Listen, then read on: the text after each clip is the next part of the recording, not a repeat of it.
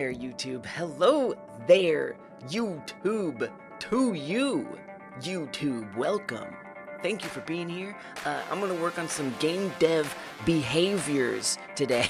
I'm doing game dev behavior, don't you know? I'm working on a game that started out as being like Wolfenstein, but I would say is evolving into something different. So the reason why I'm making a game like Wolfenstein is because of the game jam that I host every other month. We are in one such month. That month being March. I had to think about that. Hey Frank, welcome. I did have to think about that. The Wolfenstein 3D jam. You can join. Link is in the description box. Go check it out. Even if you're like, I'm not gonna make anything for that. I don't know how to make things in 3D. First of all, you can do 2D. I don't want to make violent shooting. You don't have to make violent shooting. I don't want to make something political. You don't have to make it political. You can make it whatever you want. Just, this is the inspiration. Now, not only that, hey Kasey, not only that, but, if you hit that join jam button, you get a free 3D asset pack that otherwise costs money. That's courtesy of one of the jam sponsors, Pizza Doggy. Pizza Doggy is offering a retro FPS, a 3D retro FPS bundle for free. But you have to hit that join jam button. That's the only way you're gonna get it. So even just going there, hitting that button is gonna help you out. Just something to think about. Look, retro FPS kit. You have to pay money for this, but you're gonna get it for free. Something to think about. Something to think about. Of course, we have prizes and other things like that, but don't worry about it. Just get your free asset pack and move on. All right, enough promo. Jeez, we just started. So anyway, so for my Wolfenstein-like, my plan is to make a game where instead of you're shooting guns, you're shooting pictures. You're shooting a camera. So you're running around and, oops, you're clipping through cars. You're running around and you're filming ICE agents. Yes, you are filming ICE agents who are harassing innocent civilians. And by filming them, you're gonna earn money because some mysterious leftist billionaire is funding an app called Eyes Open. And this app will offer you bounties for recording altercations between ICE agents and civilians. The longer you can get a recording, the higher quality it is, so the better. So if you're far away, right, it's crappy looking. That's not good. It's gotta look really good. Hey Killa, welcome. So this is the concept for the game, and it's gonna be a little less fast-paced because the idea is like you can move really fast and stuff. Like, don't get me wrong. Like, look, we can zip all over the place. But you're gonna be like filming, right? So I do want to add in things like I want the agents to come after you and try to take your phone away. Anyone ever played Yoshi's Island? It's like an old Super Nintendo game. I kind of feel like it'd be nice if, like, when they take your phone, sort of like Baby Mario crying and flying away, you have to like go after the agent to get your phone back. I don't know. So I do want to add in, elements of excitement and stuff, but I've only been working on this for a few days. I do have like 24 days left, so we'll see how far I get.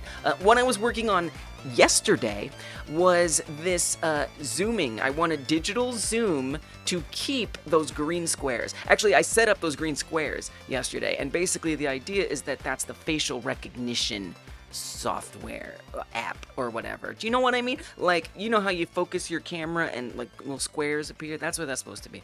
And then that's also going to help determine how much money you're making. So today, what I want to do especially is set up the money that you make. So that way, let me make this a little bigger. So that way you can get like number go up. Don't you want number go up? So if I hover on them for a long time, it will know that the money is going up for the same reason why that green box is appearing. Basically, the green box was like my way of setting up how to determine when money should go up. And now that I've got that, I can start setting up some UI on the phone with like some juicy toast stuff happening where the $ is pulsing and money is, yay, you're gonna put some money, welcome Ivan, all that good stuff. But there's one little thing that I want to do. One little thing I want to do before I make money go up and put the dollar signs on there and stuff. Before I do that, I have a fix for a problem that I ran into last night. The problem was, so we do have the green box showing, and it even stays on zoom. However, the further away you get, the more pixelated the green boxes are. Like, what's going on there? I thought this was an app on the phone. But if those boxes are getting blurrier, it kind of breaks the illusion, and it irritates me because it implies, or it strongly reveals, that in fact those green boxes are in the world, which they are. They're actually just floating there on top of these people's faces. It's an illusion. It's tricking you, see? It's just right there in 3D space. So what that does is it exposes it, and I don't like that. So I came up with an idea. Well, I came up with an idea, and then I found a couple other ideas searching around and talking to a chatbot. But hopefully I don't need the chatbot idea or the idea I found online. Hopefully we can use what I think is going to work. And I wrote it down. So what's going to work is having a separate layer. Okay? So over here, I've got this placeholder, control with green box. So what I want is to use unproject camera position. I think that's what it's called. Y'all know what I'm talking about? Y'all know what I'm talking about? And what we'll do is we'll capture like a point on the person's face. And then this is going to basically have the green squares on it. So they'll actually be flat green squares on the phone. And then we'll use unproject camera position to take that point on the person's face and turn it from a 3D position into a 2D position. So that way those green squares will follow that position as we move around. That's the idea. And that does leave one problem, which is, well, how will the squares know to grow and shrink?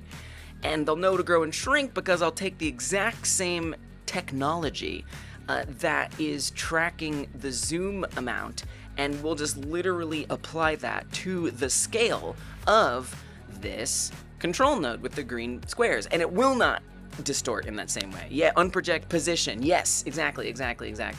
Yeah. You were talking about it? Did you? I don't remember you saying no unproject position. Oh, when you were talking, I remember you were talking about it's too bad you can't get the transform. I do remember you saying that. I didn't know you meant unproject, but yes, I totally forgot. I didn't even know that's what you meant. So I used this in a project that I ended up not using it in, but I started to use it in that project, in my Volcano game, which is a game like Ski Free for one of the last game like jams, one of the previous game like jams. Let me see if I can find that. For the context, I was going to implement this like whole, power-up system into here. But I ended up not. Oh, here. So you see this little map marker on the thumbnail over there? Okay, hold on, you'll see. Well, surely I played the game once or twice. I would be shocked if I didn't. Then again, you know me, y'all, and this is true if you're watching this, I'm gonna get into the code. Like, I be out here coding. Or, working with UI interface. I get into it, y'all. I get sucked in, and I am none the ashamed. Okay, let's see if we got it over here. Okay, see all these map markers on there? So this was my game like Ski Free, and originally I was gonna have power-ups that you pick up and give you different abilities. And so I wanted map markers that would show you where you can pick those abilities up at. And to do that, I had these map markers that were tracking the item, because it just made it so much easier to find. In this game, you're just like falling down a volcano like constantly, and it's pretty hard to like see what's going on. So this would give you that clue where the spawns are at. It looks like I'm just continually dying, which doesn't give you much information. But hopefully you kind of saw it there for a little bit and got the idea. The way that I did that, surprise, surprise, was unproject camera position or unproject position or whatever it's called. That was how that worked. So we can do that same thing. We can just have it be following a point in 3D space, which is weird and confusing. Like, how does that work? I don't know. I don't have to do the math because Godot does it for me, because Godot is amazing. Okay, there, see how it's like on that giant pillar? That was a placeholder power up. See how it's like following there? Basically what that's doing is we are giving the method unproject camera we're giving it that point or that pillar. And then on a 2D layer, it's receiving that 2D position interpreted from the 3D point. So that's literally what I'm gonna do. And again, the only difference is when we zoom, it needs to like get bigger and smaller and stuff like that. Thanks, Ivan. I thought I was reading a chatbot for a second there. Are you an AI chatbot? I mean, hey, they gotta learn from somewhere. They learned from Ivan how to be extremely nice. Thank you. Thank you for your very kind words. So nice of you. Yes. Yes. Genius, efficient, pragmatic, and reuse existing code. Thank you. It is so nice of you to say. Eyes is here. All eyes on you. Exactly. Welcome, Kai Guy. Good to see you. Killa, welcome, welcome, welcome. You're late to the stream. You're right on time. Yeah, so I'm going to do that fix. I'm going to try to get that pretty quick. And then I want to get into making... And here's the thing. Here's the thing. Now that I have... Welcome, Derek. Now that I have... Welcome, Department Meme. Now that I have the... whatchamacallit? Well, I will have the 2D layer for the green squares. It just kind of goes along with setting up other 2D layers, like the money and the numbers that I really want to work on today. So I think it all kind of works together and it's going to be good. So we're going to start with that, and then I'll start getting the money going up and figuring out like how some basic conditions for what determines how much money you're making. Pai, welcome. I just spent like the better part of 2 hours setting up RedNAND on my Wii U for mostly no reason. What is RedNAND? Is that like a homebrew kind of thing? I enjoyed, when I had a Wii U, I enjoyed it. I don't know what happened to my Wii U, but I enjoyed having it. It seemed like, you know, like at some point, like the Switch is just better, but that sounds cool. Honestly, if you have these like leftover things, you know, I was trying to revive my PS Vita the other day. It's use them, do stuff with them, homebrew them, you know? Why not? A backup used in conjunction with homebrew. Got it. Sounds like you did it for the reason of not letting your awesome, capable, old hardware go to waste. Good job. Yeah. Thank you. Hey, that's okay. That's awesome. Thank you. Don't be sorry, Ivan. Thank you. Thank you for not backseating. So this is an important thing. I don't want tips. I don't want your tips. I don't want your advice. I don't want your suggestions. I don't want your backseating. I don't want you to help me. I don't want you to stop me from doing a bad idea unless I ask. Which sometimes I do, and I will be very clear. I talk to myself, that's not the same thing. I'll be like, chat, does anybody know? Right, I'll be clear. Because I want to learn, I want to fail, I want to grow on my own. And thank you, Ivan, so much for, like, not saying it. Because now, how good do I feel? That I had like a chance to remember when I had used that before. Instead of you know, just getting the answer from you. Like, that just, I love that. Thank you for giving my brain that opportunity. You did me a good favor. You're gonna turn the game into a roguelike. Yeah, just to scrap it and make an actual roguelike, I know. I know. But I ran out of time. I would have added the roguelike features. I just ran out of time. Pick and choose. Welcome. How you been? I remember you. Okay, you had the game. Okay, I could be wrong.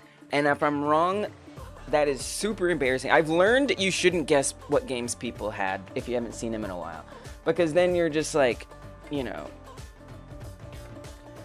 No, I'm not going to guess. You know what? I'm going to choose not to guess. I opt not to guess. But I think I remember your game. We're going to put it that way. Since almost the dream stays, and now you're like a full-fledged game developer. I'm trying. I always wanted to be. It's just, at some point, I realized Dreams wasn't ever going to be an opportunity for me to take my game development outside of that very limited platform. Dreams was a game on the PlayStation 4 console. It is a game on the PlayStation 4 console that lets you make games and art and music, but your games are stuck on that platform, which kind of eventually pushed me out of there. Your idea of zooming in the green box container is genius. Efficient. Thank you. Ivan says, absolutely not a chatbot. You actually dislike LLMs, to be honest. I feel that. I just got really excited seeing your solution because it's really clean and just the kind of elegance I like to see in code. Well, we'll see. I haven't, look, okay? I haven't set it up yet. We're going to see if it actually works. Lets me put my system memory on an SD card. He did it so you can do dangerously silly homebrew without breaking your main NAND and losing all your save data. Nice. Yeah, they just fly over. Yeah, they just fly over the place. A little chaos once in a while can be nice. Welcome, Shy. Assuming that this stupid question has been asked before, but are 2D sprites required for this game, or are we going straight interpretation with it? Oh, for Wolfenstein? Whatever you want. Literally whatever you want. And hey, if you have other questions that you're worried are stupid, I say just read the jam page. I got stuff all over the jam page. I got so much information on here. So much information for you. I mean, the most important thing is this. Submit a game so similar to Wolfenstein 3D, it would be considered a Wolfenstein-like.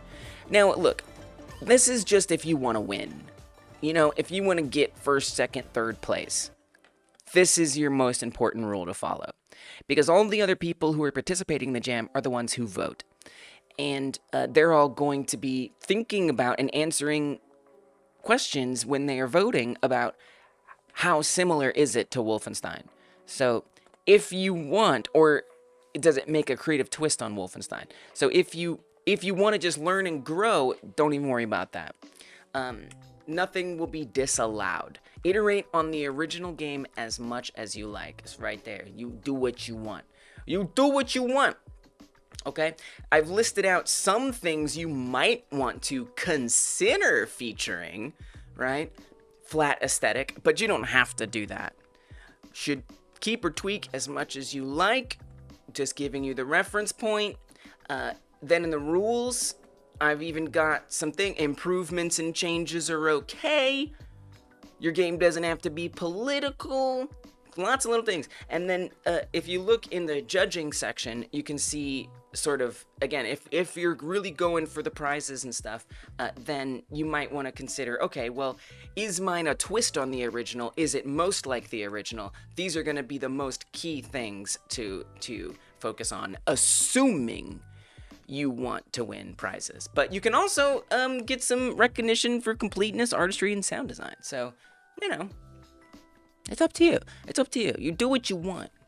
But hopefully that information was helpful for you and will be helpful moving forward. Not a stupid question, but it is there. Read the jam page. You'll find all kinds of good stuff. Eric says, I've got another hyper game dev person on Twitch, mainly to make a game together. He or she may have talked about it last stream. You've got another hyper game dev person on Twitch. What does that mean?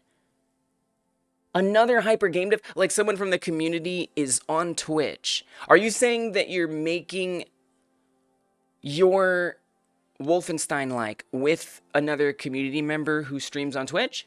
Are those the words? Somebody, I think someone did. I think I remember someone saying that actually, and I was like, because they said, I'm collaborating with somebody who you haven't seen in a while, who a game developer you haven't seen in a while. And I was like, what, like Danny or something? Like a famous game developer? Like, what do you mean? But it's you, it's Eric. Welcome back. Welcome back. Petty Pixel says, I think my project could potentially work for the jam, but I got too caught up on the Wolfenstein aspect and didn't realize it could mean any boomer shooter. Yeah, really, look, for me, this is an excuse to do a first-person shooter genre. You know? Like, this is our chance. I'm always going to try to pick as wide a variety of genres and different types of games for the Game Like Jam. Eventually, I'm going to run out, but I'm going to do my best to always have it be fairly unique. So this is your chance. If you are interested in the Game Like Jam and just like the Game Like Jam, this is your chance to make a first-person shooter of any kind. Literally, just make a first-person shooter, you know, or not. You can make a you can make third person too, if you want. But yeah, really you could do any variation of that. It's up to you. You could even make it like, I don't know, a puzzle game. I don't know, who knows? Maybe there's no shooting at all, but somehow we're just like, oh yes, this has the Wolfenstein quality. You know? It's really up to you. You want to spend all night working on your game? I feel that. Work multiple hours till 5 a.m. Well, take care of yourself. Take care of yourself, of course. I know me. I work too long, and I get a little rusty, and then I go to sleep, and I work the next day, and I'm like, wow, I'm smarter now. Sometimes I get into a actually being worse at making game dev hole. Yeah. There's another welcome duck. There's another Lee's powered by ChatGPT. ChatGPT Lee's. You weren't supposed to share it this early, Eric. Well, I forgot it was you, Kazay. I forgot you're the one who said that. So now it's the cat's out of the bag. Eric and Kazay, let's go. Second person, Mindside. Why not? So yeah, so like Pokemon Go. Pokemon Go's kind of second person a little bit, right? Anyway, this is hurting my brain. I don't want to do this anymore. FPS horror game featuring shotgun. Totally, why not? Yeah, yours is healing, which the world needs. And see, mine is super different. It's like not even. I feel like it's basically not Wolfenstein. I mean, what it's going to take from it is the political component, right? We've got eyes agents, which might sound similar to a certain agent that is around in the United States doing mean things to people, and to say the least. And so it's got that political component, and you know, you are first person, and you are going to be pointing a thing that shoots in a way. But that's about it. The similarities basically end there. So really just do what you want to do. All right, so I'm going to fix this green square thing, and then we're going to make money. We're going to make number go up. Chatlee's PT, a new non-AI website for all your game dev needs. Whoa. Sounds like a lawsuit, but I like it. Totally wasn't planned to leak to get Ashford Studios' Eric Kase into more people's minds so you get more votes. Well, you know, that is a thing, right? Is promoting yourself. So I guess I can't knock you too much for that. It totally wasn't planned to leak. Oh, you said that already. I read that. I read the same things twice. You put it on the teleprompter, I'll read it. Okay. So, to get this set up, I need screen boxes. I'm not gonna get... how do I want to do this? I guess we want to, like, instantiate them. So I'll probably want to make, like, a scene that has said boxes. Probably a texture rect is fine. Who knows? It might get more complicated. Probably safer if I make a control node be the top level, just so I have more flexibility in case I change my mind. So, yeah, let's do that. And I'm gonna call this the green box focus box detection face detect box. That's what it is. It's a face detect box. And then this, I will add a gradient 2D. I probably will just get the other one, you know, why make what already exists? It's basically the same thing. So I'm gonna copy it and come back to my 2D situation, paste. Oh, it didn't like that. I mean, I know it's coming from 3D, but it's still fundamentally a gradient. Oh, I see. That's gonna be an albedo texture. There we go. Copy that, and then paste it right here. By the way, I always like hearing about your own games and your own progress. If you want to share, that will be more than welcome. I look forward to hearing about what y'all are up to. Did I save this? Nope. Okay, great. All right, good. So now I've got that evidently. Where is it, though? I think you probably need to make this control bigger, to say the least. I'm just trying to figure out where is the green box. Where is it at? Am I bugging?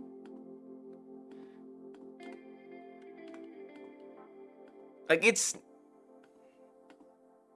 not there. What if I just move this somewhere else? Okay, there it is. I don't know. Is it because it's under here? What if you put it up here and then put it in there? Oh, okay. It should have been. And if I put this here, then it disappears again. It's because it's like in the viewport, I guess. For whatever reason. So it needs to be in this viewport. That is essential. That it's a sibling to this right here. It must be a sibling to that. You're gonna work on the sailing mechanic. Whoa. A sailing mechanic?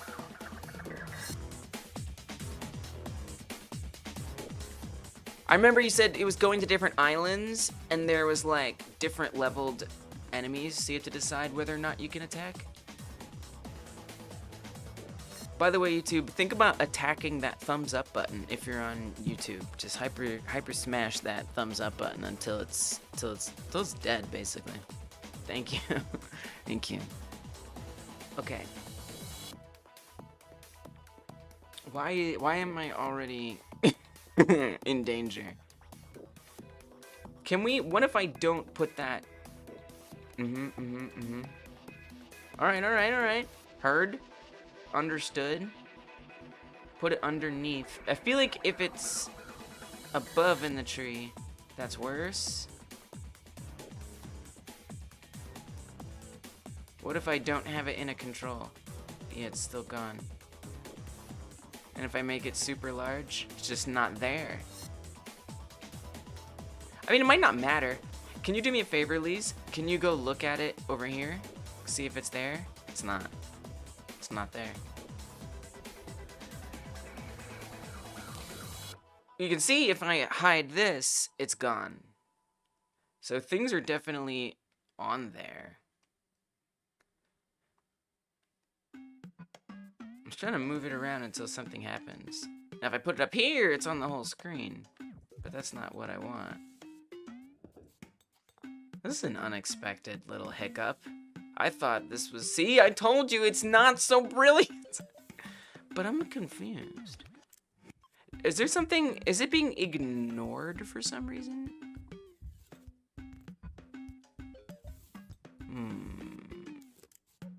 Something is going on here.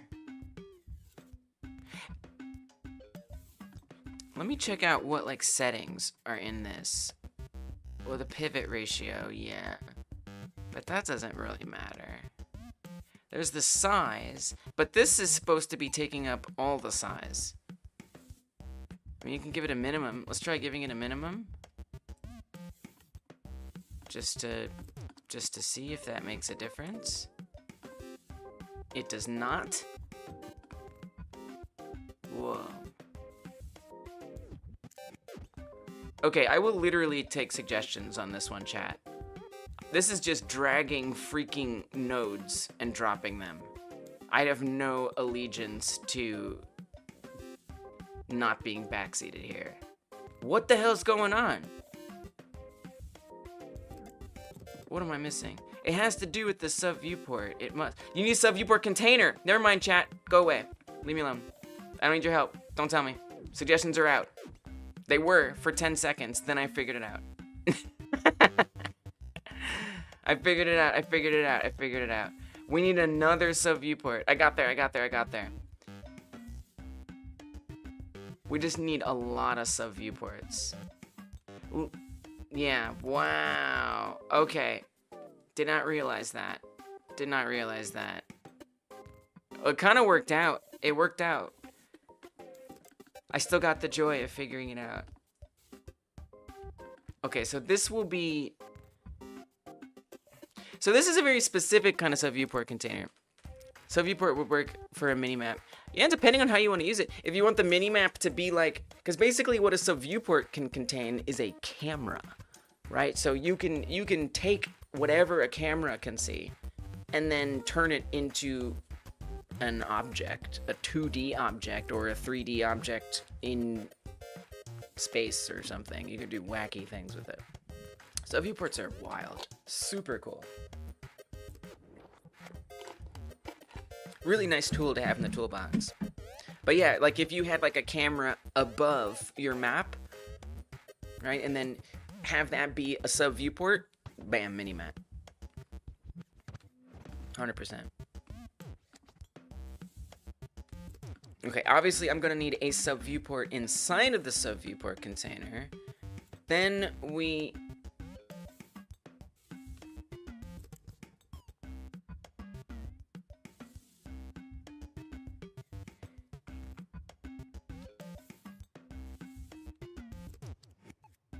Why is this like not making sense to me though? I feel like I'm still struggling a little bit. Okay, we're not totally out of the woods yet. Because the sub-viewport container, it's a 2D node. Oh look, the sub-viewport sees it. Okay, hold on. Hold on. First of all, 1920 by 1080. Everybody needs to be 1920 by 1080. Okay. Or 1080 by 1080, sorry. Apparently. Resize this.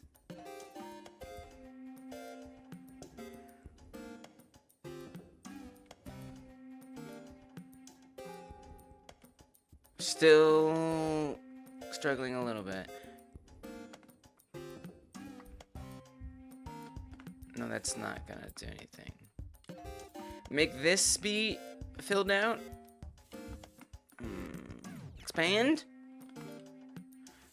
Check in the game. Look in this sub viewport. Oh yeah, we would probably see it here if it was working. You can see we can hide that. So actually I can check on it right here. In theory. I'm still missing something. Because if I just put this in here, that's not enough. The sub viewport container doesn't fundamentally see it. Nope, I'm still struggling, chat. I'm still struggling. Just kidding. Come back, chat, come back, help me. Suggestions, open. They're open again. Again, I don't really care, like, about this. Code, things are a little different. Something that I swear I know how to do, a little different. But I've never really done quite a setup like this.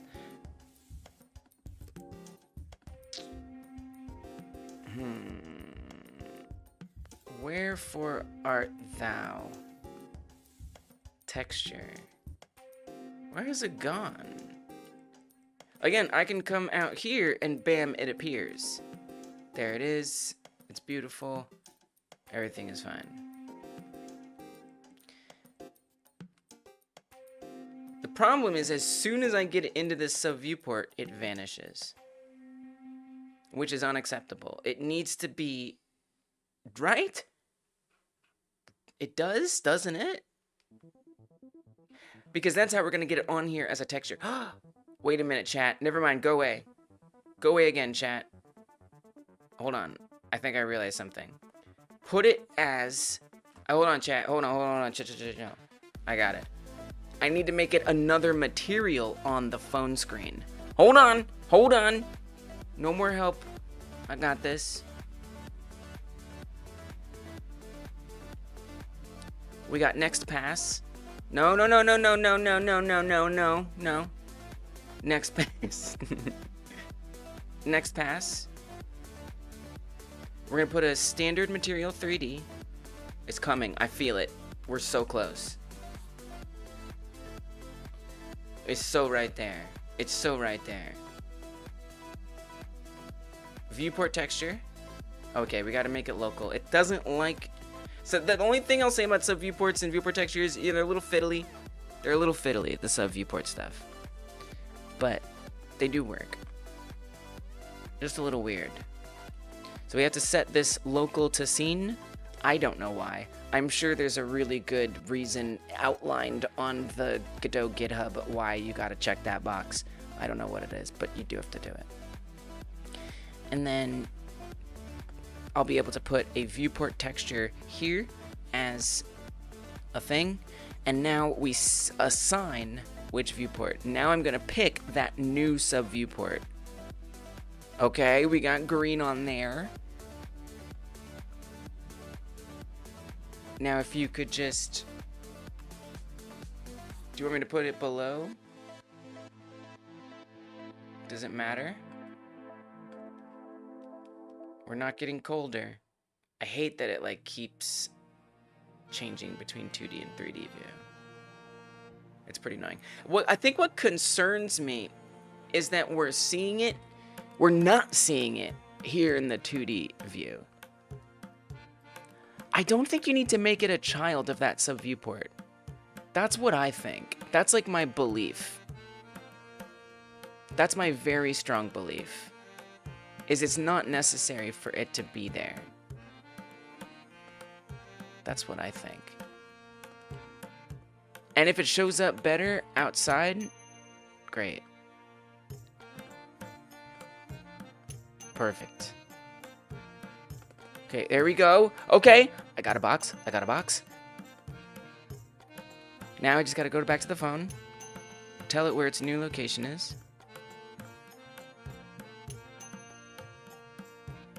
Obviously, I would love to see it on the screen.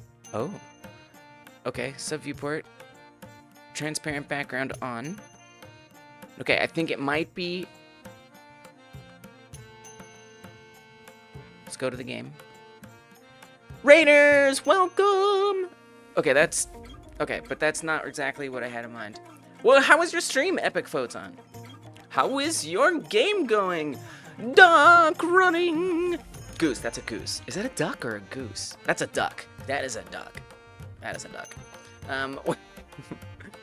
Was that a goose? No, that's a goose. That's a goose. I don't know. I sit in my house on a computer. I don't go to ponds. Welcome. Epic Photon, working on a game. Feel like I should. Do I have a little write out for you? One day I'm gonna have a button for everybody I can press, or like a way that it automatically just shouts y'all out. That's a plan of mine. Oh wait, I think we're on 5 streams left. Okay, and then that's something else. We don't have one for you yet. That would be shout out Epic Photon. I'm just like typing it down right now, so I have it when I go to set this up later. Okay, and then we've got your game, which is Lake Hopper. I know it. I don't even have to think anymore. I got it. I know your game. I know it well. Here's the link, everybody, if you want to check out the awesome game that is being worked on by Epic Photon. Get over there, see what it's like. Playtest bug reports. Nice. Which now has an announced release date and an open playtest. Y'all, you gotta go play this game.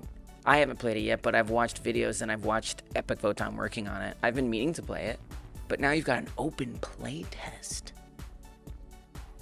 Okay, wait. And that's on the Steam page? Okay. We must observe. It is the right... Oh, we're already there. It's the right thing to do. Coming soon to early access. The developers of this game intend to release as a work in progress, developing with the feedback of players. Games in early access are not complete and may not change further. If you're not excited to play this game in its current state, then you should wait to see if the game progresses further in development. If you are not excited to play this game, and did you write that? Do they write that? There's something so casual about it. It looks like maybe this... Wait. Yeah, this looks like it's written by you here. Yeah, that's so funny. I don't know. Yeah, standard boilerplate. It's just really interesting. If you aren't excited to play this... I guess I'm not excited. As of now, this is a solo developer project, and the scale of the game has grown beyond what I initially planned. Oh, that is the way. I want to get the game out in front of players to get their feedback, play testing, and get a sense of what they want in a game like this. Totally. Making a game that you want to play. That's it. A blend of realistic, complex sandbox flight sims and games with deep, interesting mechanics in an immersive world. Dope. Dope. A few years, love that. Take your time. Wow. This is going to be a big game. Look at all this. Join! Welcome to the playtest. Thank you. Good to be here. Whoa. Detailed simulation of a workhorse flying boat. A vast map to explore. A challenging, persistent world. Fly your way. Play right now. Wow. So I would like download it and then I would like play it. Okay, can I play this? Is this still gonna be open 3 weeks? Oh. Wait, release date March 30th. This game plans to unlock in 3 weeks. So I would love to play it on April 15th. April 15th, I would love to play this. I know it's like a long time away, but it's a time that I have set aside for playing any of y'all's games, actually. Any single one of y'all's. There's a couple different places you can keep track of that event on the Discord. It's an unlisted live stream. April 15th is when it's going to happen. It's a secret unlisted live stream where I check out all y'all's stuff so I can like sort of like in a private environment, give feedback, play your game.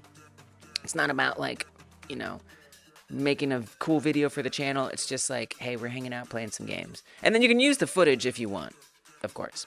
And so, yeah, it might be out of the bag. Well, it's secret between you, whoever you are, and me. And you can find out about it there, or you can go to this link. But if you're interested, only if you want to. So I'll play these games up to an hour, basically. I'll play whatever you've got. You got to. Someone even requested a different game one time. It wasn't their game, and they had me play it. So, you know, it's kind of up to you how you want to use that time. I don't know why it wouldn't let go of my cursor, but life is like that sometimes. All right, here's the link if you're interested. Thank you for the raid, by the way. I'm excited about your game. I want to play this. Let me play it. April 15th. It's good, though. People should be excited to play a game to take part in early access. Otherwise, why are they even doing it? That's true, Duck. It is good. Yeah, you're right. It was just, like, more casual than I thought it would be. I don't know. So I'm making a game for my game jam, the Game Like Jam. We're doing Wolfenstein-likes this other month. And mine is... The only thing it shares with Wolfenstein is being vaguely political. And it's first person. And you shoot things. Except the shooting is shooting a camera. And what you're shooting are ICE agents who are harassing civilians on the streets. And you are filming them to hold them accountable. And this app through which you film them is offering bounties. It's called Eyes Open. It's giving you money if you record these altercations. So you're just basically going around a city and finding these agents, recording them, and making money. That's pretty much the game idea. So I've got a lot of things. We got zoom, we've got face detection. Thanks, Mindsci. We've got movement, the camera, obviously the phone. There's a lot of things I'd like to add still, but I'm trying to really emphasize fast prototyping. So I really want to just get like the gameplay going.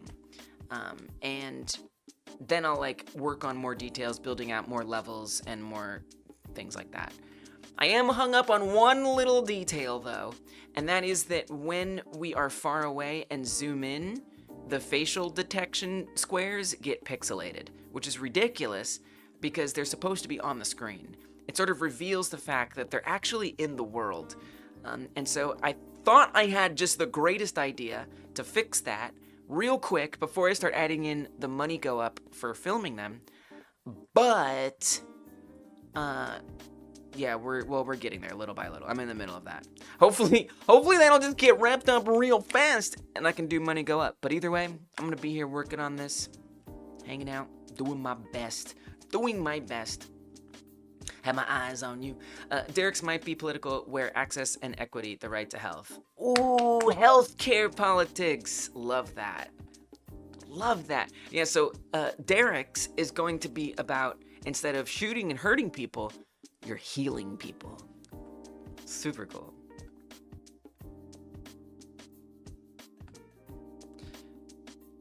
I'm trying to make that square be on a different layer on the phone screen.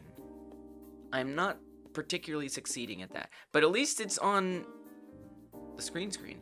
At least I think you have to consider you've probably done some stuff. Visibility layer 1, not really. No, it's all, nope, you haven't. 1080, that doesn't help.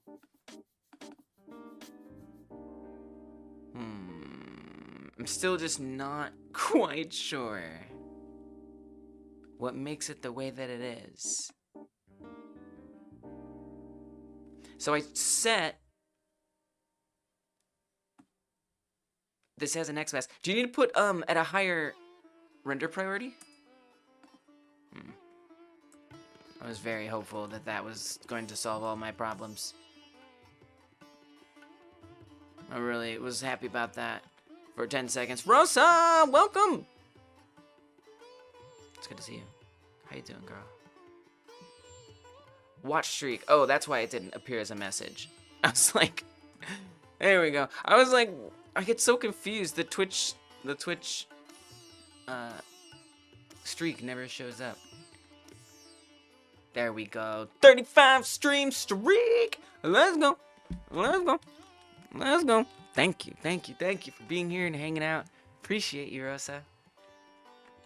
Yeah, it's not. I wish like StreamerBot or like any of these apps just had some kind of, or maybe Twitch exposed it in the API, had some kind of receiving of it. That's fine. Life goes on.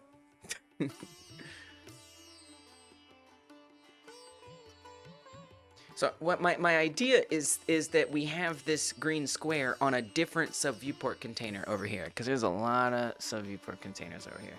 I mean, you know what's bothering me? The editor it's too small. I can't see anything. It's driving me a little nuts here. You want me to restart the editor? All right, give me a second. Just give me a second. I can't see. I have bad vision. Oh, it popped up down here? Oh, wait, well, the emotes did, at least. Did that make anything bigger? ×3. Get really large. And big in yourself. Okay, that's for something else. I don't know. I don't know what it's for, but it's not what I thought it was for. Put it back. Text only display scale. Custom display scale. Oh, maybe I had to like put a percentage first. Oh, she on the bottom. Okay, okay, okay. Well, good. Oh, that's what I'm looking for. That's a bit too big. Dial it back, dial it back. Turn it down, turn it down. I'm not distracted. I'm mise en scène. I'm making sure that we have good mise en scène. Okay?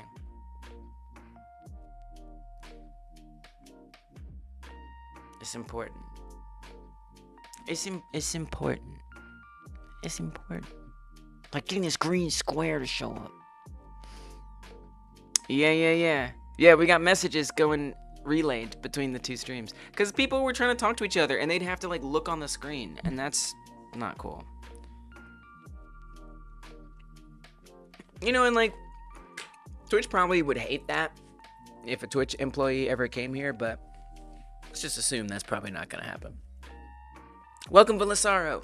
Good to see you. I am doing well. Thank you. Hope you're doing well too. It is very slow now, ever since I started the display. Do you see how sluggish this is? I'm clicking.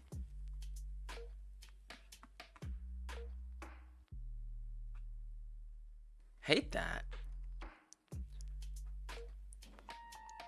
Maybe I just need to like fully close it and open it.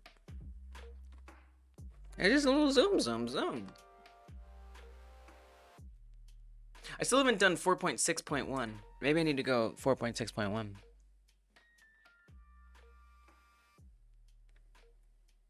Because I did just come out with a new like UI for Godot. And so maybe that was like an oopsie that the scaling doesn't work well with the new UI. Yeah, this is terrible. This is not. This is unusable. That's a little disappointing. I want my accessibility. All right. Sorry, world. I tried to make things bigger. I mean, it's not like just like font size or something. So weird. Main font size. Let's try increasing that instead of display. Don't expect you to drop what you're doing, turn you through it. But is it possible to make an L shape mesh shape? You don't want to overlap two rectangles to make an L. In Blender, absolutely. You could make it real quick in Blender. You could even like do the overlapping, export it as GLTF from Godot, import that into Blender, and then export it out of Blender and put it back in Godot, and you'd have an L shape. But there is a way. The only thing is, you do have to consider that technically this way is intended for prototyping, and it's not the most performant approach. But there is a way, and I'll show you how to do it. Welcome, Lucas. But Godot is very particular about giving the caveats that this is not something you should depend on. Wait, it's still kind of being slow though. What happened? What has happened?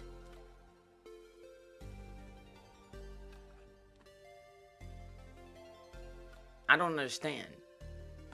I broke it. I broke everything.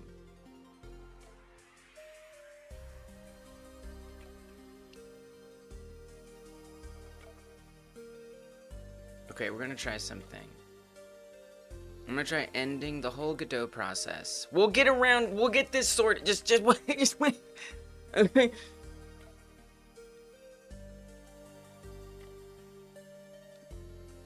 You didn't break it? Okay, that makes me kind of suspicious that you broke it. I'm gonna open an old Godot to show you this. Hopefully that will not be slow as heck. In the meantime. Kind of odd, right? What happened? Let's just pop open some random thing here, and I'll show you. It's super slow. It's like when I click, it takes a while to respond. Oh wait, it's a little better. Wait, it's better now. It's fixed. Why? I don't know. I don't care. It's fixed. We're back. We're so back. All right, so here's what I'm gonna make a CSG mesh, and I'll just do this. So mesh, okay? If you type in mesh when you're creating a new node, there's a couple different options. There's the mesh instance 3D and the CSG mesh. These are the two that I'm going to be talking about. So the mesh instance is what I was saying earlier. I'm going to start with this because it's complicated, but you might like it. So if I make a box and then shrink it like this, not the best L, but it'll be ours. And then rotate that, and we'll call that an L. So what I can do is come to scene, export as GLTF scene,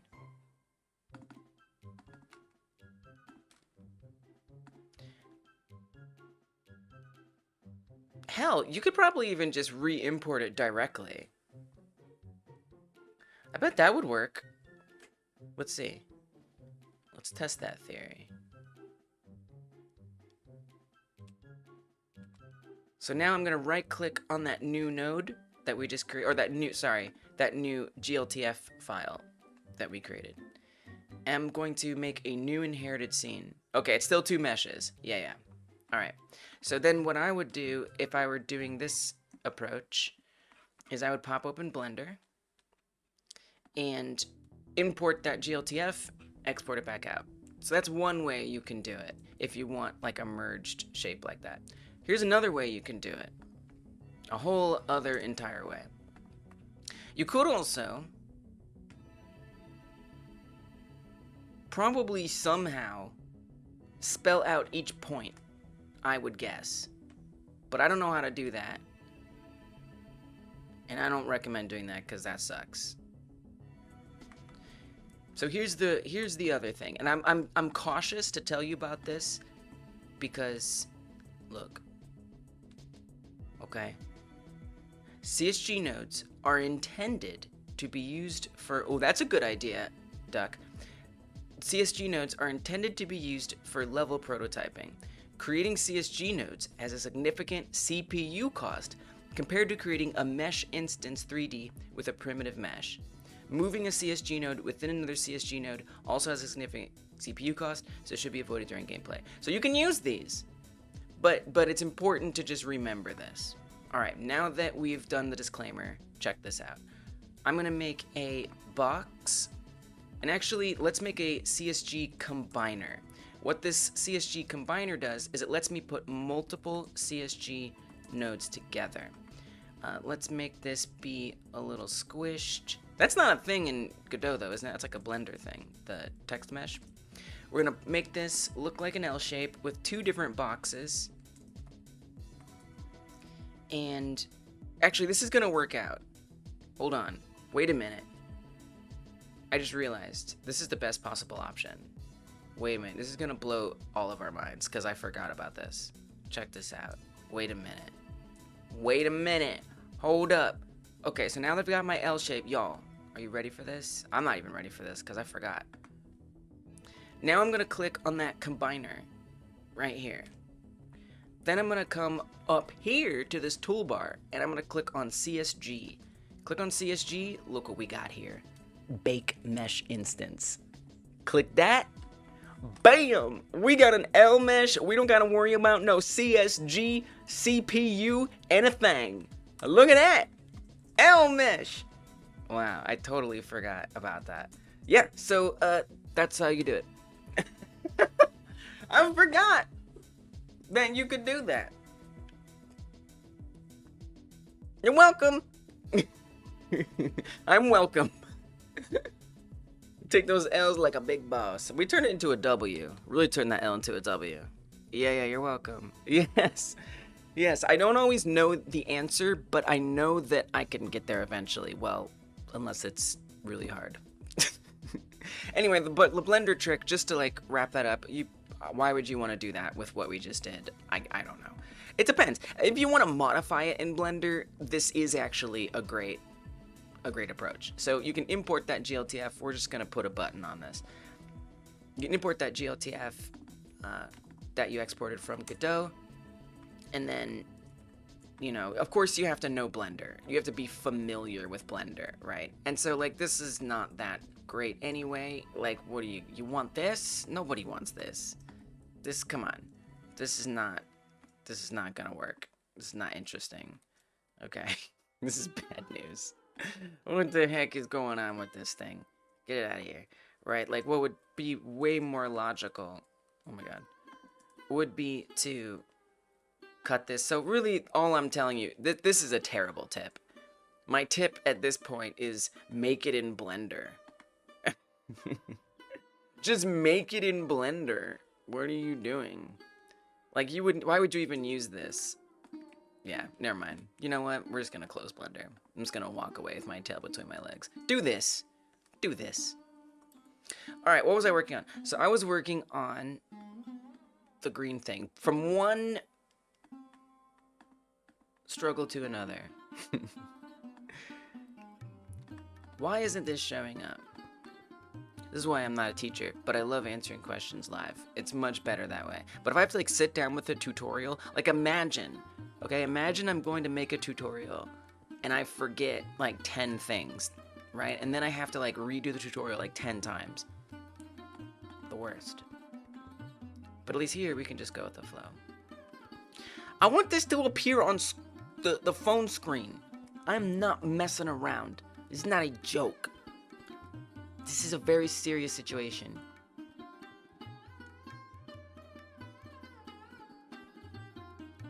Could you please appear on the phone screen? Well, I guess what I'm most confused about, because it's showing up here. Okay, try something for me. Get rid of that next pass. Put some other next pass on there, just for the sake of humoring me. The music is different? I'm always so confused when people... Okay, I guess I'm not confused anymore. Folks always react, not always, but often react to the Indian music like, this is so weird. I guess I can understand because it's like a different, like, you know, musical scale. And if you're not, like, used to listening to Indian music, it can be jarring. But ultimately, it's just music. It's just music. What I did for this music was I went to YouTube Audio Library, which has a bunch of music that you can use for free in your streams. And I just listened to as much as possible. And I picked, what can I do game dev to? So I'm glad you're digging it, because I was digging it. And I was like, I'm gonna code up a storm to this. Like, let's code to Indian music. What am I gonna do here? I don't even see it. This is kind of tripping me out. Like, why is... Okay, there's that. Okay, see? That appears. I'm not tripping anymore. Look, that appears. So we know... It's cool as hell. We know that a next pass can go on there. Now, let's suppose I put a viewport texture on there. Make it local to the scene. It is local to the scene. No, it's not. Make it local to the scene. Put a viewport texture on there. Okay? That sub-viewport texture. Okay? Okay? I'm gonna refresh it. We see the black. So I think it's on there. I think it is on there. I just think it's not actually in the frame. I think it's just out of view. So I just have to get it into view. Is what I think. I guess. The question, what if I don't make this invisible? And we fill this out? It is there! It's there, it's there, it's there, it's there. I just can't find... I just don't know where this part is. Okay, so turns out nothing is broken. I just don't know where to find it, is the problem. This is good. This is very good news. Okay, let's change some of these. Just gonna click around. We're gonna do some clicking until it looks correct. Click, click, click, click, click, click, click, click. Size. Change that. Lots of clicks. More clicks, the better. Scale. Okay. Nothing. Sub viewport. You want me to change you? I mean, that's different, but it's not for the better. If I make it really tiny, now it's gone forever. Hey. Okay, so this does have to be visible. But obviously I don't want this to be visible on that layer.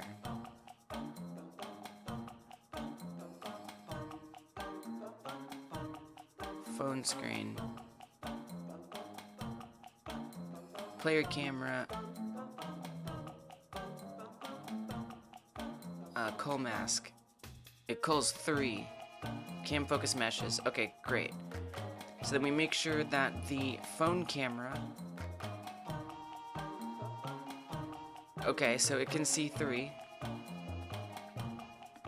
So if we put that in visibility layer 3, the player camera is supposed to be not seeing that. Well, that's not a camera. That's 2D at least. So that doesn't work. You'd have to get it. You'd have to make like a canvas layer or something. Does that make sense? Because none of these are relevant to that. And then if you don't put this on any of them, it's... Oh, it does show up here. Okay, okay, okay, okay, okay. I see stuff. I don't have it on screen. Now I just gotta get it shrunk down so it appears. It's a little frustrating that I don't get to see it here. If I put it out here... So it seems like it's fundamentally related to...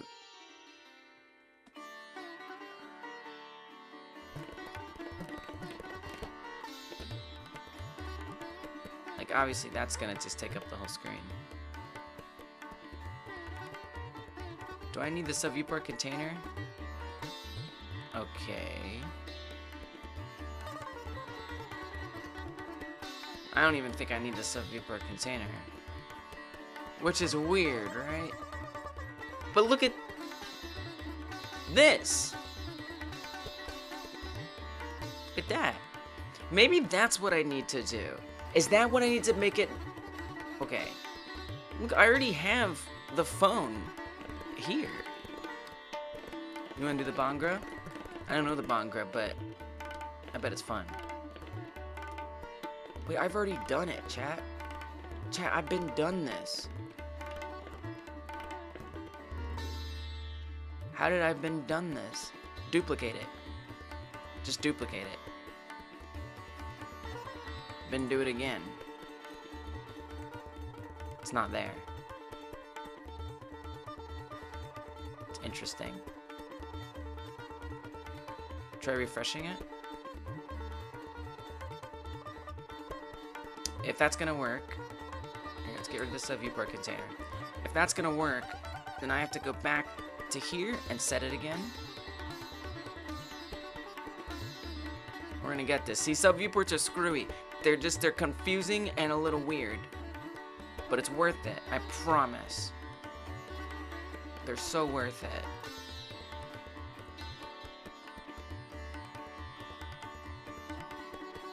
You see this? Duplicate the subviewport as well for me. Here, literally just duplicate that whole thing. Just duplicate the entire thing. Refresh it. Well, and then set this next pass to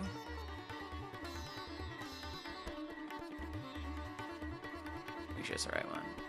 Yeah. Set this next pass to this. Refresh.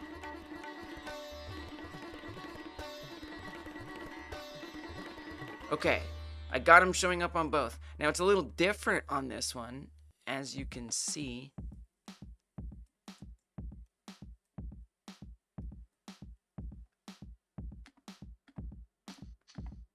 which is interesting. But it's there. I don't know why it's different, but it is there. Kinda weird that it's a little different. I'll be honest. Oh, transparent background off. This has it on. Really weird. Hey, Antoine. Hyper Pro Max. Love that. That's me.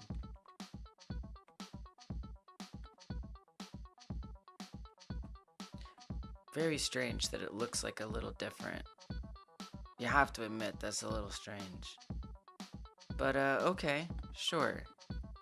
Let's try switching the texture to one I actually want. Even though this is weird. Refresh it. Nice. And then, I don't know, but we're getting there. Whatever setup, I'm sorry I can't show you. Whatever setup I had on the other sub viewport, it was the correct setup. It was the right one.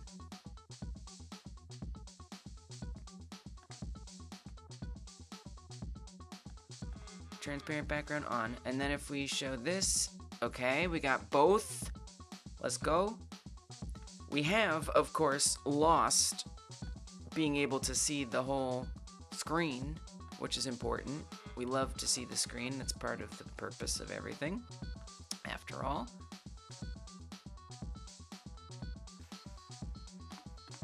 I'm not really sure where that went, or why it went there, for that matter. I don't know, it just seems like getting all these things layered on top of each other. Oh, Lee's, transparency, alpha. Do that. That's important. Did you do that on this other one? Put this on top, I guess.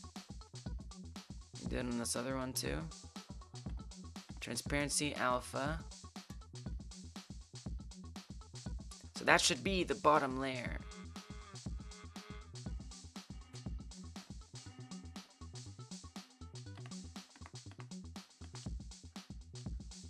But it isn't. Let's try again. Nice! Okay. Okay. See, it's weird. I don't know if you've noticed some of the weird things that happen with sub-viewports. But if I, like, move... So this is the camera screen, right? If I move this, like, there, I just reorder it in the node tree. And then I restart the project, everything's fine. Okay. Let's say I rename it. I don't know. Kadamra. Okay, now restart it. Broken. If I put the name back, is it still broken? No. Okay. So it's just like a little weird. If I move it out here, outside of that node it was in before, and then I restart it, broken. And if I want to fix it, I'm guessing I either have to put it back in here or reset its target. It's fine. It just gets confusing sometimes. I wonder if I made it accessible as a unique name, would it, like, obey that? Probably not. But, like, what if it did? I doubt it. I so doubt it that it will. Because technically, putting that little % sign there in code lets you reference it no matter where it is. Oh, did that work? Or am I imagining things? Wow. Nope, it didn't. Alright, just checking. Just making sure. It's like I often have to come back here and click on it again. And it's just kind of weird. Alright, thank you for bearing with me on that little experiment. So we've got a green... We got a green line. Let's make it look more correcter.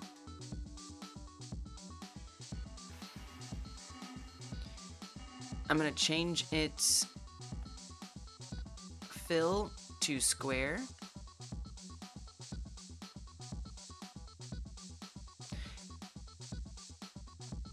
If you had to put a percentage on the finished game for the jam, what would you say? I mean, what is finished? For me, there's 2 different versions of finished. There's 3 different versions of finished. Okay? Version number 1 is that it is good enough and playable. It literally has the base mechanics. If I were to put a percentage on getting the base mechanics so you can just play it basically, I would say I am 60% there. Now, if I were to say, how close it is to being finished for the whole jam, maybe like 20%. And then finally, in terms of being finished with everything I hope and dream for it, 5%. Yeah. But I think I know by next week, all of the base mechanics will be in, and I'll be able to evaluate what the basic playing is like. I know that for sure. Yeah. Okay, that's a square.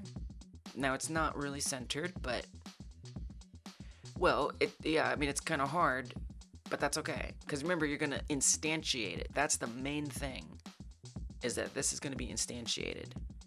So if this could just like, but you're gonna have to put it in something. It can't just do that. It has to have something helping it be in places. It's just the only way this works. I think. Probably. Okay, that made it go away. That was a mistake. Right? That's what we call a mistake. I don't know if that's true, Lise. Here, come here. It is centered, though. I feel like you just have to, like, resize it. What if you shrink it? No, nothing. Scale. Oh. We could lock this. What? Interesting.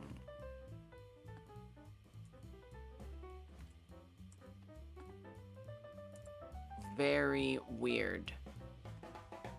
It's all so weird.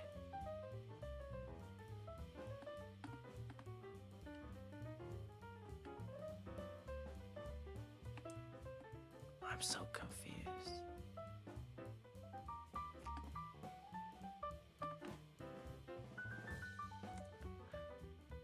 This viewport is 1920. Wouldn't it be like 1080 by 1920 though, if you want to be like correct? Just saying.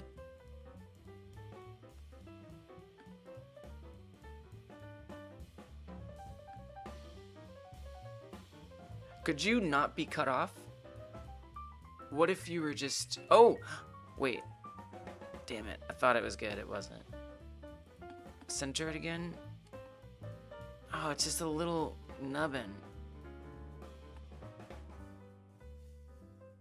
Where is my square? Lise, did you make it a square? No. You gotta make it a square. 0.5 square. I don't think I gotta do it here. Okay. It's a rectangle. This is good. This is progress. Now I just need you to be squished. Square-like. You know what I mean? Be like a square. Be more like a square.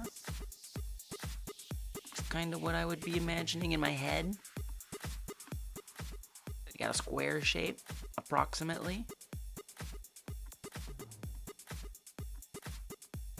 Something on the square side. Oh, the viewport. Okay.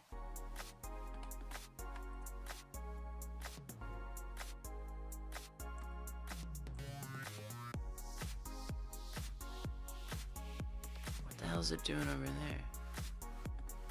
Well, the position is probably... Can I reset its position this way? So confusing.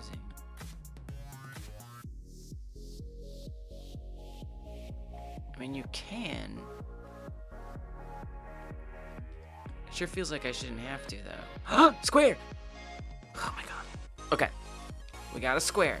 A square is there. This is good. Oh my gosh.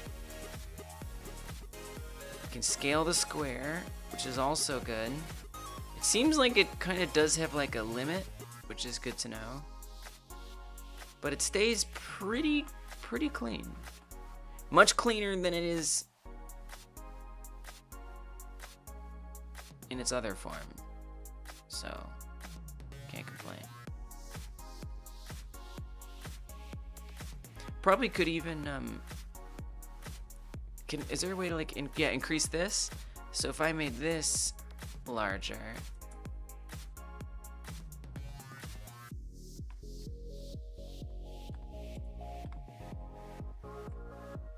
Oh, okay. 4,000 by 4,000. So now it's got like less anti-aliasing on the edges, which is good. We like to see that.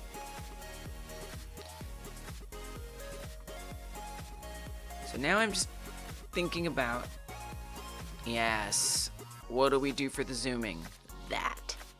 That is the zoom. Look at that. It looks so good even when it's small. It looks a little goofy when it's small, but it's not gonna need to be that small, so it's fine. It looks great. Every size. Perfect. This is desirable.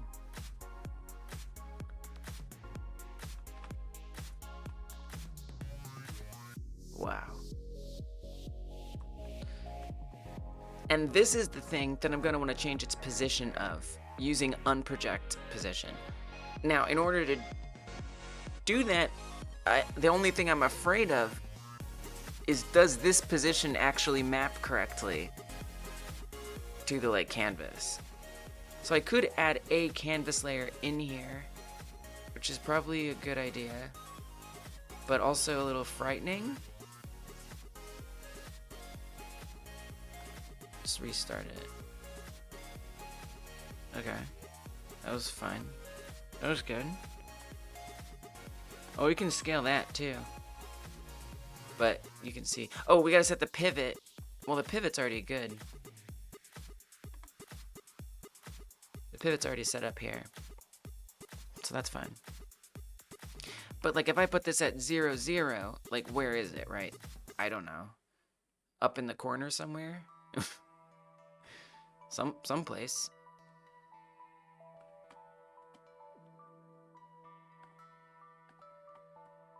I don't know that the canvas layer is necessary. So like, you know, again, if there's the unproject position, I just don't know that it's going to map correctly. I mean, it just might have to try. I might have to set it up and just find out where it goes. I guess I could, like, do a test. Like, let me get another one of these rectangles. First of all, can we put that position back, please?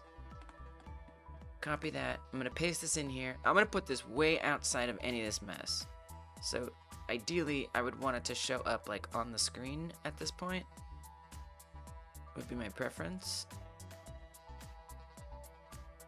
If that's possible.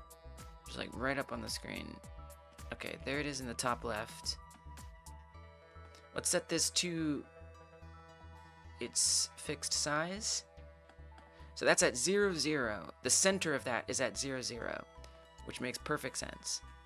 It's exactly where it should be, because on a 2D plane, 0, 0 is the top left. And we have the pivot point on this box being the center of the box. So that is exactly where it should be. Now that's not really what it looks like in here, but then again, I've reset the position of this.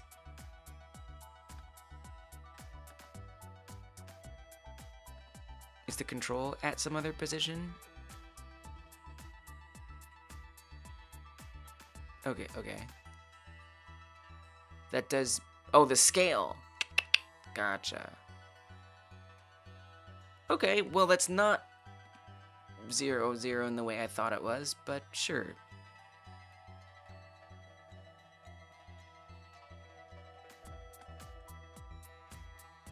Oh, anchor preset, I'm guessing. Okay, so we have to make sure the anchor preset is center. Very important. Okay, now it's up in that corner. Set the anchor preset to center. I guess that's what I'm concerned about. It's not that concerning. It is a little concerning. Because that's not 0, 0. So, like, how is it gonna know? How is unproject position gonna know how to adjust that? I'm not sure.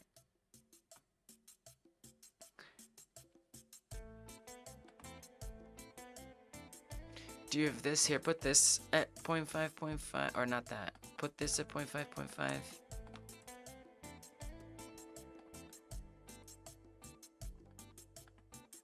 Make it size whatever it wants to be.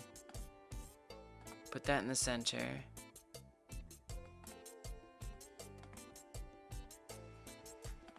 It'd get confusing. Now it's down there. Put it in the center. It's right in the middle.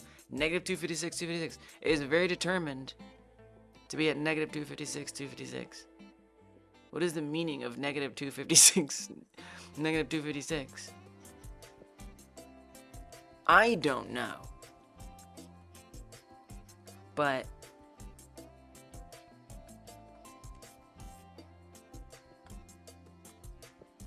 I think the control node, don't move the texture rect. Because look, the control node does make sense. In the top left, it's at 0, 0. So I think that's what should be scaled. I think that's what should be moved. Unproject position should talk to the control node. Because for whatever reason, the texture is like, I'm at negative 256, 256. Okay, whatever. This is not good for the unproject camera position. But 0, 0, and it being in the right place is good. So I think we go with that. Actually, now I can scale it down over here and it like doesn't matter. And we can at least be like working with the number 1, which I love. Give me some of that number 1 energy.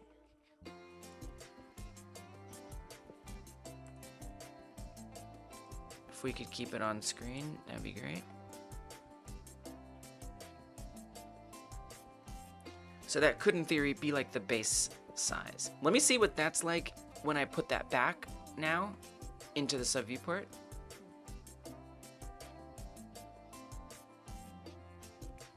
Here, get rid of that canvas layer, restart it. Okay, I noticed that it isn't there, but that's because it's up in the corner. So it's not going to be there. You'd have to move it. Right? Here, put this out here.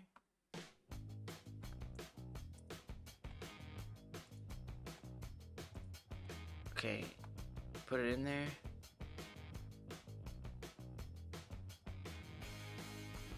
If it could just show up in there, I'd really appreciate it. Unknown would submit, but you're not aware of how to use the Win32 API calls yet. Okay. Are you talking about making a web build for the Game Jam? Or are you just trollishly spilling your anxieties out that have nothing to do with anything? Welcome.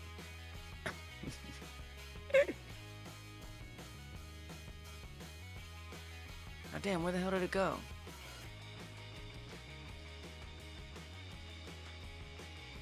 Why doesn't it want to appear now? Okay, clearly I need to bring back the thing that I removed. Welcome back, department meme. Again.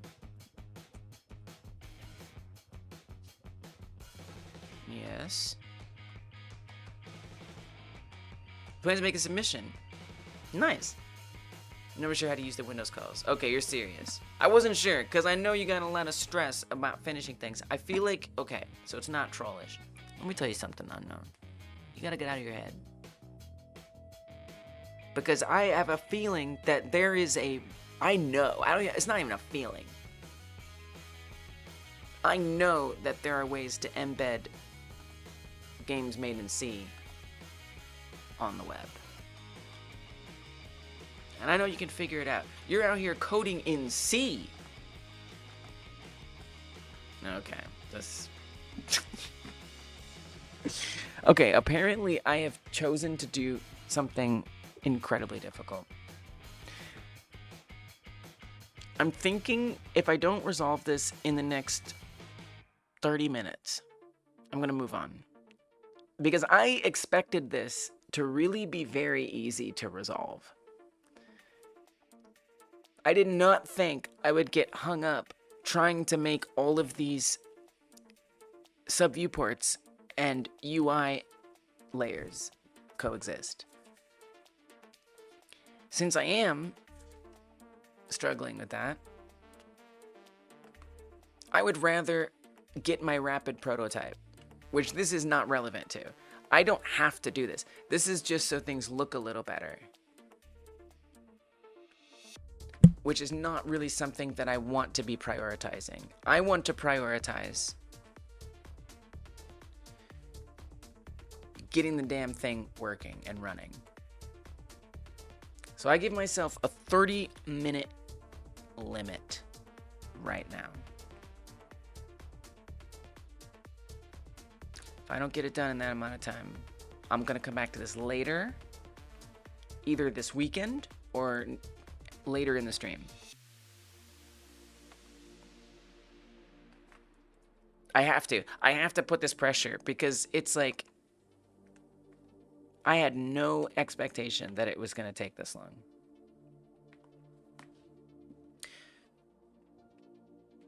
Oh yeah, help unknown. Help unknown. They're so in their head. And they're so capable.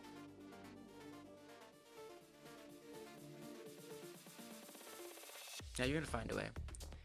If I got, that's what I need to do. That's exactly what I need to do, Felicero.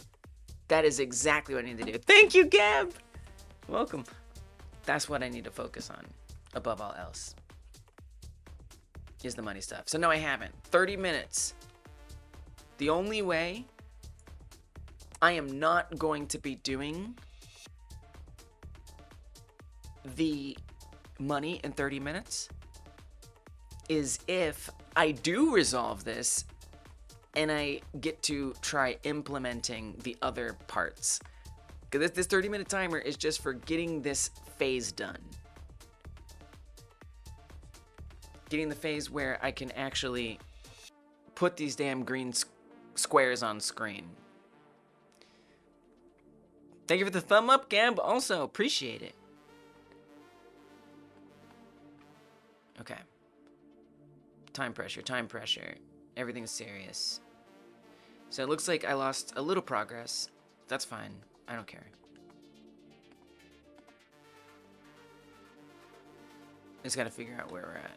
Because I would love to be able to understand what's going on and how to do it intentionally. Would be my desire. Let's make sure this is set on the material.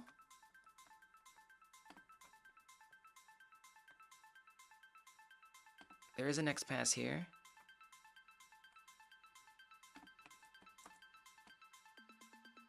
It is transparent.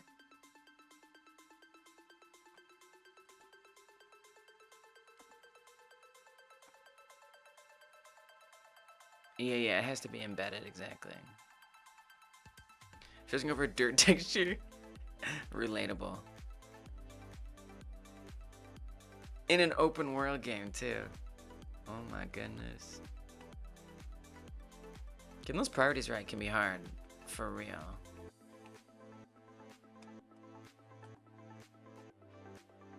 Okay, put this outside. Yeah. Right. So that's fine. We know that that's fine. But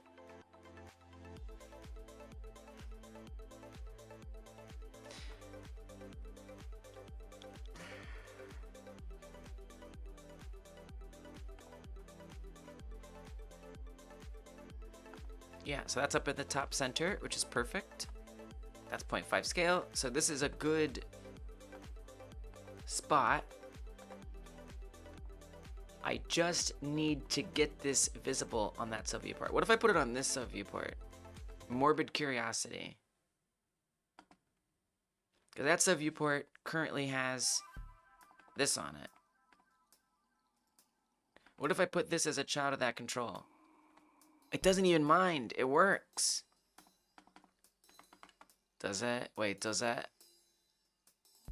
It does. So it's not the control. The control is totally fine. Okay.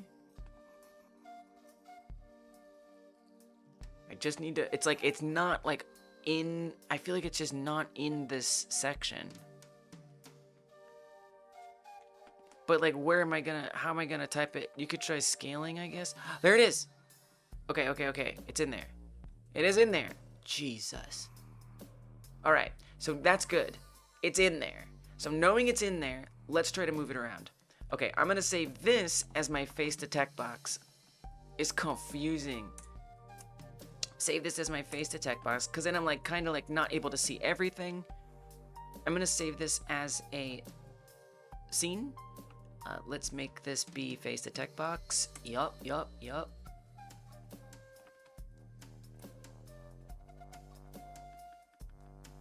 And I'm gonna remove it because we want to instantiate it. We don't even, I don't know if I even need subviewport 2.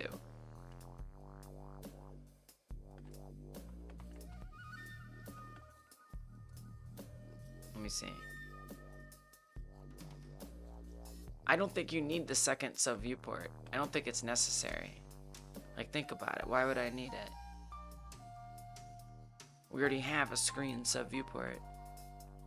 But I just want to double check that if I scale this, it shows up. Okay.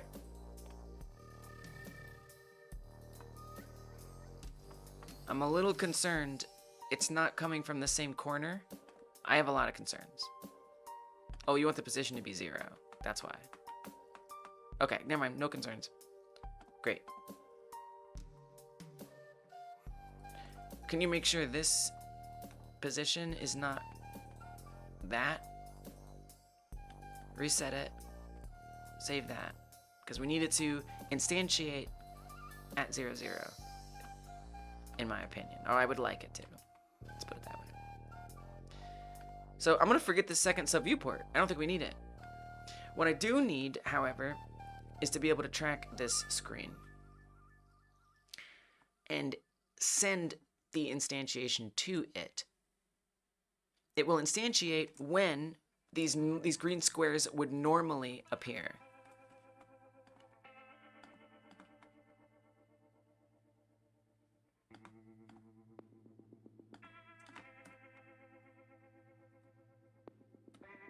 So whenever that signal fires, that's when we instantiate one there. So what I would recommend to myself is you make this a script. 23 minutes. Scripts, screen subviewport.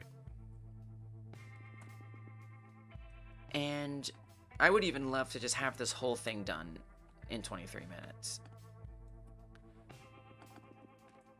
Screen subviewport. I'm so locked in, chat. Screen subviewport. And that's it right now. For now.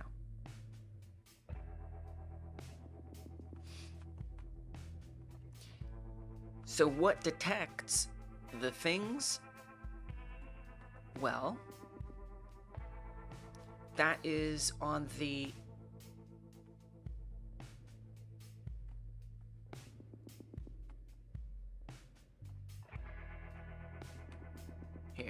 phone vision area. I'm feeling good. I am speedrunning. It helps. Like, the pressure helps so much.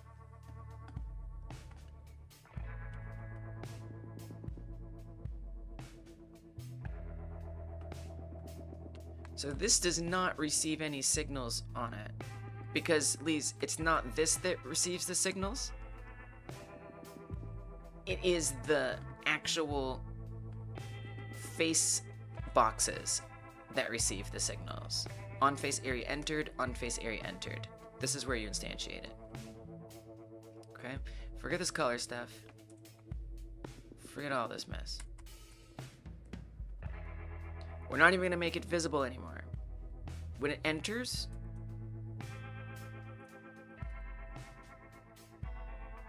what I am going to do is I'm going to call a function on the screen subviewport.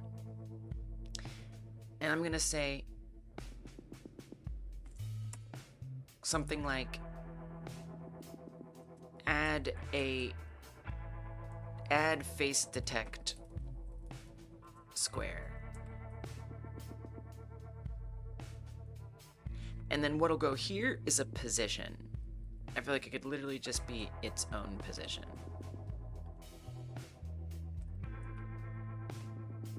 Okay. Now back over here, we make that function.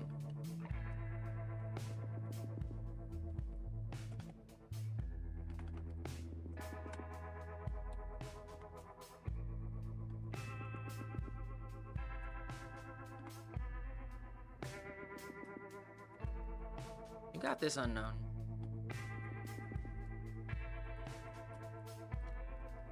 This is looking for where we put it, which will be a vector 3 to start with.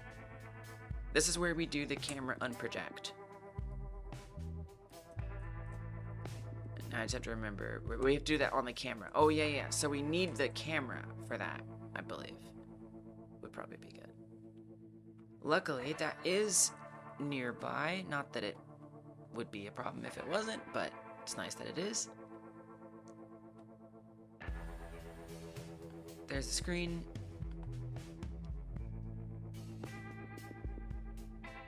So that's also going to be interesting because this camera has a different screen space. We'll see. You know what? I'm not going to worry about it. We're just going to see what happens and we'll adjust it. 19 minutes? That's rough. Okay. 19 minutes. Sorry. Phone camera. So we come back here and say phone camera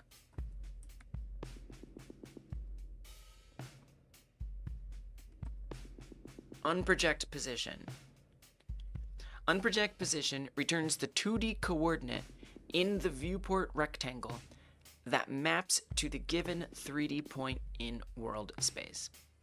When using this to position GUI elements over a 3D viewport, use is position behind and prevent them from appearing in the 3D point behind the camera.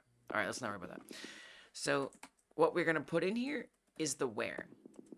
And what this should return is a vector 2.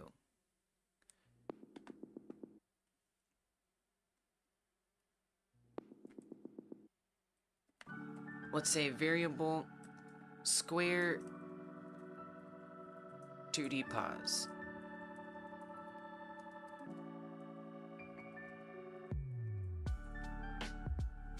And it will equal that. Now we instantiate that scene. So where's that scene? It's there. I'm going to make it constant representing face detect box.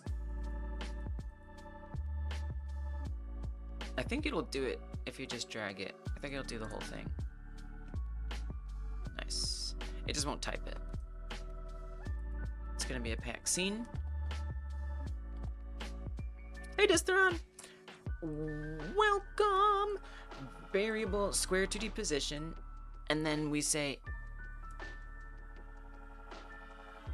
variable box to add. This will be a control, and it's going to equal face detect box instantiate as control. You don't really have to do the as, but I do it. Okay. Now you have the box. We're gonna add it to as a child to this very thing. So add child. Z.A. Shaw, welcome. And welcome, Raiders. Good to see you. Let's add the box to add to this. Now, not only that, how was your stream, Zed? If you got to run, all good. Don't worry about it. If y'all don't know Z.A. Shaw, you're missing out on a very chill streamer. Zed, by the way, you convinced me to try Vim. I did not like it. But I enjoyed your video a lot about why you use Vim. And even though I couldn't, I tried. I tried so hard.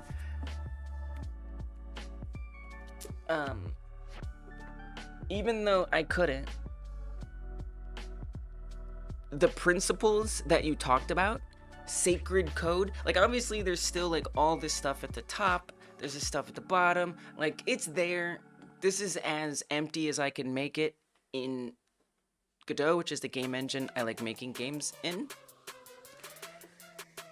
You know, it still encourages me to like, you know, not have it like this, to make it as empty as possible. Yeah, it's tough to learn. But I feel like if I were to like get all of the shortcuts down and become really used to using it, I think I could be a machine. But at the time, I was like, I need to code this. I need to get something done. I don't know how to use this at all. I'm just gonna go back to something I'm familiar with. But I really enjoyed just like considering the principles and thinking about like how I can make my coding space more sacred. I really appreciated that. But welcome. Let me drop your YouTube channel as well. We're also streaming on YouTube. And I definitely think y'all should subscribe. Obviously follow on Twitch. That's a given. But y'all on YouTube should also check Zed out.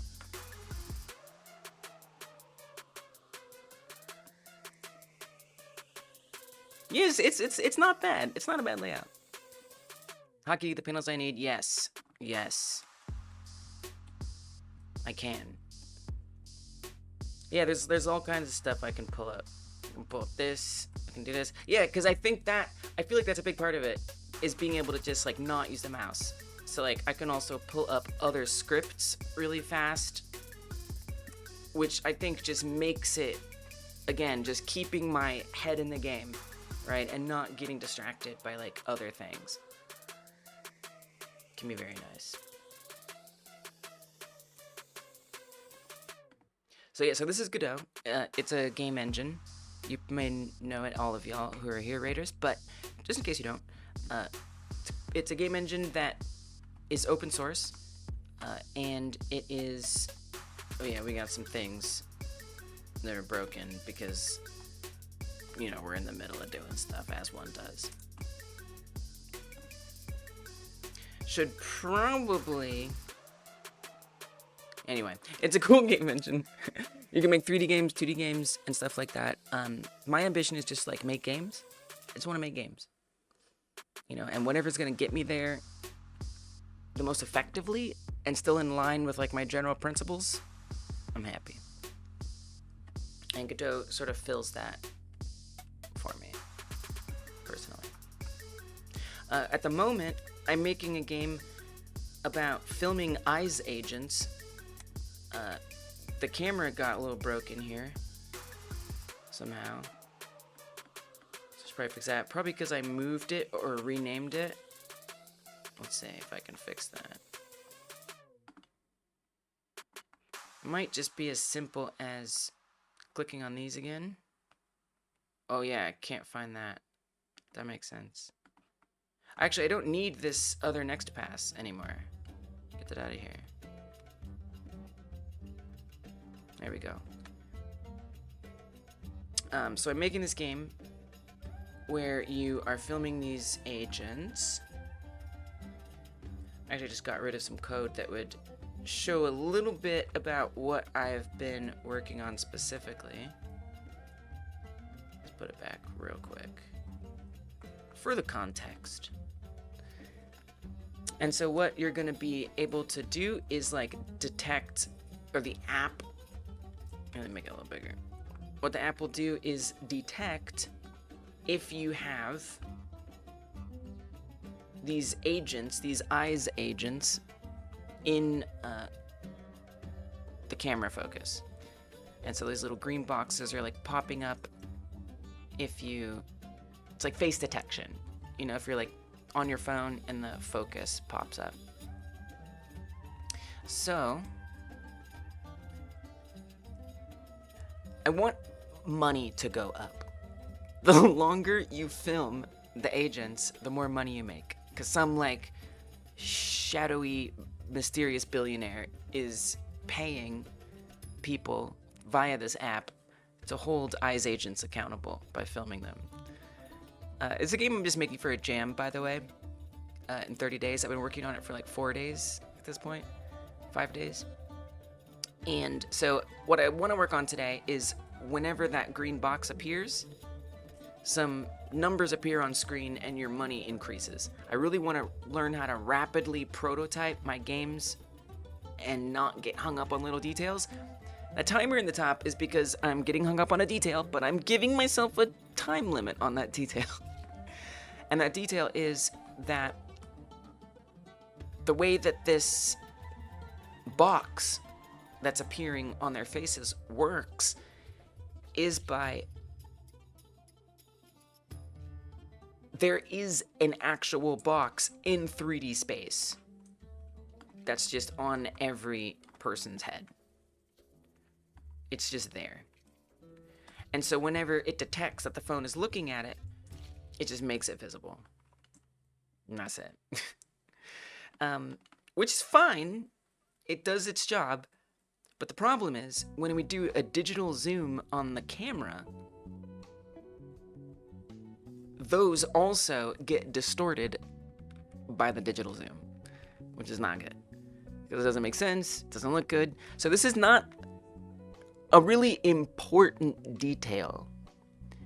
It reminds you of cameras in China. It's not a really important detail as far as rapid prototyping goes. But I know I can fix this. I know I can fix this. So I'm trying to come up with a different way to actually instantiate 2D boxes on the phone screen and then unproject the 3D camera position to get a 2D position to move them onto the phone screen. It's probably gonna be, well, we'll see. I don't know if it's gonna work. We shall certainly see. I'll do my best. One last shout out to Zed, just for the people who are already here in this community. Zed does also cool old school style coding. So, by the way, what I mean by that, I host a game jam. We make games like other games. Right now, we're making Wolfenstein 3D games, where there's like, you know, this like billboarding, these like 2D assets, you know, where things are fake 3D with the ray casting and everything. So we're all kind of like thinking about these old school game design graphics and stuff. And Zed like makes these things in like original low-level languages, I think. Correct me if I'm wrong. So if you're just like interested, I think we got some people here working in C and stuff like that. If you're interested in those languages, I feel like you'll enjoy hanging out with Zed. Indeed, Rosa, indeed. Okay, now that I've put that out there, I'm gonna bump my timer back up after that. Good, Derek. Yes, go to bed. Don't push yourself to stay up to work on your game. There's 24 days left. Okay, yeah, let's see what you're working on. There's 24 days left. You got so much time. No reason to stay up till 5 a.m. right now. Okay. It's just not necessary. So one thing, we do have an outstanding invitation for anyone who is working on the Game Like Jam or any previous Game Like Jam game that they've submitted. I will gladly check out their progress and what they're working on. Okay, this is you. And as I understand, Derek's is about healing instead of hurting. This was Derek's first iteration of it. Make that a little bigger. We had a little movement. That's progress. That's what progress looks like. Derek started adding in elevators that open when you approach them.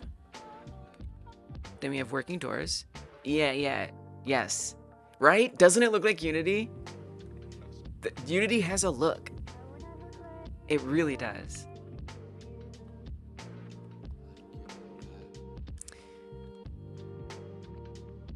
Patients in beds for what you're healing, I assume. Alright, and this is your latest update. Ooh, interact pop-up. Nice. Oh, my belly! My belly! So the old reinforced concrete blocks in 7 days to die. Nice. It is kind of creepy, isn't it? Can't look up and down in id Tech 1? Is that like the engine that Wolfenstein was made in? That's correct. If that's what you're talking about, that's correct. There's not even levels. Like, you can't, like, Wolfenstein 3D doesn't even have ramps or stairs or jumps or anything like that. It's all one flat level. In Doom, they added the levels. But even in Doom, you don't have to point the gun up or down in order to attack enemies. You can still, like, an enemy can be up here and you're pointing your gun that way, and as long as you're lined up horizontally, you'll hit them. So if that's what you're talking about, yeah. Yeah, even in Doom, you can't look up and down. Nice work, Derek, though. It's looking good.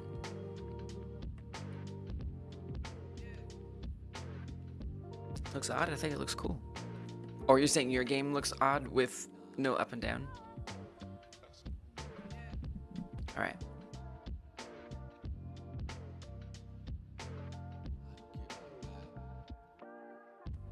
I'm gonna update my distraction timer, my allowance to myself to go down this path of speed coding in the green boxes on screen. If I can't get it together in 15 minutes, I'm gonna move on to how we increase and calculate how much money the player is making as they are filming the agents. And that'll be that. But hopefully I can, because it would be really nice if it looked more gooder than this. Alright. So we added the child. Now what I need to do is move it, the box, or yeah, move the box. This will put it as a child of this node, this screen subviewport. We're gonna move it to, I don't know if I should do global position or position. I think you just want to do position, because this is gonna be a 2D object. We'll see. I have a feeling this is gonna be very wrong, and I just want to say that. This is not going to be correct.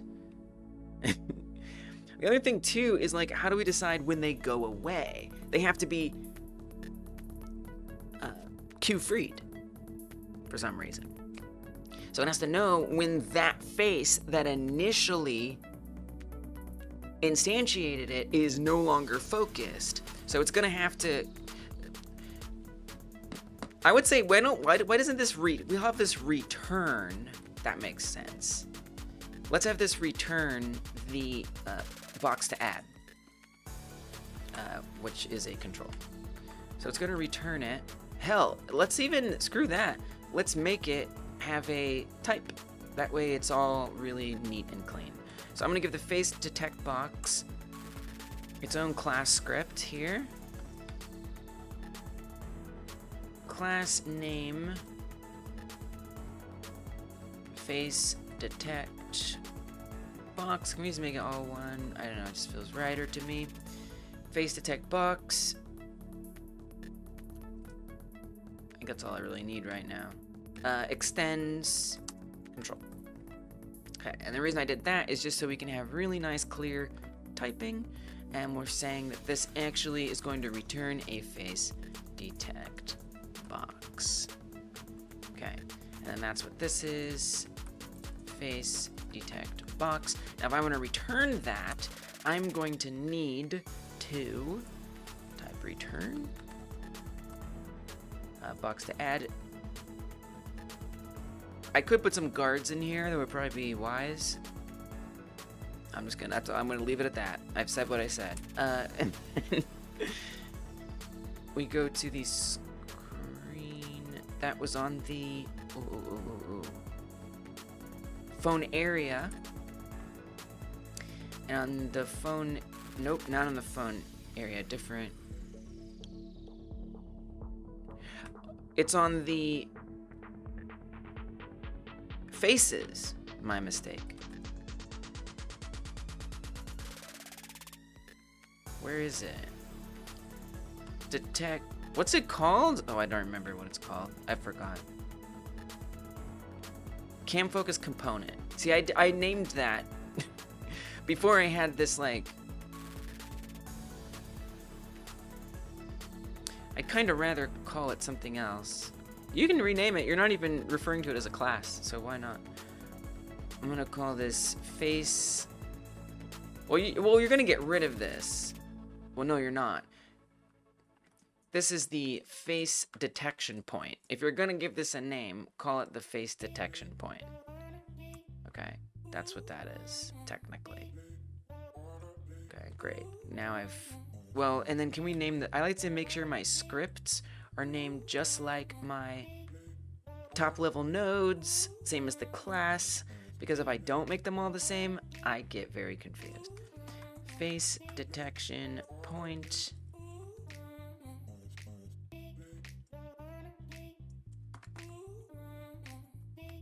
But I do stick to some of Godot's conventions as well. Can't focus component. Wait, if I just rename that. What did I just rename? Face detection point. Oh, that's the scene. Got it. Yeah. I want the scene and the script. I want them all to be the same. Exactly. Okay, that's correct. Face detection point. All right. All right, unknown. I'm proud of you for trying to do what you're trying to do. You can do this. I know you can do this. I know you can do this. You got this. Okay, so this is gonna return something. So we're gonna say variable spawned face box, and that will be typed to a face detect box, and it is going to be what this returns. So now that we have that, we need to keep track of it. So we'll say spawned face box. Keep it the same name, but it's got an underscore before it because it's private to this. Spawn face box, face detect box. Not going to be anything right now. That's hell. You don't even have to create the variable. It is kind of nice to create the variable though. Spawn face box equals spawn face box with the underscore. Okay. Then when it exits, all we should have to do is say spawn face box. Queue free, but we'll see. We will see. Alright, I don't know what's gonna happen. I don't know. It's gonna be weird, whatever it is. Okay, it spawned a box. It definitely spawned a box, and it's destroying the box. And it's probably spawning 3 boxes on top of each other, would be my guess. The positions are wrong. You know what needs to happen as well? It needs to continually track the position of the camera.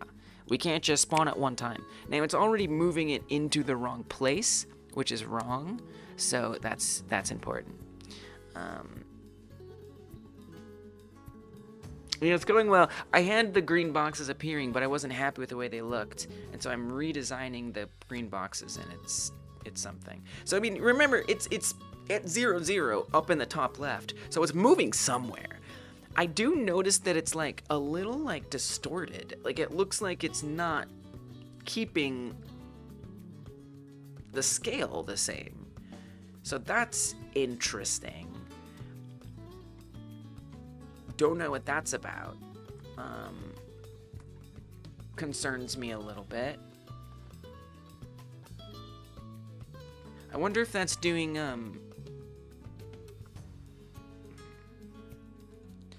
can I change this in real, will I see the update in real time?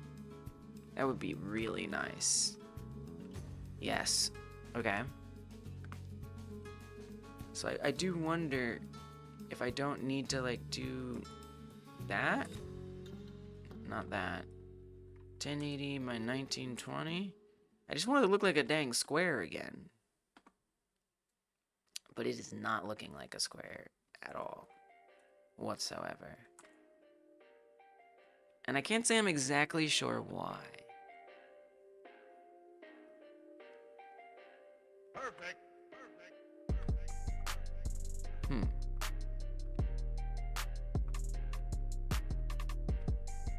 Because if I put one of these in the scene manually, I'm pretty sure it's gonna be a square. So if I just drop one of these in, yeah, it's a square normally.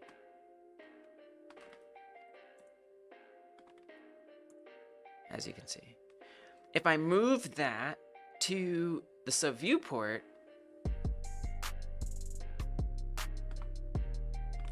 I don't know. Is it a square in there? It is. It looks like a square. Well, actually it doesn't. No, it's not. It is distorting it. Oh, okay. I wonder if that's a subviewport problem. Well, I think a clue is going to be this texture. So the phone texture, as you can see, is stretched out. And then it's actually being...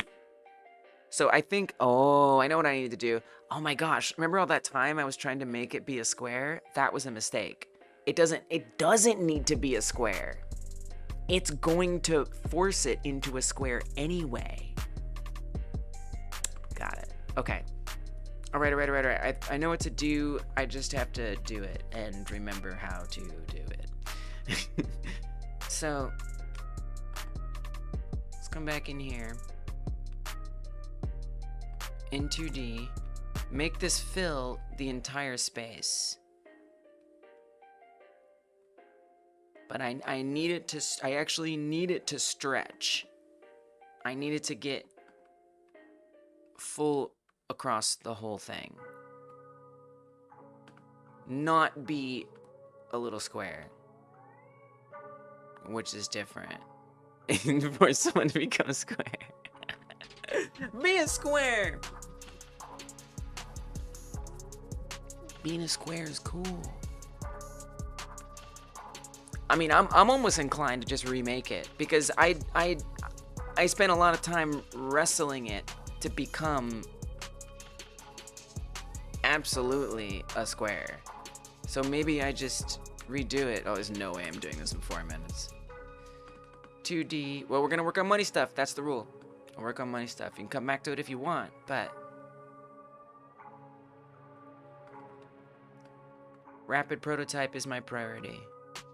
And we have a fallback. We have a fallback way to set this up. So it's okay. And I can come back to this. Alright, but first let's see if I can get a little bit further here.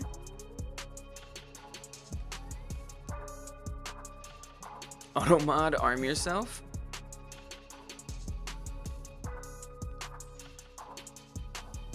Oh. Did you ever watch Crybaby? No? What's that? Wait, maybe. It sounds kind of familiar.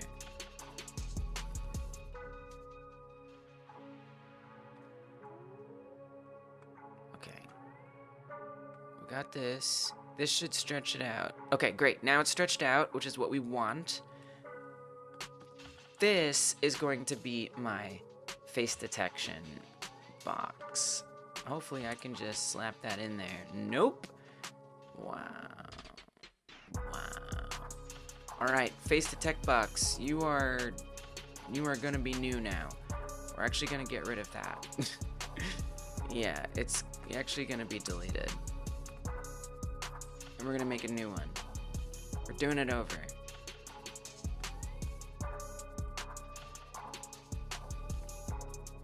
Let's come back over here. This is the new face detect box. Oh, come on. I want a time extension. I want a time extension. Save.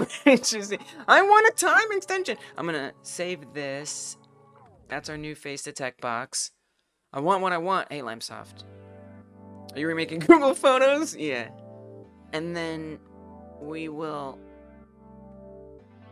go to the script. I want extra time. Yes, you can by just saying it. You just say the word and it's redeemed. Hydrate. Okay, cheers. Hydrate is the time extension. Okay, okay. We'll say that Rosa has redeemed. Can I do 10 minutes? Can I do 10 minutes? Is that bad? Does 10 minutes feel like a betrayal? Vaccine. To be fair, was asking for an excuse. Okay. 10 minutes is good. You know, there's just a series of realizations, you know? And so I just feel like it's only fair. Okay, so we have to change this face detect box reference. That should be it. Statically type it because I love myself. A betrayal of being done in that last timer, within that last timer, basically. Well, no thank you. Alright, see what happens. Oh! Invalid assignment of key position vector to an base object of nil. Oh. You don't say. Go on. Tell me more.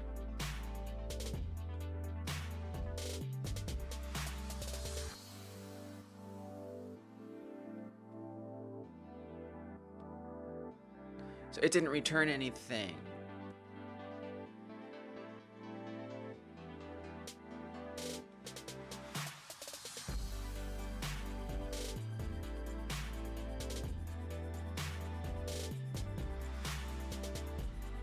I'm a little confused. I'm a little confused right now. What I did. But I did do it. Okay, let me look at the code. Let me look at the code. We have to go to the...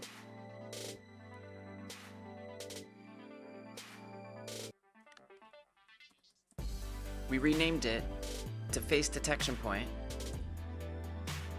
No. Face detect... No. Screen subviewport. Here. Yeah.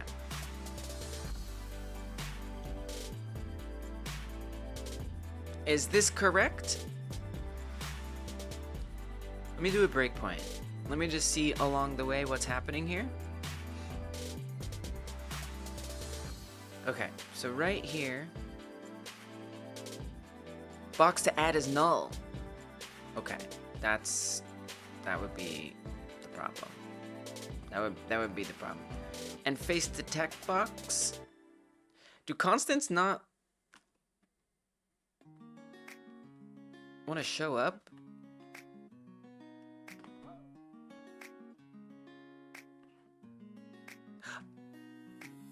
Oh! I gotta put the script on there.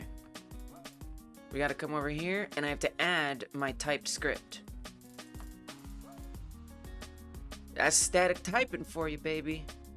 It's what you wanted, it's what you got. Okay, now try it. Breakpoint. The breakpoint always scares me. I'm like, oh, what happened? I thought it was gonna work. We'll see. I hope it's gonna work. I have a degree of optimism. Okay, we do have boxes. They're appearing and disappearing, and they look like they might actually be squares. Now their position is really, really wrong. At least their initial position should be less wrong. Let's see if I can fiddle with this a little bit. Make it make some degree of sense. If not, it's okay.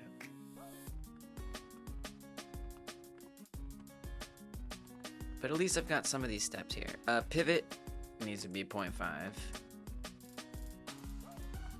Probably gonna have to reset it.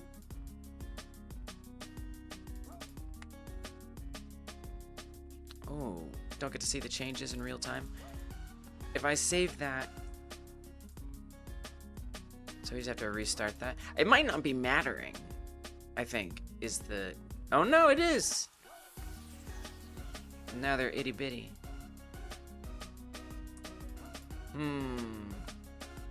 But the unproject position is just not accurate. Okay, now they're way down there. I don't know to what extent they aren't accurate.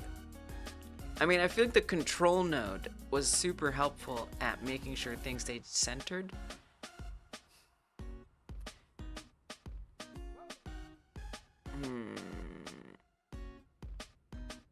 And none of these changes do anything, right? Like if I come here and adjust this color, it's not gonna matter. Okay, it does. It changed the blue color. Okay, some of these changes matter. I don't think any of these are gonna help me much. We're in the clicking on things portion of the challenge.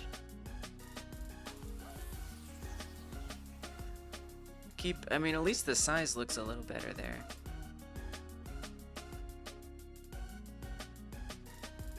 But I don't think any of these are gonna, okay, are gonna do exactly what I want.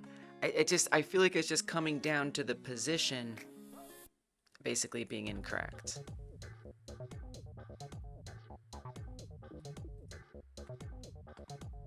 I think that's just the situation. I will say this should be not that. This looks, I mean, look at that. That looks wrong. What are we doing here? What is this? Why is it over there? That doesn't seem like the right place. The scale, right? The scale. Well, that's because you switched the stretch mode. See? So that makes it stretch. I'm surprised that that's 1152. I thought the project was 1920. Oh.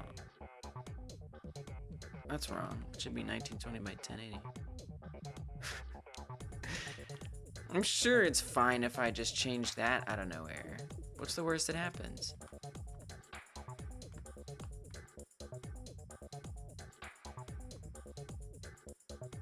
Yeah, I'm definitely... Well, I don't know. I wonder... And we can't scale them down in real time here? Okay, let me refresh that. It's definitely good progress. I just have to figure out how to get them to appear at the right places. So we're using unproject camera. But I think that unproject camera, it would be helpful...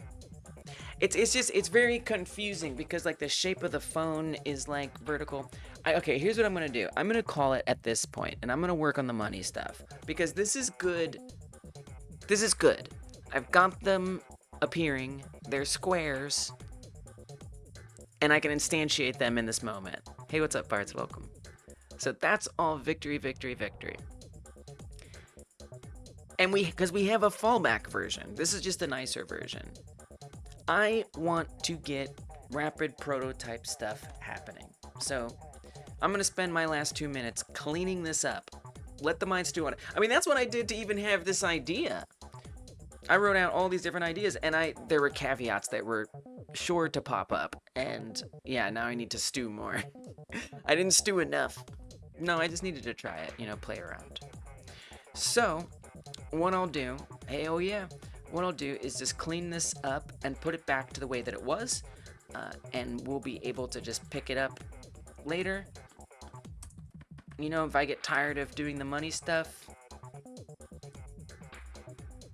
or something. Okay, so now it should be back to the way that it was. Yep. So again, it does. This is the result that I want, right? This is exactly the result that I'm looking for. The difference is that when I set it up in 2D, which is what I was trying to do, this digital zoom won't look like that.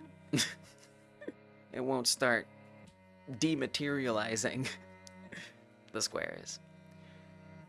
Alright, so let's pivot to the money stuff. It's money time. Let's make some money. We're gonna make a lot of money together. So now that I have a way, let's make a commit. Hold up. Wait a minute. You make that GitHub commit right now. Began 2D face detect stuff needs work. Deprecated? I don't think deprecated is the right word for that. Okay. Commit it. It's a lot of committing. Oh, you brought in... Hold on, let me amend that commit real fast. Okay. Alright, never mind. No, it's fine. I just noticed it put, like, this bin file in here that is completely unnecessary. Whatever, it doesn't matter. So this is the moment right here when the face area enters and the face area exits. That's the moment that we know that, well, yeah, it's temporary.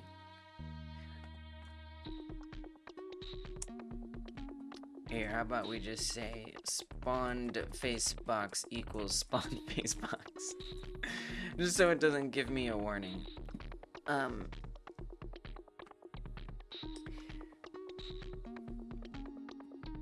We know when the face has been seen by the phone, and we know when it exits.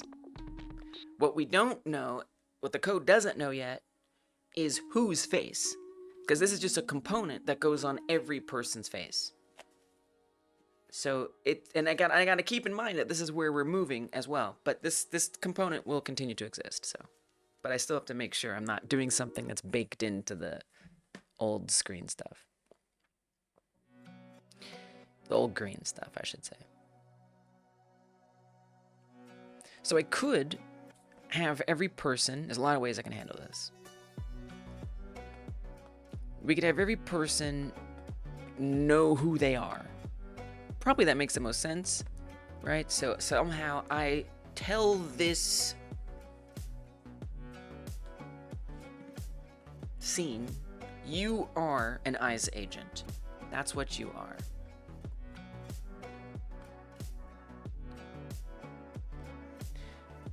And then the cam focus component, which is now the face detect point. The face detection point will look for that, receive that information.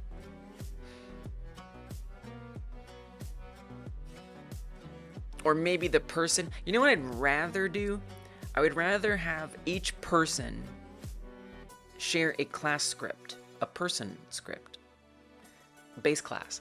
And then that class allows me to define what type of person that it is. Then it checks to see, do I have a face detection point component? If I do, I'm going to tell the face detection point component who I am, so it knows whether or not I'm going to earn the player money or something else. I think that makes sense. So I'm going to attach a script here. scripts. This is just going to be person, base class.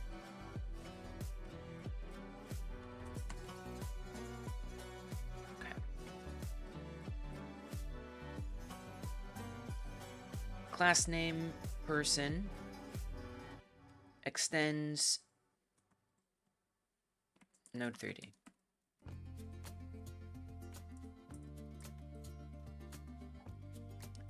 So I'm gonna want, there's different ways that I can have it know who it is. A lot of people like using resources and like export variables and these kind of drop downs. I am partial to enums myself, which I can also turn into a drop down, but I don't really like setting things in the inspector if I can avoid it. I prefer to have as much as possible defined through code. So I'm going to say enum. We can just say type. And I'm going to not make this private. As I say, I'm not going to put an underscore because I have a feeling I'm going to want to reference this in the future. So we're going to keep it public. Hell yeah, enums. I love me some enums, especially in Godot because you can get autocomplete from them. It's so nice.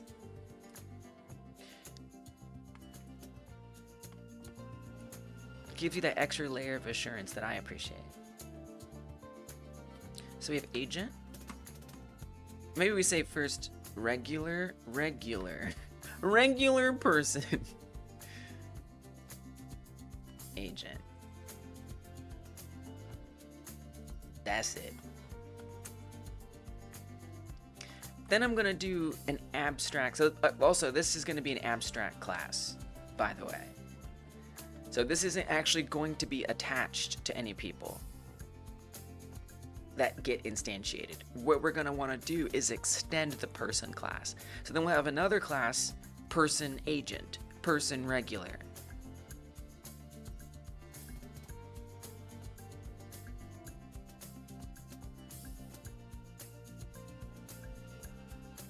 So I'm gonna make an abstract function. I didn't think about that. I'm gonna make an abstract function called person type. My type. And it's going to take in one of those enums. Actually, wrong. It's going to return one of these enums.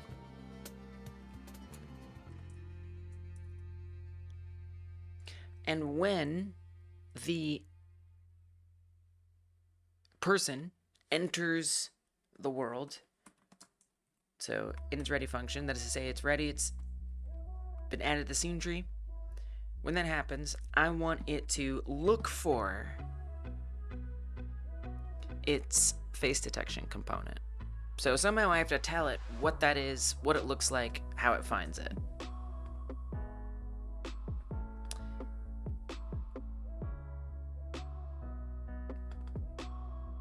Face detection point, I don't even have a class on that yet. So let's give it a class. Class name, face detection point.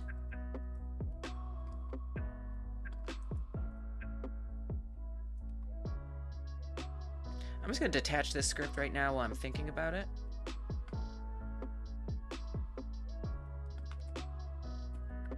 Kai Guy, hello, welcome. How you doing? Peeping in, exciting times, tornado watch. Oh no, was a warning a bit ago in your area? No, please, tornadoes, leave me alone. It's like, it finally starts getting warm again. And now we have to worry about our house being blown apart. It's not funny, it's very frightening. Well, stay safe, you know, don't be scared, be prepared.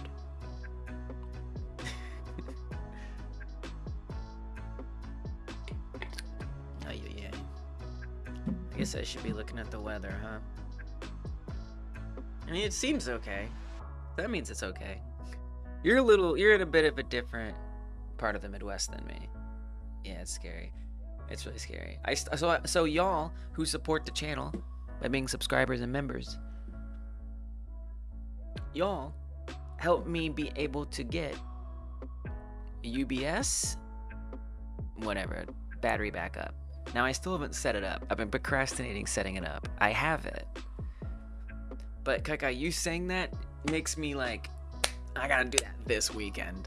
Like, the storms are coming. It is time. And it sucks too, it's this late at night. Midnight or something. It's simple. Okay. Yeah, I mean, I know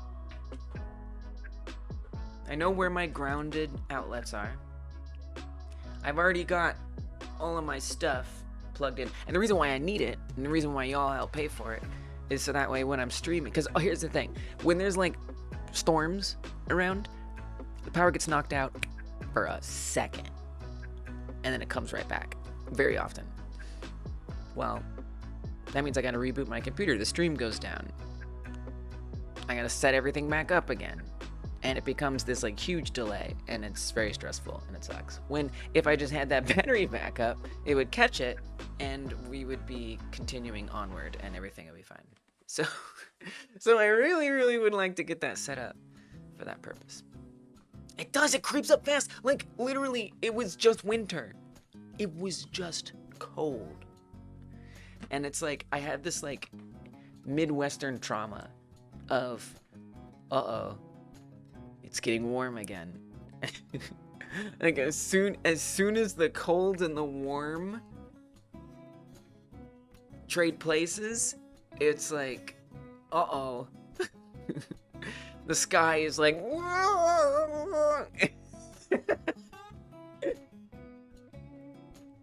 it's gonna be life-changing. Seeing the power go out, and I know, it's gonna be really exciting. I'm almost nervous that like the first time it won't work. I don't know. Back up to the router and modem. Well, it's for all of it. Yeah, I would plug everything into it. That's correct, right? It's got lots of inputs. I put everything in there. So yes? If you mean backup internet, we do have 2 internets. But we're getting fiber. They already installed it in the ground. I'm just waiting for them to set it up. Oh, when you say big enough, okay, hold on. When you say big enough, do you mean that it wasn't like, it is good for your gut. It was, speaking of which, let me have a little bite of my red Thai curry quinoa. Do you mean, oh, outlets, okay. I wasn't sure if you meant outlets or wattage. Okay. All right. Well, then it kind of comes down to a wee bit of daisy chaining. Which you're not supposed to do, and I'm going to try not to. What do you mean the fiber situation is crazy? Is the US fiber situation... Welcome back, Crillionaire. How did it go? Do you mean like we should have it everywhere, but we don't, and it's silly? The more you plug in, the less time it'll last. True. Well, I only need it for a second. Like, it's happened many times where the power flickers and the stream is down for 20 minutes because my computer takes a while to boot back up and I gotta set everything up. And it's just annoying. On Twitch, we get 2 VODs, and it's just like, bleh. Just annoying. Inconvenient. It'll be fine. Is that called a brownout when it's super fast? Your feet hurt? Oh, you wouldn't do it. Yeah, the daisy chaining. Yeah. Yeah, that's fair.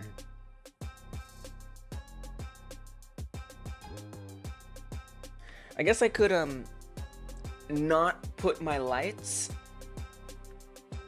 If I didn't plug in my lights, I think I'd be okay.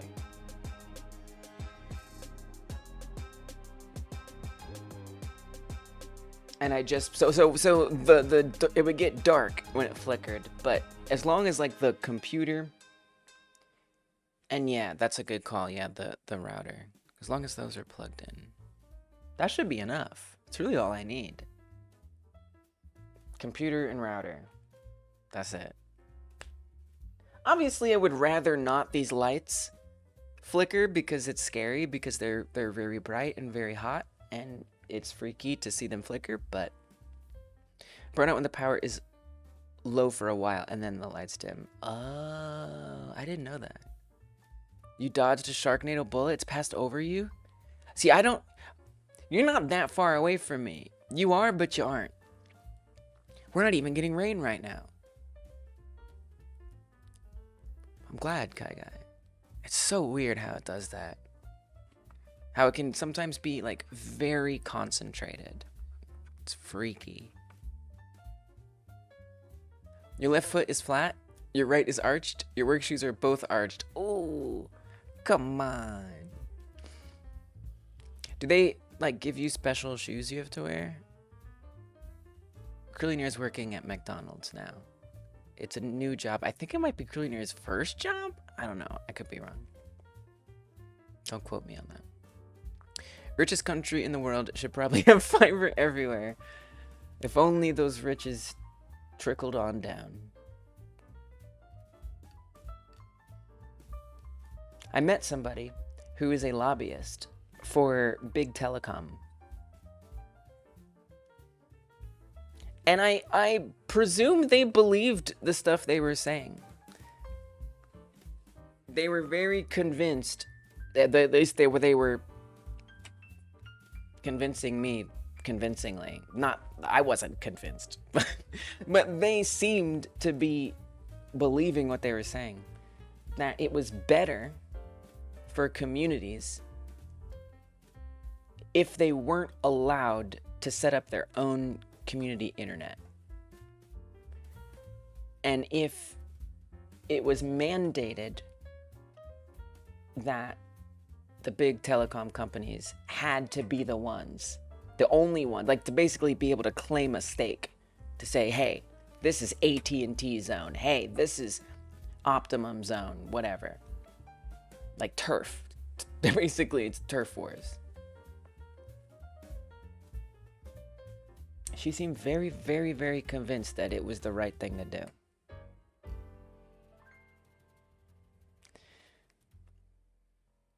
Did I ask them if they actually believed it? Hell no. I'm not trying to be that rude.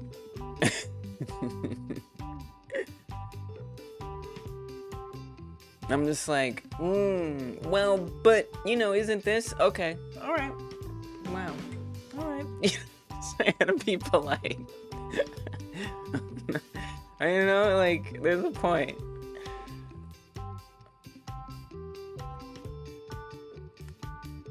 You know, I'm not gonna change her mind.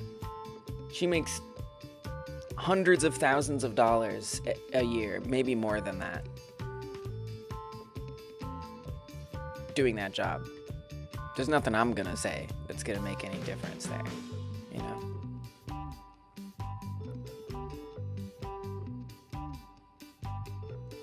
But yeah, it does suck. I had to basically, like, I feel like we have to, like, sign up for their pre-qualification.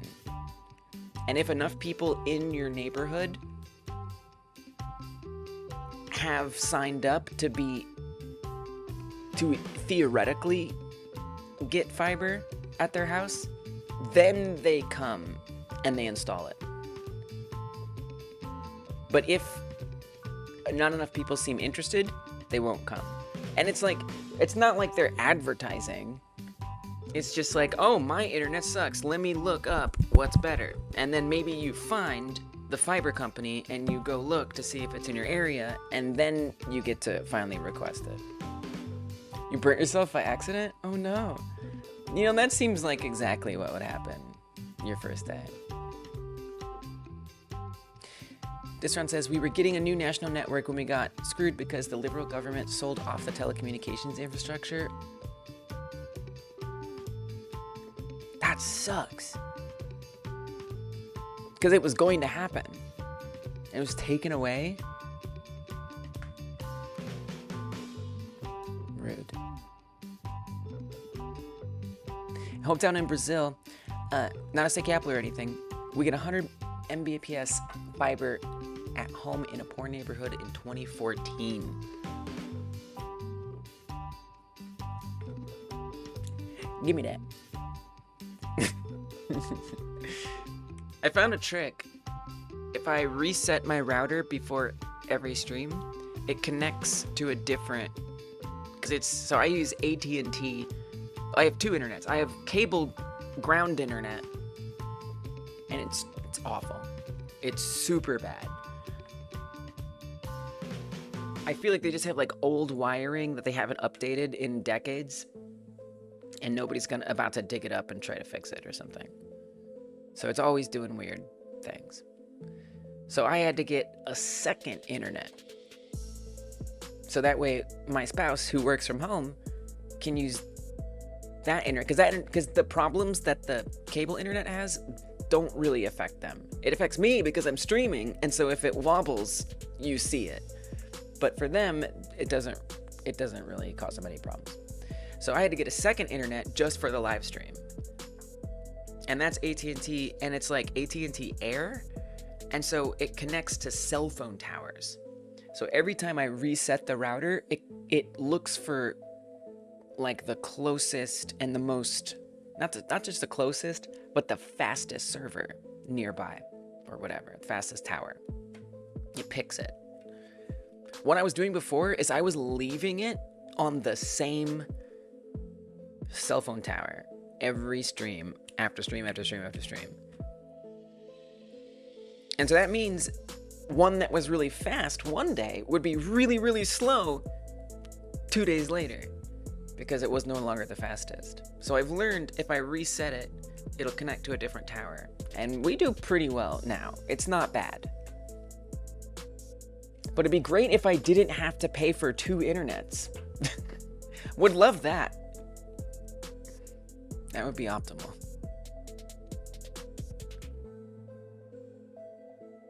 Introducing a big lobby money rewires neurons. Isn't that funny? Isn't that funny how that works? She's being rude by trying to sell you nonsense. No, she's not. She's not being rude. She's not trying to sell me anything. She's just sharing what her life is, you know? It's not rude. I don't think rudeness is talking about your job in a way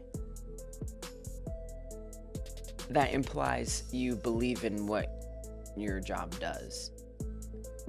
I suppose if your job was, well, I don't know, it's tough. I was gonna say hurting people. Well, I would say it does hurt people.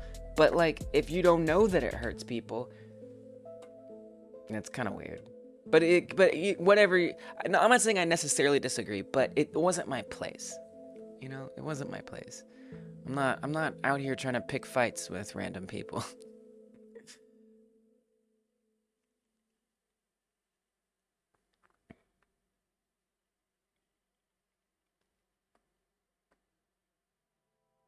Amazing they could talk with the boots sewn down their throat. Oh, gosh. They live in Washington, D.C., unsurprisingly. What are you gonna do? The stoves are weird? The stoves are a clamshell? Whoa. It's not about convincing them, it's about making it uncomfortable for them, increasing social friction. Okay. You have to cook 6 burgers, stack 3 each, give them to the people on construction, then you scrape and squeegee the clamshell grill. But you have to get your hands in there like a ½ inch from the actively hot top burner. Sounds frenetic. And a lot to like get used to. I feel like this is a mistake that you won't make as many. Maybe one more time tops. You should check to see if you have a bunch of splitters on your cable line. If you do it, can lower the signal. I know this because I once lived somewhere where the signal was really freaking high and they put splitters on it to lower it. Well, it's like it fluctuates. So it'll be like super fast and then it'll suddenly go zoom, zoom, at no time that can be understood. It'll just do it. So it's not necessarily that it's low, it's that it's like just taking a dip out of nowhere. That's wild, though. Why are they doing that? What happened to the National Broadband Network was because the Liberal government had privatized the infrastructure. If the government wants to replace it, they have to pay for every bit that is replaced. So the cost quickly becomes totally untenable. We ended up getting fiber to the node and not to the premises. I gotta be honest, that was a little over my head, but it sounds like it sucks. I can't internalize this, but thank you for sharing this story. I don't understand. Making $12 an hour, that's cool. Nice. You know, it's better than zero. So it's gonna be like $10 an hour. Okay, all right, nice. You should tell people how much it's going to cost to bring it to the neighborhood if they can afford it. Hey, welcome, Venge. Okay, see, they all understood it. Gotta love liberal incompetence in society planning. I feel like what liberal means is different. I don't even want to. You know what? I feel like you mean something different. Not that it. Well, anyway. Managed to swap your flat tire to the spare. What? Dang. Good timing. You can change a tire? I don't know how to change a tire. I don't know how to do it. I don't know. I'd be in a lot of trouble. I'd be in a lot of trouble if I had to do that. I'd be waving somebody down. Yeah, you got used to it fast. A rite of passage. Yeah, it sounds like it. A little burn. Just a little burn. High middle variance. Okay. Yeah. Yeah.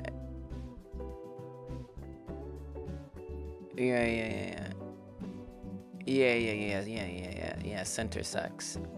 Center left, center right. Yeah, that sucks. Yeah, progressives. And then in Australia, it's liberal. Yeah, okay, yeah. See, I think that's what I was saying. This is true for us in the United States. Us. Yeah, in Australia, it's different. All right. That makes more sense. Now what you're saying makes a lot more sense to me. That sounds like exactly what a right wing would do. What the hell was I doing? Something you should be doing if you're watching on YouTube is pressing the thumbs up button. Like the stream. Thank you. Appreciate it. Helps a lot. Like the stream on YouTube. Thank you. Mother and father both taught you how to change a tire at 10? Nice. Well, but you said that your parents are like they car racing and stuff is like part of your family heritage. Like I feel like car stuff is much more central to like your culture. So that makes sense. Okay, not racing. Alright, so this is gonna be the agent script. So we're just gonna say person, agent, create that, semi-truckin'. Oh. This is going to have class name, person, agent, and it's going to extend person. So what I'm setting up right now is how we can make money by filming eyes agents on the street, and the app on the phone is going to need to know whether we're filming an eyes agent or a non-eyes agent. So I'm setting up the infrastructure for how the system, the code, will know who is who.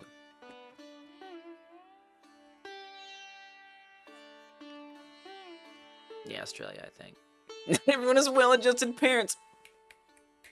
Preach. Oh my gosh.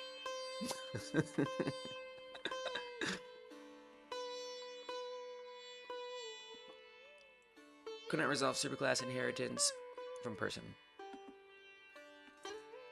Oh yeah. Let's pass this for right now.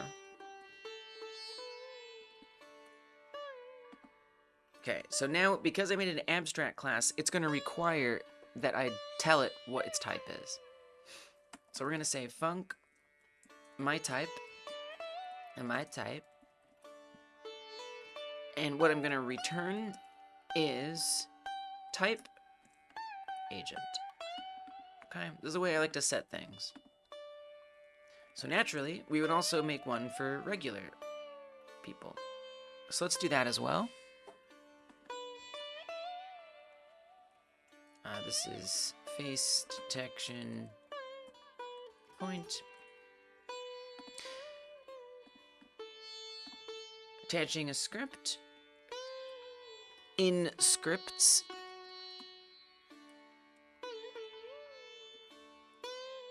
Person regular. Class name person regular. Type regular. Great. I guess we'll go back to the person.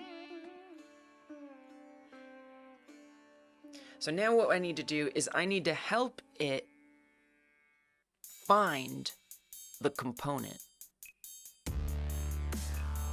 A component that is going to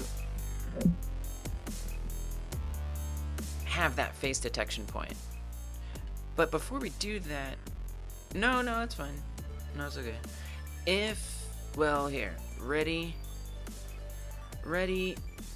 face component, face detection. Let's say ready face detection. Let's go with that.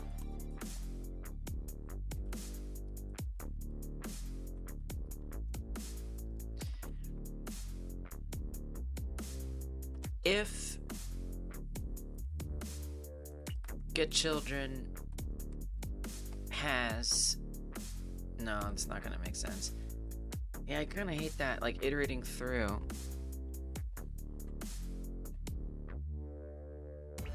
I don't do a lot of component stuff.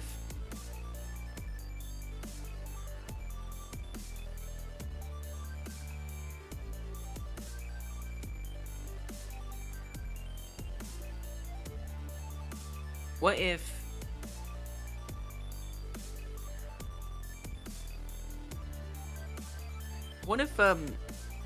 it signals? I feel like this is a good place for a signal, potentially. Forward roll animation? Nice.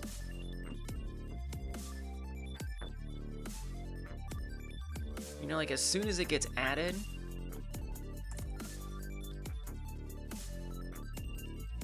I don't think you can. Can you do enter tree? Is that allowed?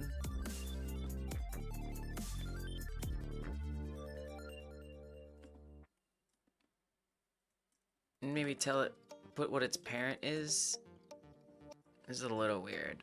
I'm just gonna experiment with it. So what if we say enter tree emit get parent? No, I'm just experimenting here. So what if it just signals, puts out a signal of what its parent is, and every person, so forget all this even, ready connections, you know, I don't know, I'm just experimenting here.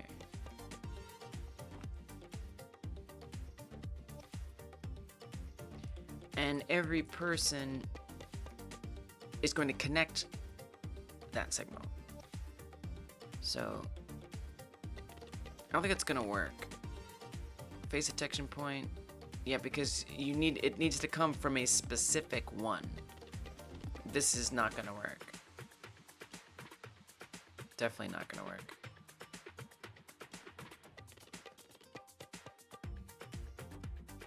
Certainly not gonna work.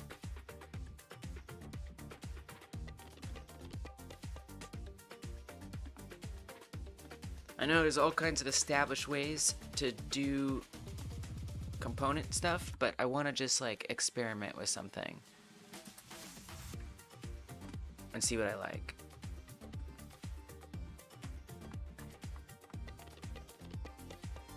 I know they talk about it. What is it?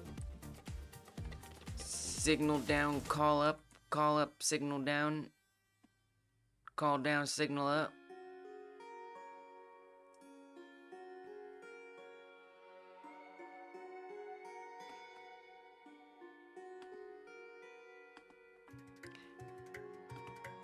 What I'm trying to avoid is iterating through all of the children, because that just feels, I don't know.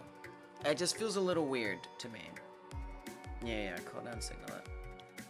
There's just something about that I don't like. I don't know. Feels like it's unnecessary. How about this? Signal down, call up sounds like an 80s song. Yeah, it kinda does. Signal down, call up. Dum dum dum. Signal down, call up. Signal down, dum dum dum. Call up. I don't know. I hear it.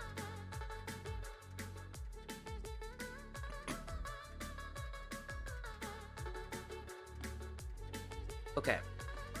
Scratch that. What if we store all the face detection point data somewhere? So a face detection point enters the universe and it gets added to like an array of all face detection points. Then each person says, well, you still have to iterate. You're still iterating.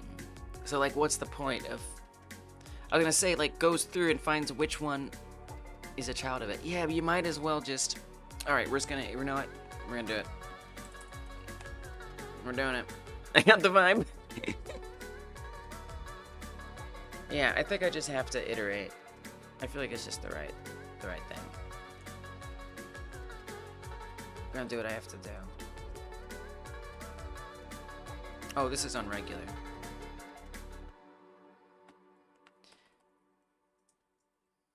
Can we go back? I typed it before. Okay. For child node in get children. If child is face detection point,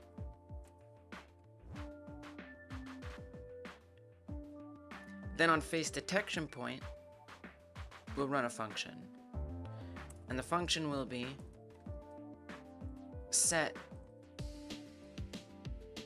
person type, and this is going to bring in a person type, which we can type now to person.type. Flip! Welcome!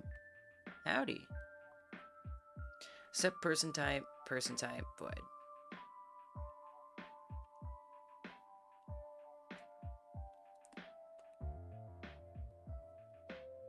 It really is signal up, call down, because parents can call down, but childs can't call up. Yeah.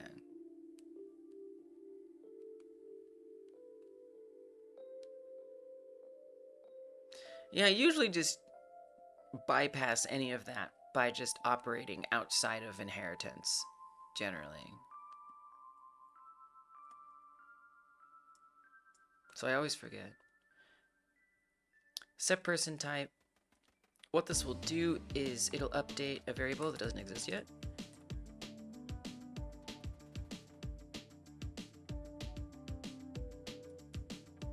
We'll just say person type, and this will be typed to a person type.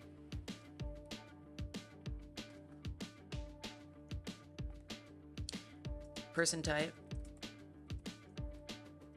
becomes person type. One thing I do probably want to do is put a none in here, just so that way there's a default, and you know, whatever, maybe for whatever reason you spawn in and there's a person directly in front of you, and just to make sure this is something.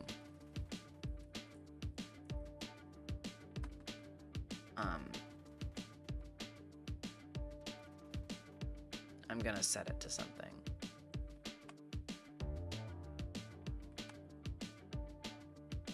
Could I parse? Oh, sorry, pass. Doesn't like errors, and that's fair. Okay, person type none.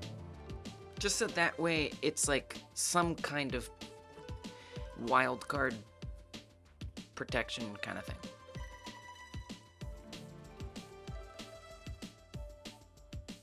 Okay.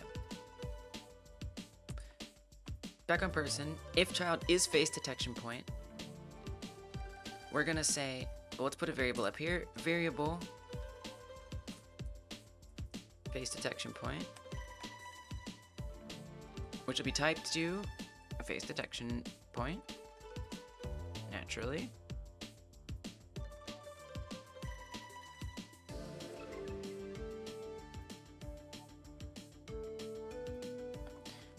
And we say child, or face detection point, equals child.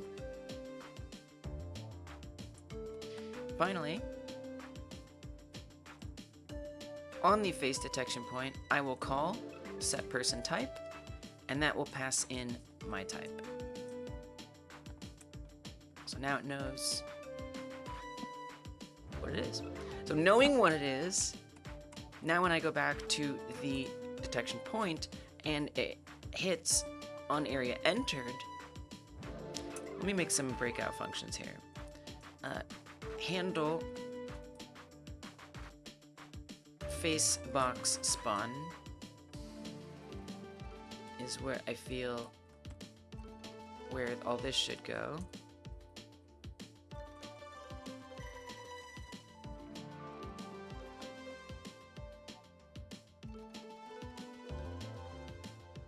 I guess we could do a Boolean. I'm just gonna call it indeed, just as like a generic Boolean. In this case, it's true because it's entered. This is, by the way, an intentionally nothing line.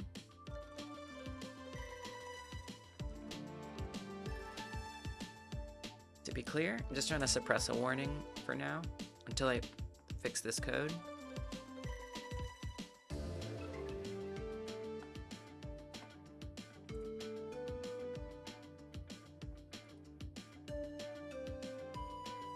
I would even say you could put something here. Put visible true. It's very temporary. But at least I don't have to put like a placeholder.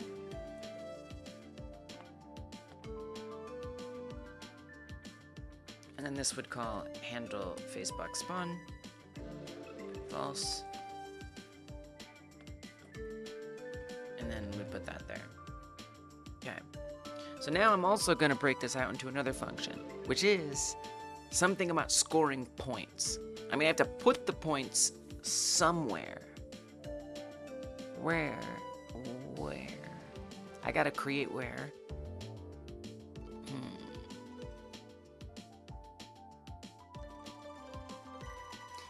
Well, since this is like a global score, I think this would belong on a global script. Hey, I'm a Green Lantern.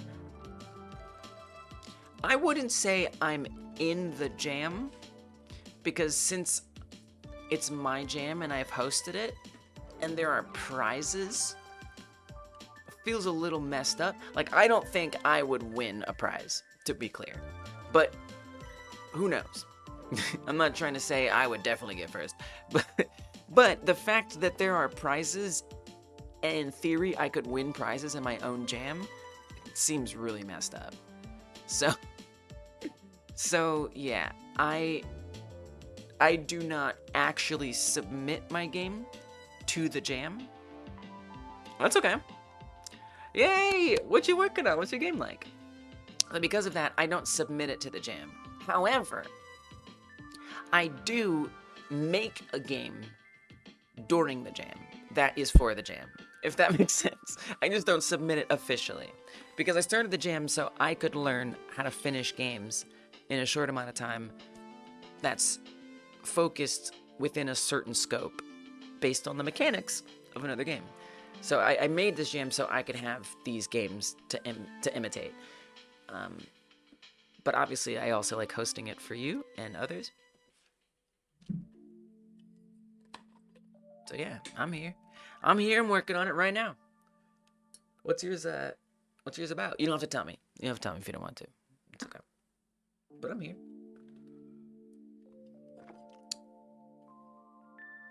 Join for feedback, but you are disqualified from winning.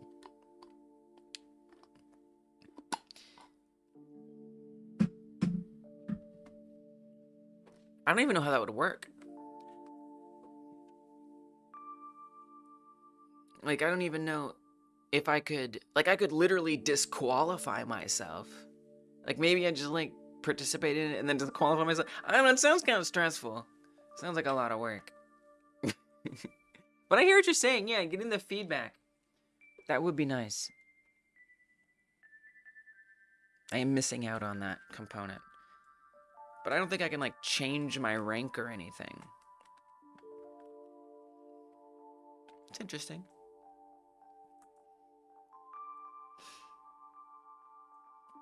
So let's do globals here. If you'd like to share a link, you can share it. You have support. You're on Twitch, you can share a link. I'll only check it out 2 conditions. 1, it's a video. 2, it's playable on web. If one of those 2 things are true, let's check it out.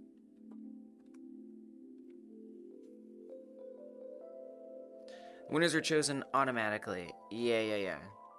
I assigned them in the end? Hell no. Y'all choose them. They're chosen, so y'all vote.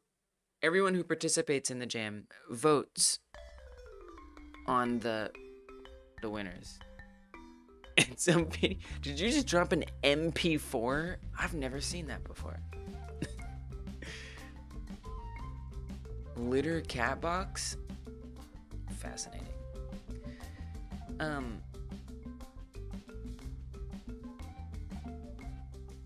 But don't I have to download that? See, that's a download. I don't know how I feel about downloading of an MP4. I'm gonna have to moderate that. It's nothing personal, because I'm sure it's fine. But for all I know, MP4 files can carry malware. I just literally don't know. So I feel like it would be the right thing to do. Do you know what I mean? Like,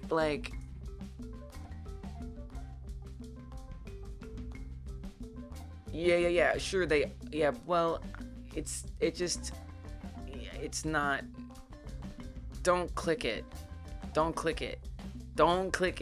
Look, I'm sure you're fine. I want you to know something.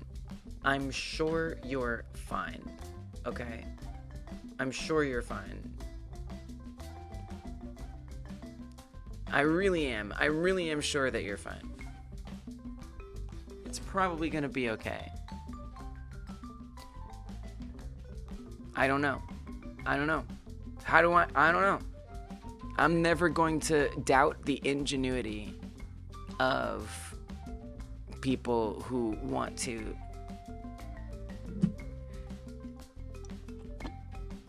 have bad things happen to streamers while they're streaming. Yeah, so you have two other options. I'm sorry. Option number 1, upload it to YouTube. Option number 2, join the Discord, and you can upload it in Discord and put it there, and then I can watch it in the browser. I'm sure I'm being overcautious. I'm sure I am, but it sounds awesome. Everyone is saying such great things. Wait, I'm getting FOMO. It is not self-imposed FOMO. It is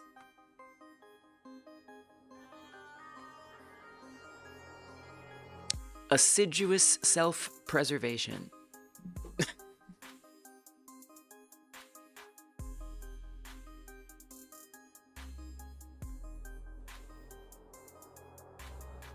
Yeah, you could say it's the same thing technically. Maybe it is. Maybe it is.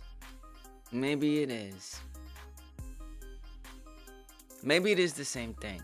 Maybe it is the same thing. You know what? I stand by my choice. But hopefully you'll help me see it, because I would love to show it off. I just, you know, I'm not even gonna continue to talk about this. I did what I did. I said what I said. Thanks for the follow, Java, by the way. I said what I said.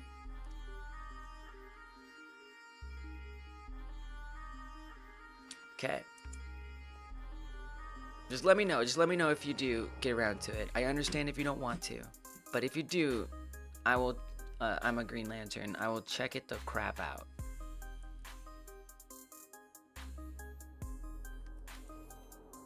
I bet it does open in the browser fine. I do. So I need this to. So let me make a global script. I think that's going to be the best next option.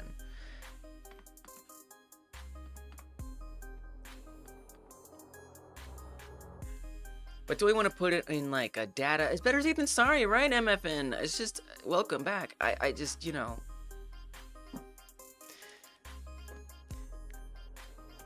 Do what I gotta do.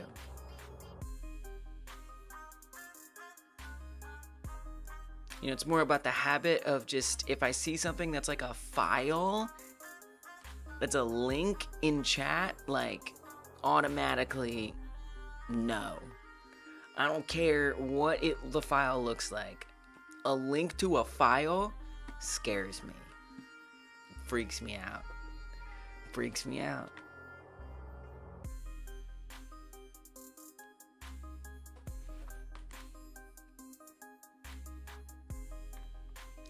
So do I want like a game data script? I always kind of come to this little weird conclusion. Like, do I want a global script that stores data? I probably just want a game data script. Just store it in game data.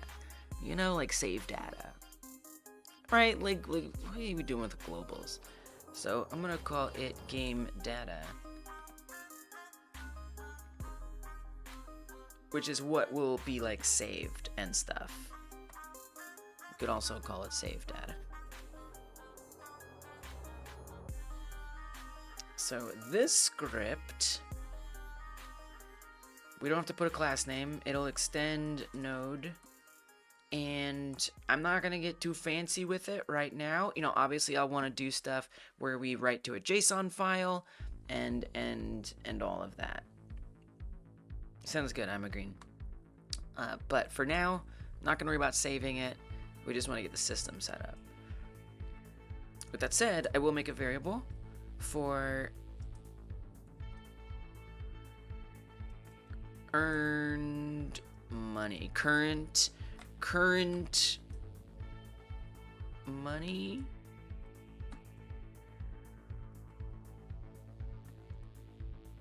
That'll be a float. I would like the player to start out with a little money. I don't know what you'll do with it, but you have some. $50 to your name. So now we need a way to update the money and get the money.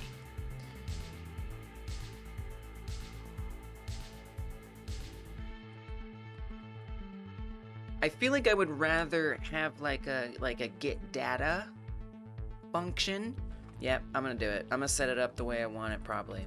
I assume this is how I want it. So I'm gonna make another enum for a data type. What data type? Current money. It's the only data type I got right now. What other things could there be? Equipment purchased, but that's the other thing. Like, is there going to be multiple different kinds of equipment? It raises a lot of questions. Well, let's just placeholder for now. Equipment.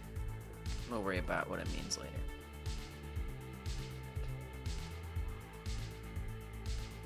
Okay. So get data, and this is going to be looking for a type. Oh, battery life. That's a good one. That's a good one. Battery. Love that. It's in there? Alright, yeah. I mean, it's... I have literally no idea if it's safer. What I do know is I feel safer. I have a sense of security, whether it's false or not. You be the judge. Alright, let's check it out.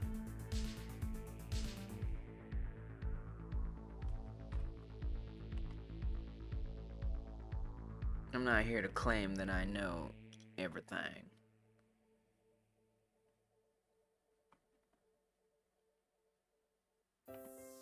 Could be in video, could be in games by you. It's in video. Let's check it out. Oh, wait, your name's Green Lantern, and look how green it is. You love green. Yo, this looks great. Wait, I feel like it's... Okay, I didn't, because the chat was kind of blocking. Look at this freaking health bar. This UI is sick. Hold on, let me shrink it down so the chat doesn't cover it up, so we can appreciate it.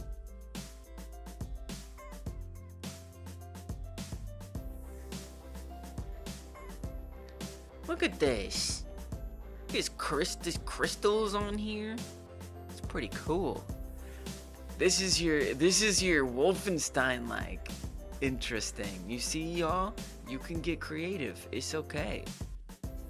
So what's like the play it theme is a dream come true. What's your I don't know if you said it already, but is this like what's your like plan, your concept?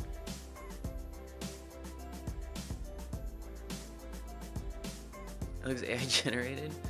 I guess. I mean, anything can look AI generated.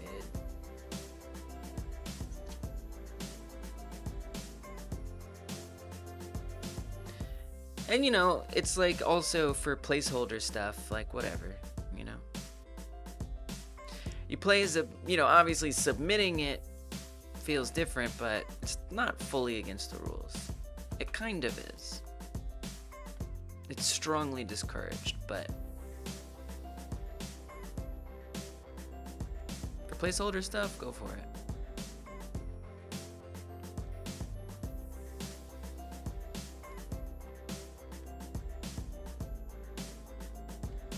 You play as a mystical druid, battling corrupted creatures and blighted plant life in a desperate attempt to save a dying forest. By using nature magic, melee combat, and survival skills, you fight back against the spreading corruption and restore balance to the wild.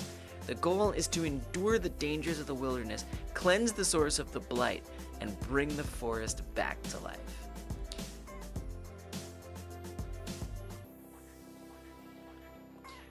If I were trying to think how this is like Wolfenstein, I guess like corrupted creatures. It seems very different from Wolfenstein. But hey, if you're inspired to make a game because of the jam, that's awesome. It looks great. I love the hair. It looks like it has locks. The player has locks. It looks great. Really, really cool. That sword is hardcore. I see, and I see too, like the concept of like druids and stuff. Like, I mean, it's there, right? Like, look at this character. This character is so druidy. There's so much like plant dirt vibes going on. Definitely fits really, really well. You got sliding. These are some nice mechanics. Gives you such a WoW Diablo vibes. Yeah. Visually, it's really, really cool. Super nice work. Dope. Well, keep us posted if you want.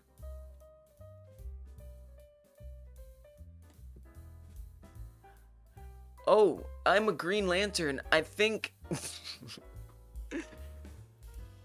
the theme is not plants. The theme is not plants. Wait, what jam do you think that this is? Wait. I mean, it's still very cool. I'm like, I don't know where the Wolfenstein is. I'm trying really hard to be like, yeah, this is inspired by Wolfenstein. In the wrong class. But how does that happen? How does that happen? I don't even know. Here, let me put it. I always forget that I'm always out here pasting the link. We have an entire command for it. I just never use it.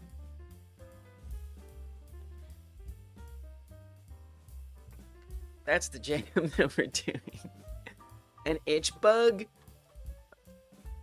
Is this not the D2 jam? I don't know what the D2 jam is. This is the game-like jam. I mean, it's wonderful to have you here. You're making a cool game. I love what you're up to. It's always nice to hear about what y'all are doing. Hey, look, it's a hard find place. Site HIL. What is this? What is this? Thanks for the follow, I'm agreeing. It is a happy accident. D2 jam. Okay, wait. Maybe this will get me. Nope. Submission to the... Where is it? Is it real? D2 jam.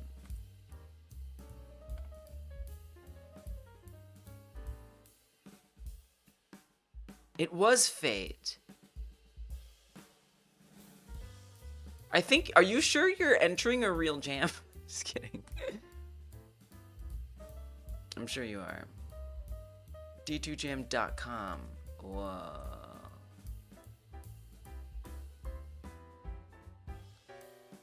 Down to jam. You know, I've been thinking about this. Hosting the Game Like Jam off of itch someday. I would probably put it on both.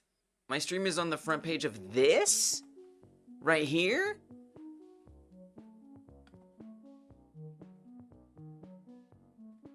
That's the... There's the stream. That's the stream. What? How did I get in there?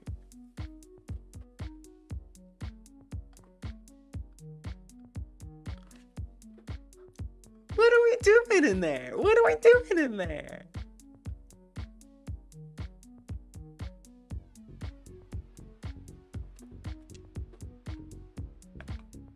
How does it work?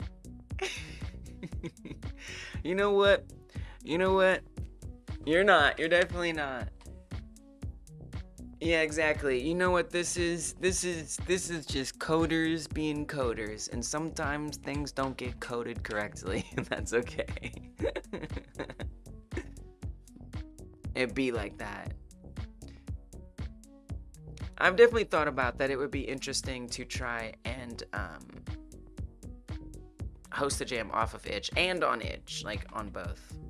So this is really cool. I'm glad you came here for a lot of reasons, but also I would love to study this and talk with the person who runs it and all that good stuff. It's really cool. Thank you for telling me about this.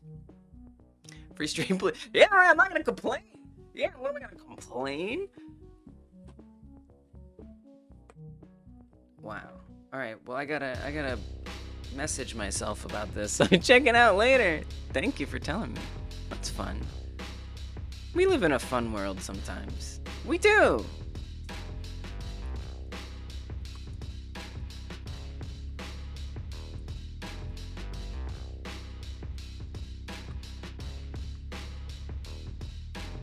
Okay, I've left copious messages for me to examine this.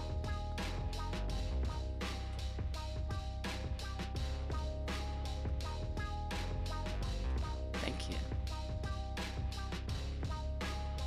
One day, I would love. I did update the Game Like Jam page though. It's not much. I didn't do much. I just made it be these like cards where you've got Frogger likes, Bloom's likes. It's not much. I just put the dates on today, and I added Wolfenstein, and it says current on the current one. That's all I got. But maybe someday. I'm thinking that it is just a game jam that's hosted on its own website. Like, it's just not an itch.io hosted game jam, would be my guess. Which, I mean, sometimes itch is down, you know? Sometimes I think about it, I'm like, it would be nice to just, you know, itch, there's always like scares, like itch is on the fritz. They're not paying creators. I'm not here to talk crap on itch, but I've definitely, like, you know, had moments of like, jam would just be in danger if itch went down. Community-centered game jam with an emphasis on supporting things constructed by the community. Yeah, I think it's just a game jam that has a really nice site.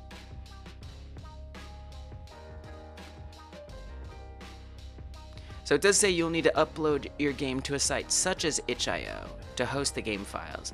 Then you make a game page on the D2 Jam site and create a link on that page to where you hosted the game files. Interesting. It's a good idea. This is a good idea. There's good ideas here. I like this. This might be the future of the Game Like Jam, honestly. You're taking over the Jamosphere? You're gonna join this jam? I mean, you could double dip if you make it Wolfenstein-like. You could. What was I doing? Oh yeah, save data.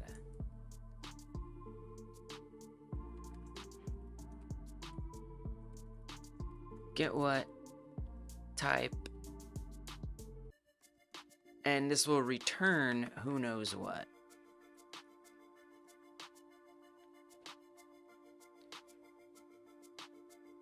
So we do need to connect these to the data, which is important. So for that, I wouldn't even say don't do a variable. You need a dictionary. So we'll say game data, naturally. Does Wolfenstein have plants? I mean, yes! Yes, actually it does have plants. The game is embedded on the jam page, actually, so if you wanted to try it, it's right there on the page. You gotta make sure your cursor's captured and everything. Sometimes that makes things weird. But yes.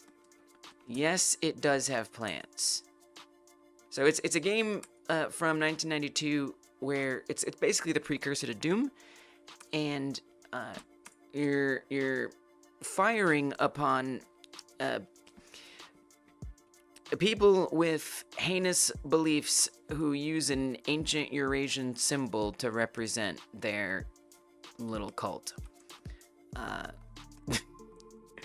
That's me trying to not say advertiser problematic words on YouTube, but I think you can probably surmise what this is. So you attack people of that association, and you put an end to them.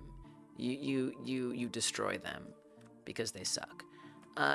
In terms of plants, it's really just an excuse to do a first-person shooter ultimately. But as far as plants go, there are plants, as you can see. That is your plant right there. They all work for Adam Kittler. Yes, Adam Kittler. You got it. That's it, though. That's as plants as it gets. Am I playing this right now?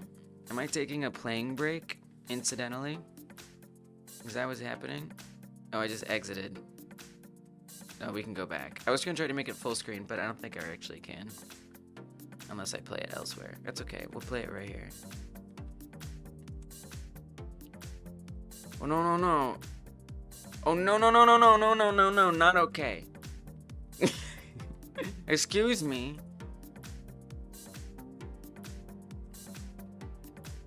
Evil loggers, nice, nice.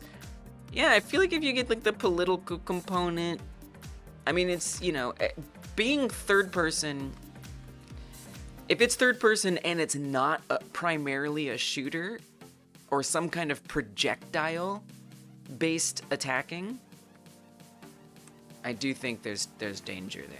But then again, you know, it's just you won't win the jam is like the biggest thing. It's not that you're gonna get disqualified. As long as we can tell you kind of tried to make it for this jam, you know? Oh my gosh. Nice. Please don't forget, it's better to aim with the mouse. Oh, we're not captured in there.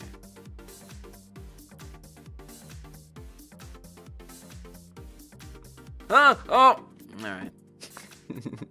The fact that they made this 90s... I know.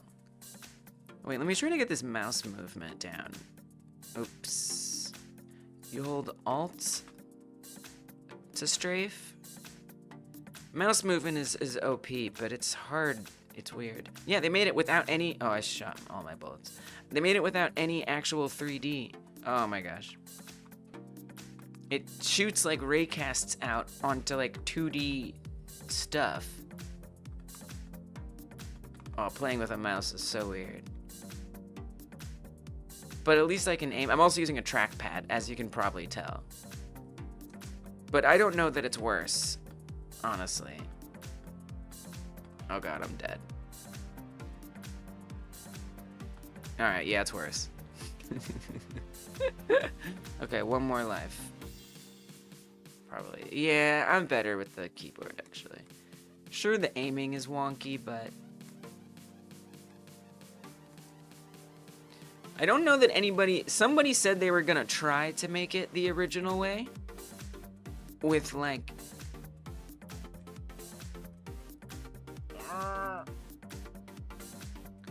With, like, raycasting. Instead of... you know, using like a modern 3D setup. Yeah, it's pretty rough with trackpad. But I don't know, we'll see. I think most of us are gonna just do it a modern way. Stop zigzagging, you freak. Freaking zigzagging, I hate it. It's so annoying. But it's effective. No! Please. What are these doors supposed to be? I guess they're like dungeon doors. Oh, yeah. Okay. Imagine pulling off 3D on potatoes. Total potatoes. Hence the installing Doom Anywhere stuff. I don't care about gold. I just don't care. Oh, there's plants. There's a plant. See? Plants. Plants. You see? He's basically ready for the plants jam.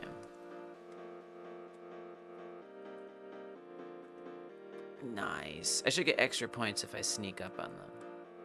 But that's just my opinion.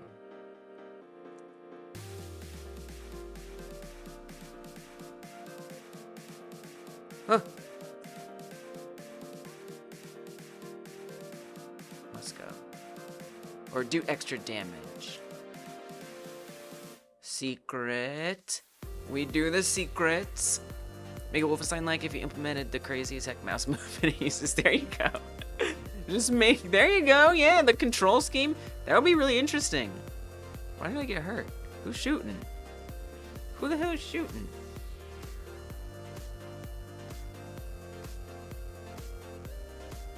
There we go. Secrets. Extra life, baby. 100% health, baby. And we're skipping to a secret level. Movable walls don't run on a track. They just keep moving in the direction you push them until they hit another wall. Really?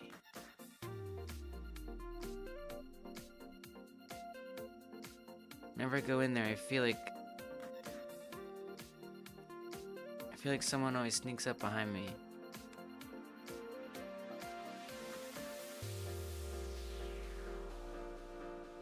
I think I'm imagining that. Nope, it's just free gold. Yeah, I forgot that I can't go full screen embedded, unfortunately. I wish I had. But here we are, not full screen. Oh, maybe this is where I would get ganked. There we go. So much treasure, so much I can't carry it all.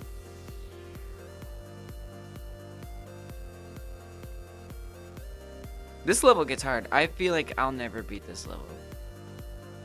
Maybe that's being self-defeatist, but there's a lot of goodies in here. Look at all that ammo. Dang. You have a maximum amount of ammo? I didn't know that. I guess I never got enough. Oh, they're always hiding in these little corners. No, stop. Okay, we got that extra life. But now I don't have a good gun. Oh man, it's brutal. Oh God, where did you come from? Okay, all right. We're so back. We are so back. Oh my gosh. Yeah, and then those like those little alcoves. So many little alcoves. You almost have to memorize it. Kill the postman. That is what he looks like, isn't it? Yeah, right? Isn't that nice? There you go, just add facial expressions in your UI. Bam. Wolves. Okay, in here. Teacher sneaky. Okay.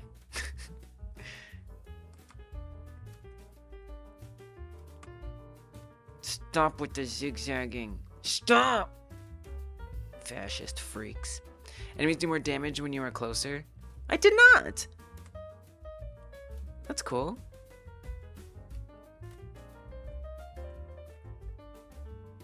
It seems like I just don't... that's not true for me. Oh, we got dogs. We got dogs. Bad dogs. Oh no! Oh, we got guys. We got guys and dogs. Okay, the dogs can't open doors. That makes sense. I didn't know. I wasn't sure.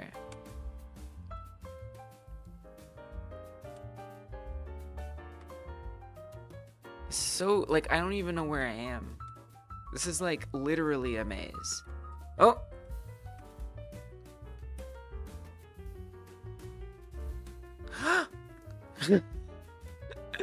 It scared me. Do I get to play on 0 lives? We're about to find out. Nice. Let's go. The player always does some damage, but it's hard to hit things that are far away. Yeah. Same damage, yeah. No more mail. I hate the mail. That's where my bills come from. No mail, no bills. Okay, so far so good.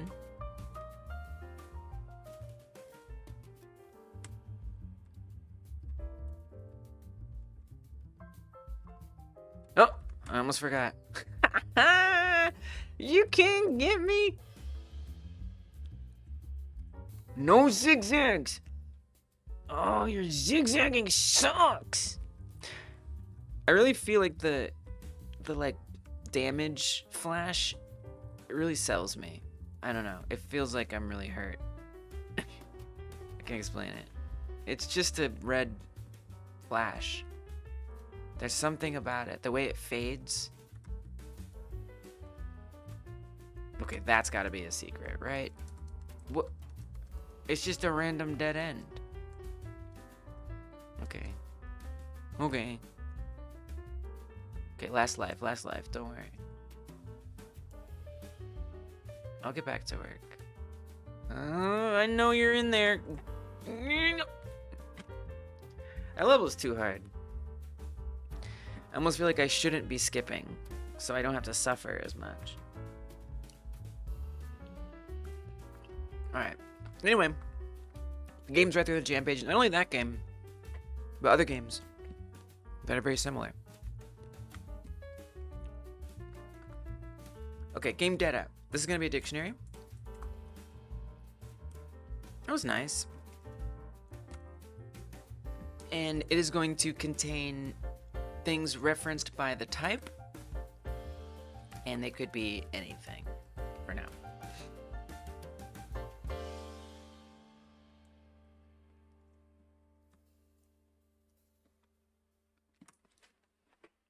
Expect a getter set for property declaration. Oh, what did I do? Equals. Okay. So in game data. Oh wait, I missed some stuff. Whoops, hold on. I missed some things.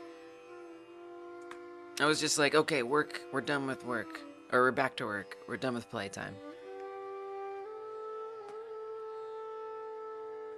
If I join the game jam, just make it hard enough. You can't get past the first 3 mobs, you win. It's worth a shot. It's worth a shot. Why not?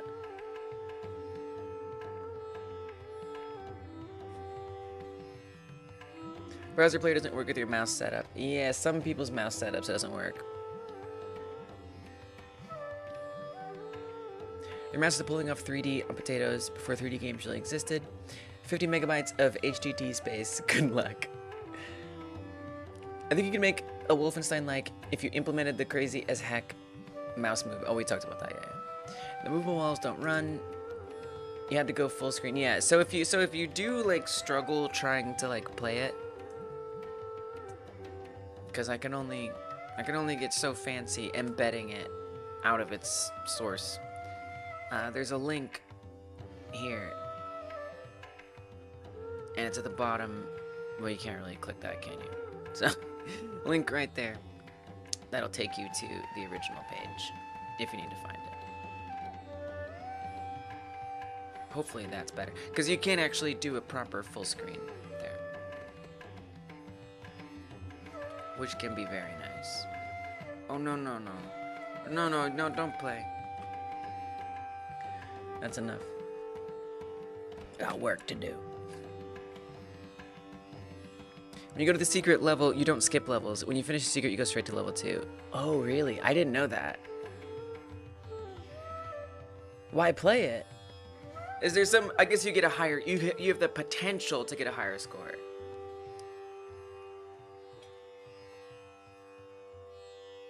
So it's not even like a bonus. Because if you die, you die.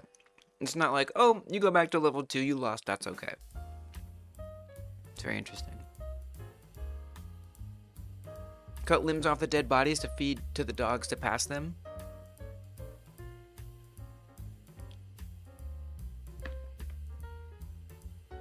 Jesus. Wow. I wonder if anyone's going to sim in a game where instead of playing the hero, you play as the villains. I will say this. There is a rule. There is a rule. And that rule, so as long as it doesn't break that rule, that is acceptable. The rule is entries identified as having pro-heinous people who use an ancient Eurasian symbol as their mascot. Entries identified as having pro-them or pro-fascist messaging will be disqualified. So it is a disqualifying factor. Potentially. I mean, one thing being the villains. No. Not playing as the villains. Playing as those villains. But you know, I don't know exactly what Vilicero meant. Vilicero could have meant, you know, generic villains based relative to the world that the dev creates. Or otherwise.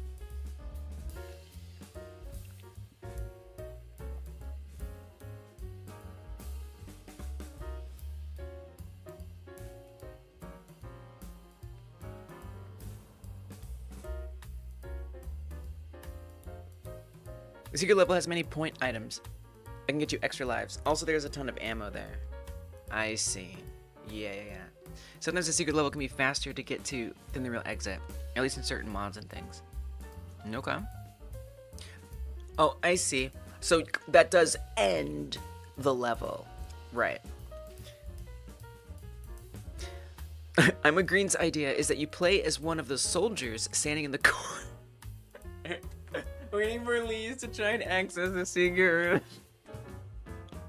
It's my nightmare. It's my nightmare. They're so sneaky. They're too sneaky. It's not right. Maybe the Zanies would work as a shorthand for the villains?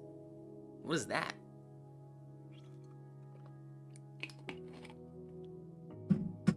Yeah, it's sort of a butt covering rule, the not pro-fascist, but it's up to me, ultimately. At the end of the day, I'm the one who decides if it has a pro-fascist message. I feel like y'all will be okay, probably. It's more against the type of people who are like actually of those belief systems and want to be edgy. You know what I mean? And flip it around is more the intention for that rule.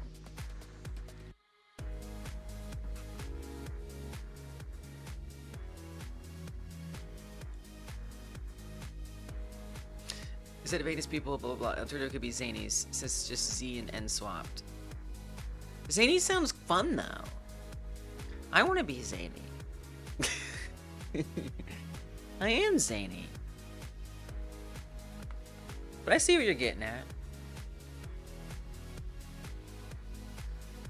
Okay, so in-game data, we're gonna say current money or type dot current money, and in this case, we're starting with 50 battery or type dot battery. That would be 100. I would say we just make that an integer. Float. Integer. And then equipment. I have no idea what that would be. Probably a dictionary of some kind.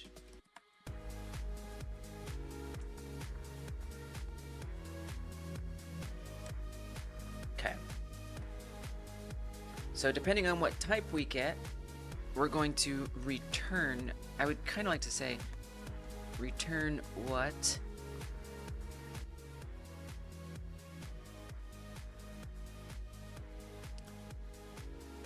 Variant equals game data get what?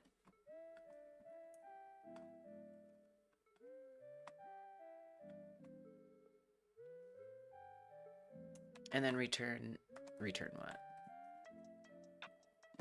Okay. That's where we get the money. Oh, set. We have to set the money as well. So we'll say update data. Update what? Type. But also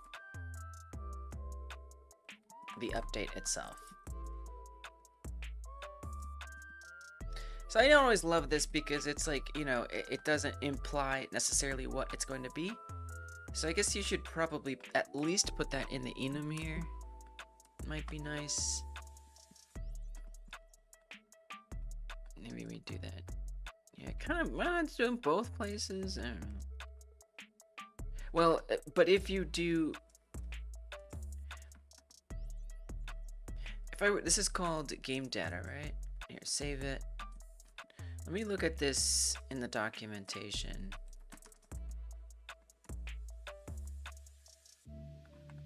No, because it would be nice if we could get like a description of each one in the documentation. It would just be nice. So maybe if I do, hey, welcome Key Duplex. I'm working on Wolfenstein-like. Yes. Oh wait, you made me say it. Paparazzi. Wolfenrazzi. Wolfenrazzi. Wait, I almost just said it.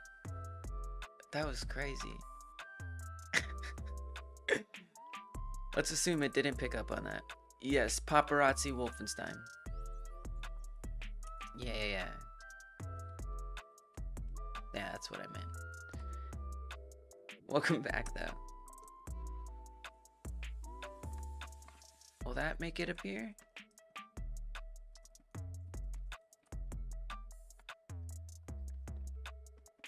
Because I feel like in the Godot docs, for example, tween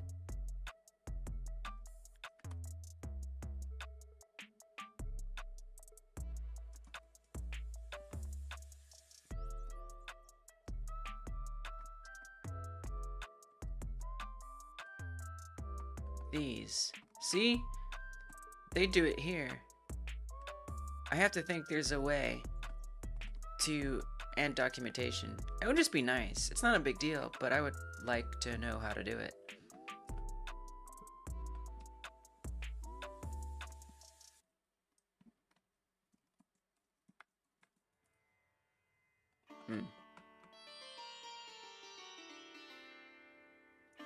Darn.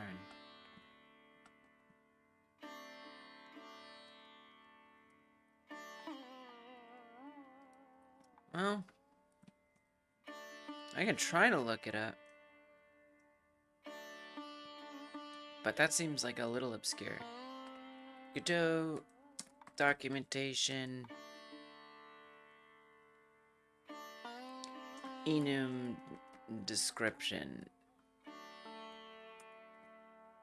paparazzi poppin'.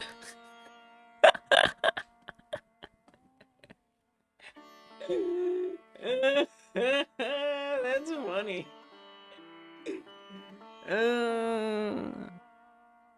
Yahtzee's classic dice game. Oh yeah, I remember Yahtzee. It was like sorry, right? Am I thinking of the same thing? Oh wow, someone has asked it. Oh wait, maybe not. Nope, that's not it. They're trying to find documentation on enums. Nope, that's different.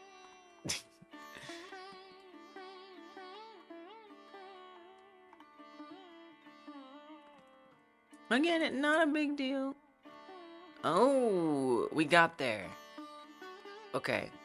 But isn't that what I was doing? Okay, let's try it. Yeah, indeed. Yeah, to some extent I knew what I was getting into choosing this game. The data type. Okay. Do you want me to do it for like each one or something?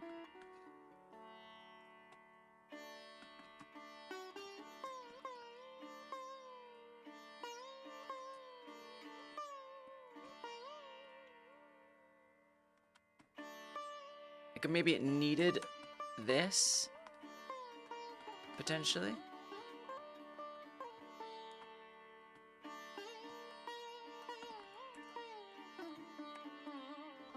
But it'd be good to know. Because I like setting up good documentation when I think about it. And in theory, someday, all the time. Okay. So was it the fact that there wasn't... I gotta find out. Is it because that wasn't there? Or is it something else I just missed? So like if I get rid of this, does that go away? No! I was just doing it wrong. Alright, well, at least I have a reference of how I did it right. So someday, if I'm like, how does this work again? I'll come back to this project and look at it.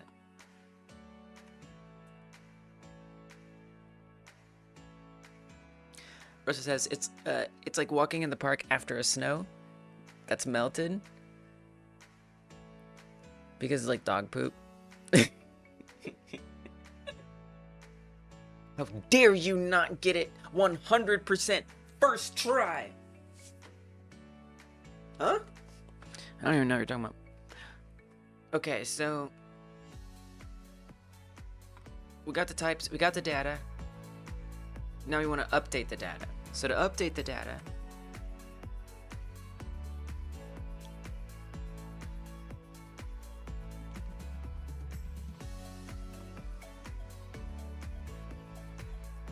we simply do game data update what equals update.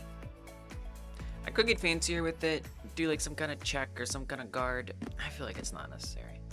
So we're just gonna do that. Like I could have like a boolean to confirm it was successful. I don't know.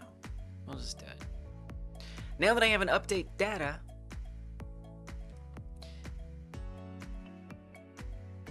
we're gonna say that when the face detection point is seen,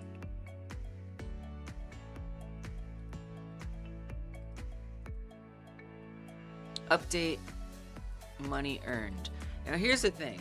I feel like this needs to be its own manager, calculating what the parameters are. So somehow, okay, this is actually where things get a little wild. Let me just set up a basic thing, and then I'll think more about it while I'm playing the game a little. Because I think it's going to be a lot. Not right now, but eventually. Update money earned.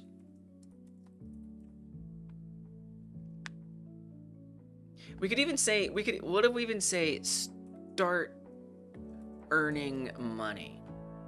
Or, well, we'd have to check for one thing. Well, whatever. Start earning money. We can also probably send data potentially through the area. That could be interesting because we could potentially use that to determine the distance between the player and the enemy. But anyway, start earning money. What I want this to do is, first of all, if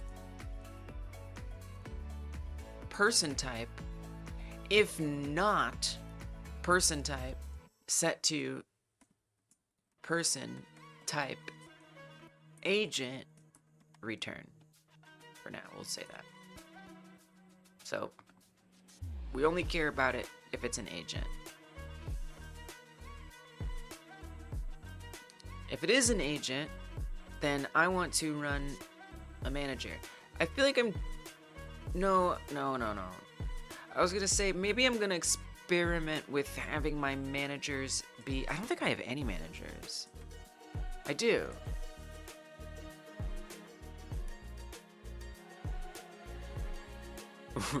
Where are they?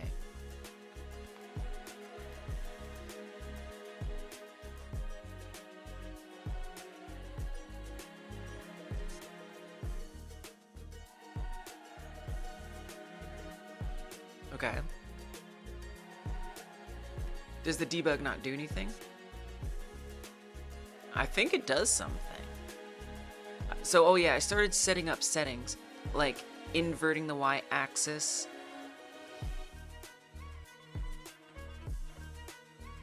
See if that works.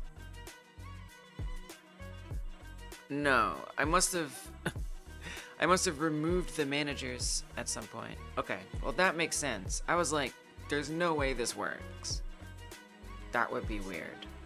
Okay, put the managers back in there. Can I disguise this with the money? Whoa, that's a good idea. I like that idea.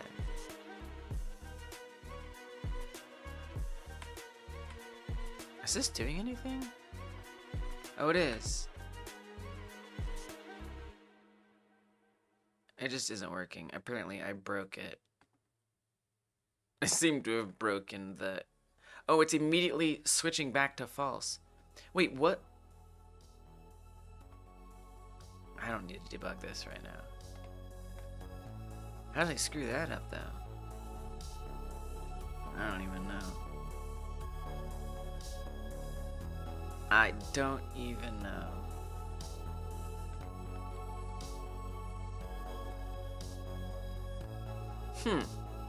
That did work at one time. I promise, it did. I swear it. It used to work. That's a really good idea, disguises. I like that. Oh, okay. Where is it?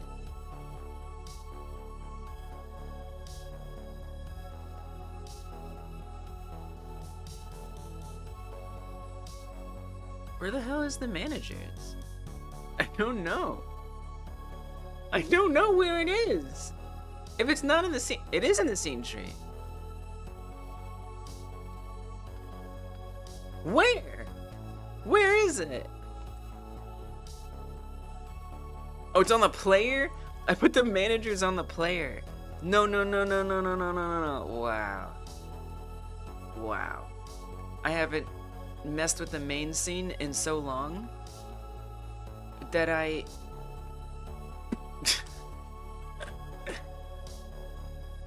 just forgot it existed, apparently. Okay, so it doesn't work, which is annoying, but at least the debug isn't broken. I'll have to circle back to that. What are the point of wanting to buy things to them? Yes, absolutely. So let me show you my dev doc or something like that.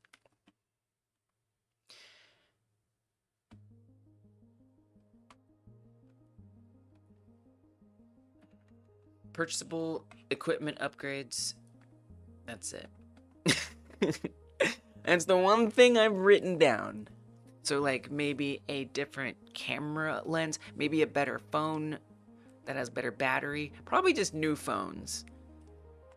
Maybe, yeah, I don't know. I kind of hadn't thought about that. I was just like, well, first let me build the systems and then I'll worry about what I can add to them.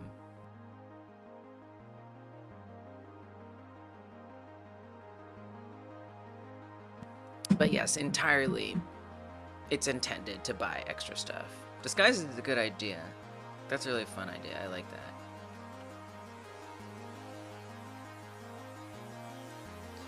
Equipment upgrades, disguises. It's a nice one. Yeah, exactly. Precisely. Disguise is interesting. Disguise sounds, I don't know about a disguise, because, I mean, it's, to me that's scope, like, I'm probably not, scope creep, like, I feel like I'm not going to be able to do that for the jam, because, you know, like, the implication is kind of wild, like, just think about this for a second, like, you are going to impersonate, like, a federal officer in the United States. Because guess what? Not only will the ICE agents, oh, this isn't necessarily the United States, but it's implied heavily. The ICE agents, you're sure you're fooling them, but guess who else you're fooling? You're also fooling everyone else. The people who aren't ICE agents, the regular people. So what are they thinking? Do they like react differently and they're like, oh, they like run away from you or try to attack you or try to film you and you have to like make sure you don't get, I don't know how I feel about disguises. I don't know how I feel about disguises actually. It seems fraught from my lore perspective. What if it's like the GTA star system? They get to know what you look like, so changing clothes lowers your known level by the agents. Nice. It sounds a little frustrating and boring. Your videos is very tall. Okay. Welcome. Hey, Goblin, welcome. Going strong. Yeah. Do not use AI. Okay. Easy. Crap phone gonna have low quality, less chance of a good evidence-worthy photo. Yeah. So that's definitely already gonna be the thing. But I don't know. The idea of like adding like just like something annoying in the way, like oh you're being recognized now. It just to me that like takes the fun out of it a little bit. Just guessing. So yeah, I don't know. I'm gonna put a hard no on disguises actually for now. A soft no. Yeah, I'm not interested. I think I feel like it's, and then I hear what you're saying, but like, I don't like it. All right. So my debug isn't working. I just have to not care about that right now and fix it later.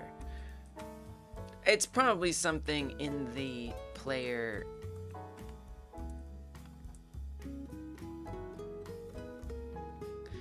basically in the phone movement, we check if something is inverted. Did I switch these around or something? That shouldn't matter. Yeah, I have no idea. It's actually should probably be inverted now. Oh, maybe, I wonder, wait, what the hell? It didn't even matter. I'm basically confused. Pretty much, I don't understand what's happening. Why don't I get rid of that?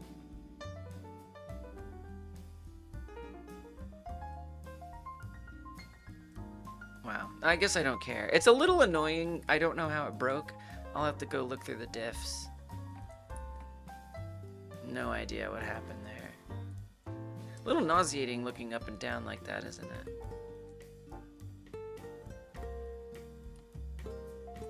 I'm a little agitated that happened. I'm a little agitated. But I'm gonna choose to let it go for right now. I guess I need to make a new document. We got bugs. We already got bugs, baby. We got bugs. That didn't take long.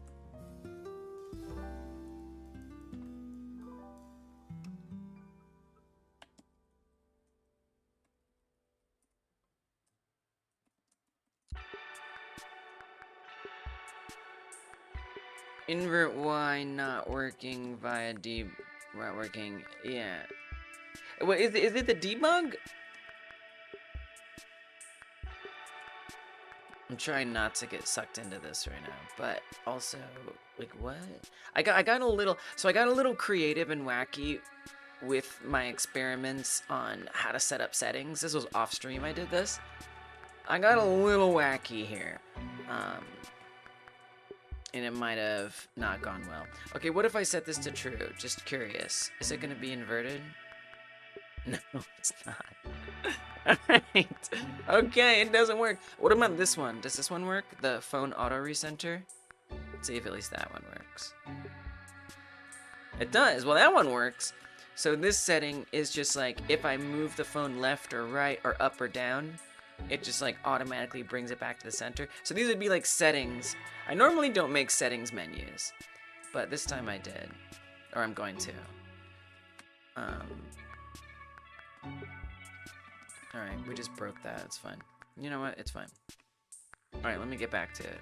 So I was gonna make a new manager that manages money. So we're gonna create a node called manage money.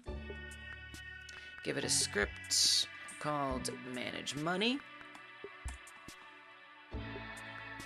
Did something bad happen while you're away? I don't know. If you don't pick one, why do you say that? If you don't pick one, it used your existing name with random characters added at the end. Say on YouTube thingy. Something great happened. Something great happened. Wait, what is everybody talking about? Standard YouTube username thingies and slash update. Mildly sus that those two new people have a dash and 3 random characters at the end of their name. Oh, that is a little sus. But Goblin Slayer is not sus. Goblin Slayer is cool. I don't recognize Aliamine. But Goblin Slayer is cool. What Ivan said. You're welcome. You have pizza. Hey, you have pizza. You're welcome. Pizza Club. Good job. I am a green. You're spreading the good word of pizza.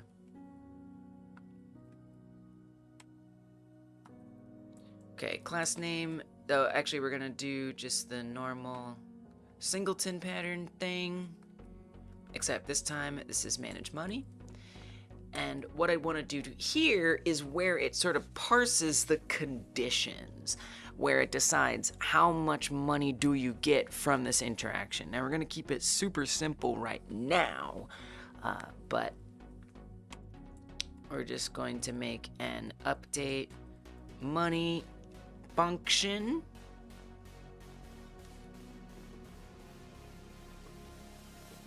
And this could be increasing or decreasing, I guess, in theory. How much float?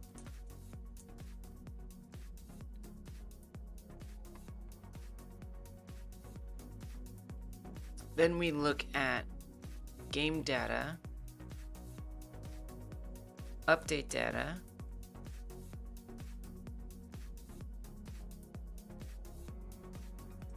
game data type, current money,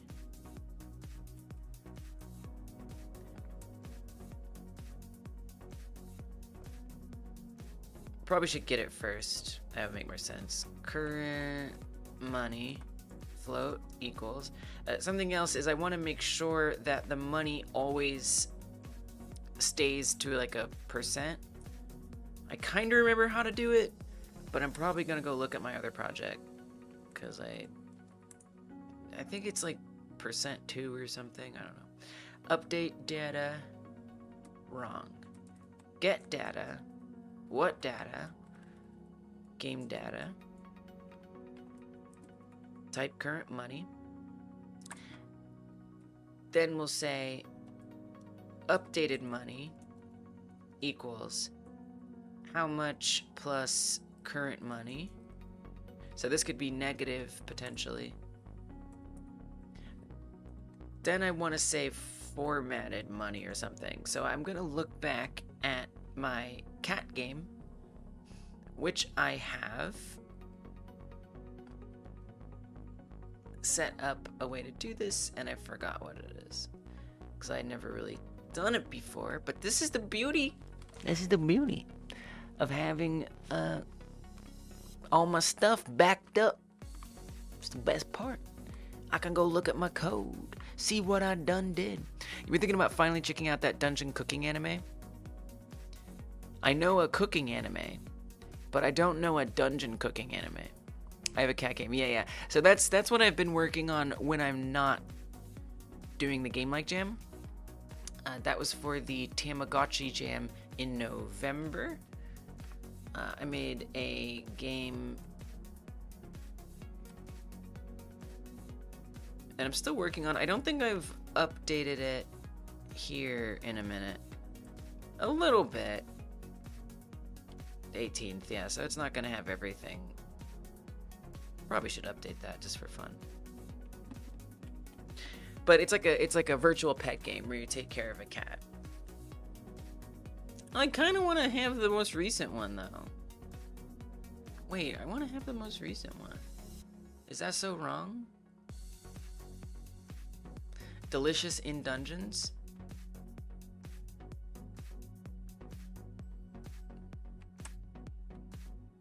Sounds fun. Sounds creative. I like that. But it's basically like this. So you have a cat, and then you have money. You scoop poop. So it was made for the Tamagotchi Jam, and I just sort of like, I don't know, I was having fun with it.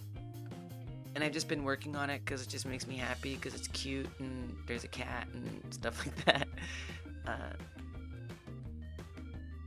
You know, it needs a lot of work, but I'm kind of basically using it as an excuse to learn how to build good systems. And this is where I first made a phone that had a camera. But I'm using it as an excuse to learn how to build complex systems really well and really in a way that I feel good about and that I'm learning how to build good systems with. You're such a cute cat. Thanks, Felicero.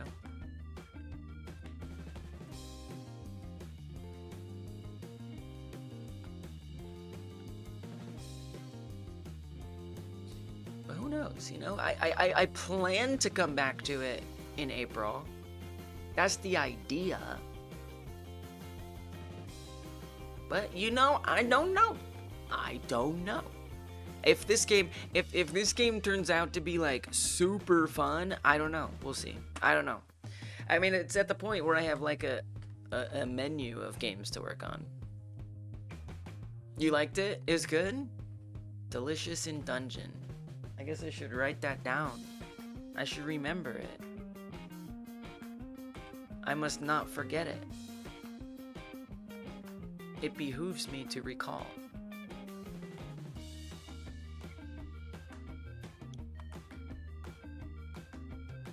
What was that other cooking anime? I really liked it. I didn't watch much of it, but I watched enough to really like it.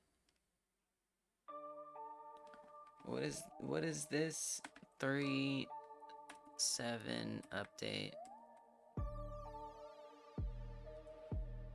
Shop implementation begun.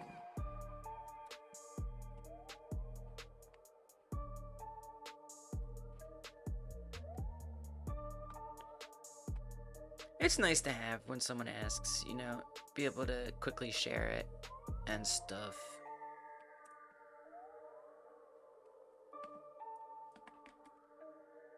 Oops. Oh. What the hell? No. Don't delete the whole folder. Unthinkable.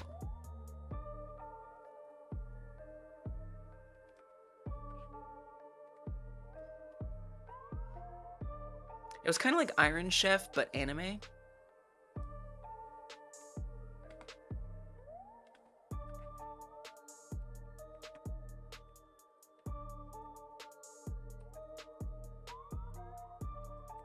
As you were concepting what make your roguelike, Delicious in Dungeon was part of your influences. Really?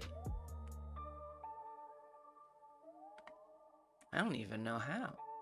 Oh, Kai Guy. I thought Distron said that. I see. I was like, I don't know what your roguelike... Wait, what was your roguelike gonna be? I know you didn't want to say, but now, you know, maybe now you want to say. That sounds so interesting. It's about eating food? Did you tell me? Maybe I forgot. Is it on me? Did I screw up? Oh. Oh. What?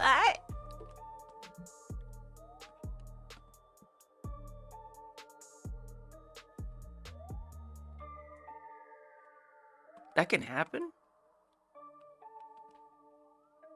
Did I just put something in there I wasn't supposed to put in there?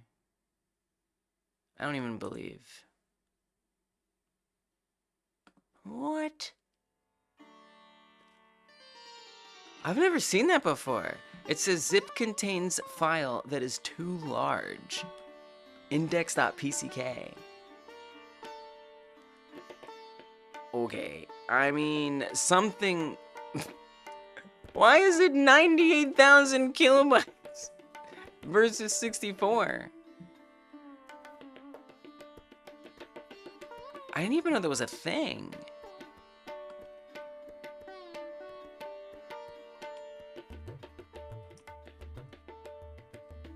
Did you know there was a thing? I didn't know there was a thing. Well, anyway.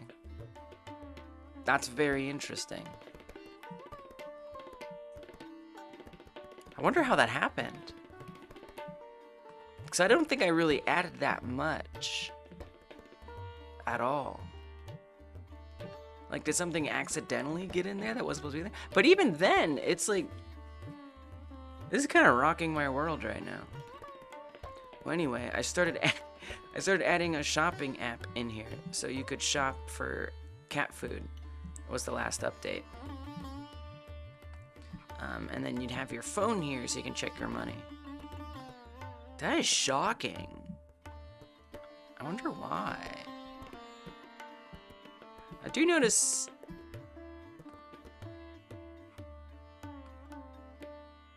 I don't know. Huh. I wonder...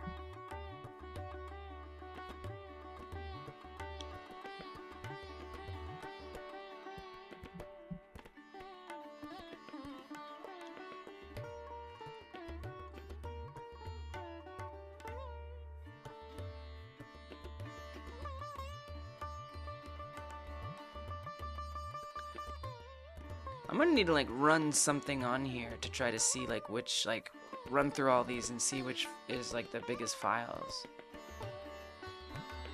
Something weird must have happened. Did we export it with the exports in them? Perhaps? Maybe I didn't exclude the export folder. That has to be it. That has to be it. I'm gonna go with that. We're gonna say that that I packaged it. Yeah, Winterstat. It's a little slow though. I think that I must have packaged it with the other built games. That has to be what I did. I don't even have a doubt now. That's gotta be what happened. Cause it might even be less than the last one now. I just don't even believe that it could be that big. It just doesn't make any sense. And then it would make sense why it increased so much if it had both the last one in there. Yeah, look, now it's 42,000. Okay. I was like, no.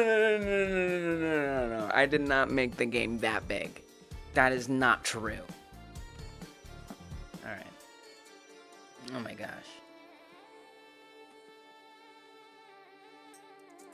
Holy moly. Well, now I know that that's something I have to be careful about.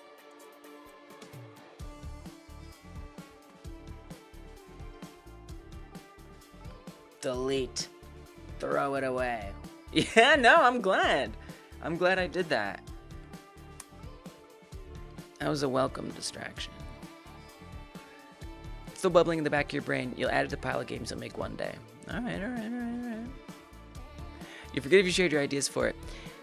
But it's a lot. Story theme takes from Delicious and Dungeon, Dragon's Lair, Laserdisc game, and epic rap battles of history. I do vaguely remember you saying that. What? What is that game? That game sounds wild. It sounds like an absolute fever dream.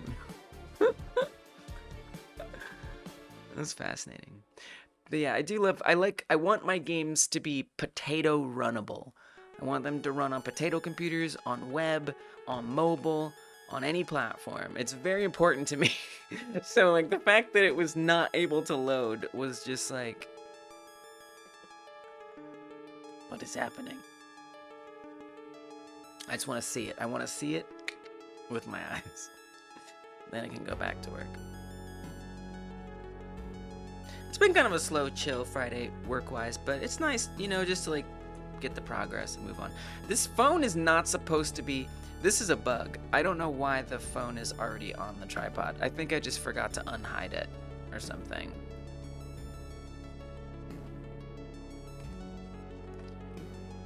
Okay. But it's definitely not supposed to already be on there. That's okay. Oh, excuse you. Excuse you? Look at me working on another game. I do like working on this game. Like I don't see myself like not working on this game. Okay, I enjoy working on this game. I'm like, okay, we're working on 2 games at once today. In the middle of a game jam. Yeah. Welcome to my stream. Where the ADHDs.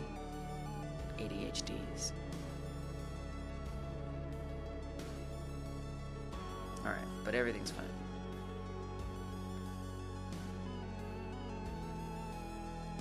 Okay. Alright. One more build. Just one more build. That's funny. I've been building it in.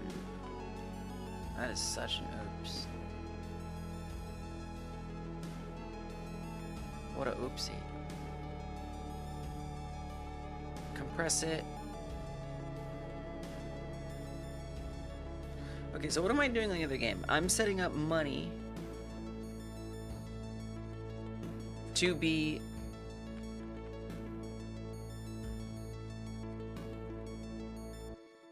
updated when we're filming.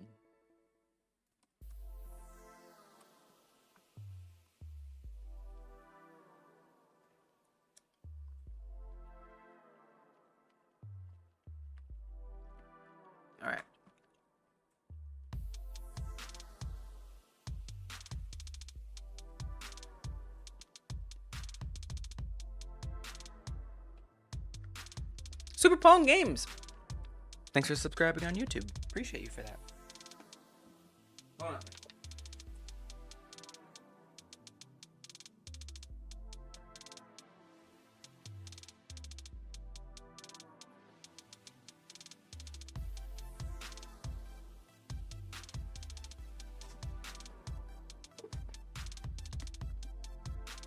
You're not glued to the screen, but you're just thinking that, wait, what? She's working back on the cat game.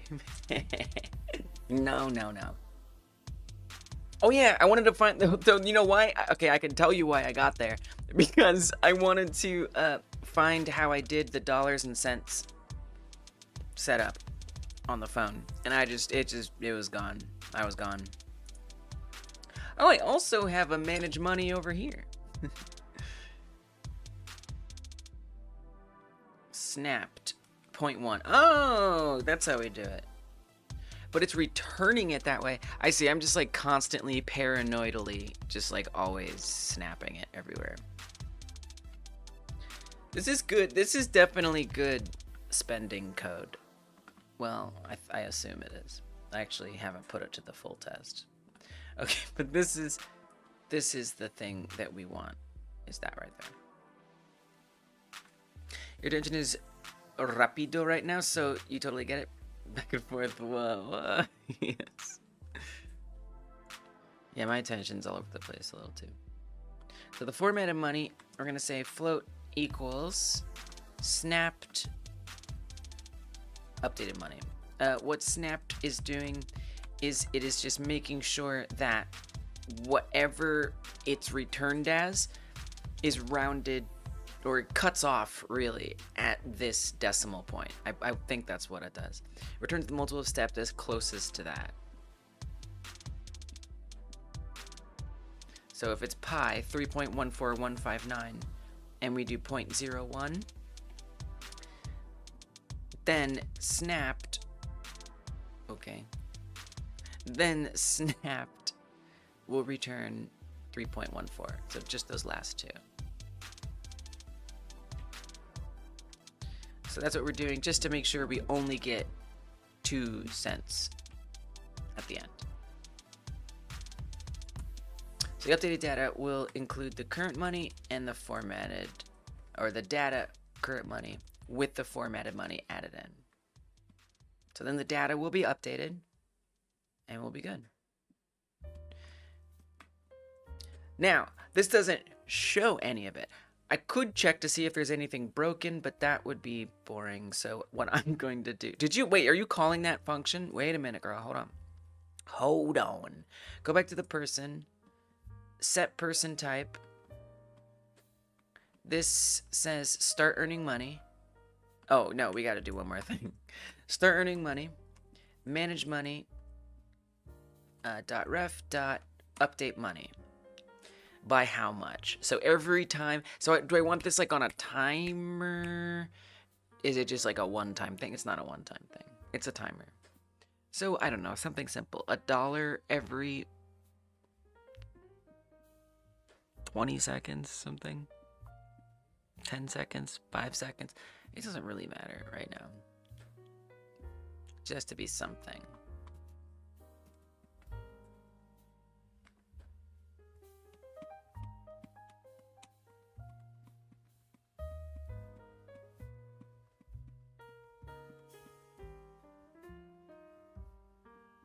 How do I communicate that? Because this is only going to run one time. It's only going to run once. I almost feel like we should call something else. Like, maybe, or put something else on here. Instead of just saying how much, let's also say how often, but then how do we stop it? What if it creates a timer? What if it instantiates like a little ticker and it contains its own like logic on it, and it has its own time, and it keeps to itself, and it increases the money on its own, and then when the condition is no longer met, it destroys itself. Only it's that easy to update my money. Oh! We just create a little ticker. It's easy. I think that actually makes a lot of sense. So, okay. Func create. Let's keep update money at the top.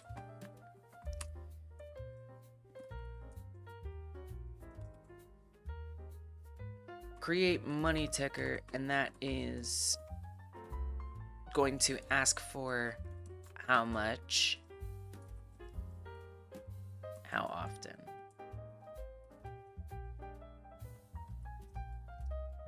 And this can return whatever that's going to be. Well, we got to make it. That will be literally just a timer node. Money ticker.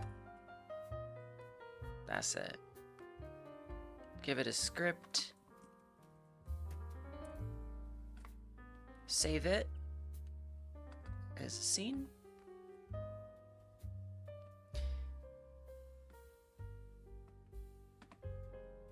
We'll come back to that.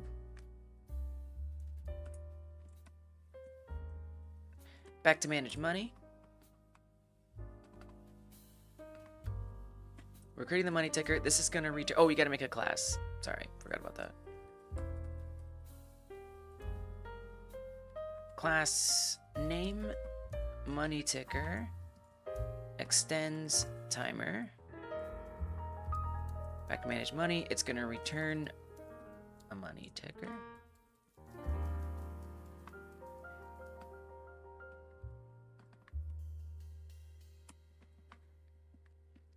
And let me put this over here as a instantiatable scene. I'm going to type it to a pack scene.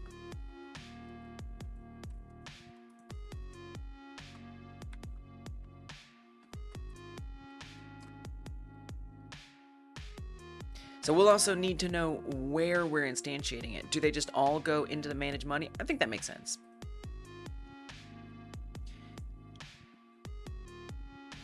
So I would think that the money ticker needs to have this information.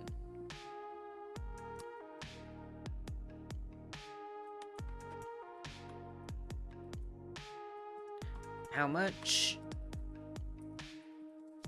How often?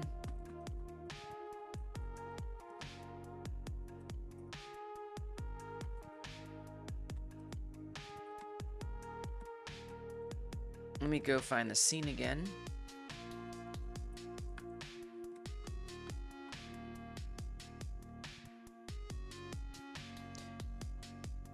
It's not a one shot. Yes, auto start. Wait time, sure, 1 second, it doesn't matter.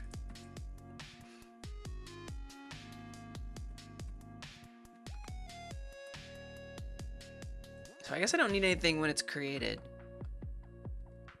Well, yeah. Well, we would need to make sure how much and how often. So yeah, let's make functions for that.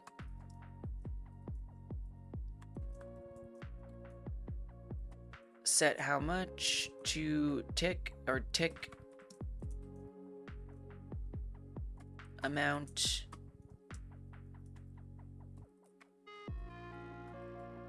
Which takes in the amount.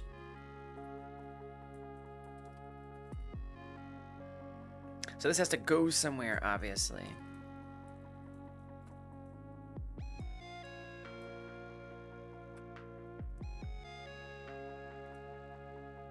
I'm kind of thinking I want to keep that consistent. Let's call this tick amount. Tick amount equals amount.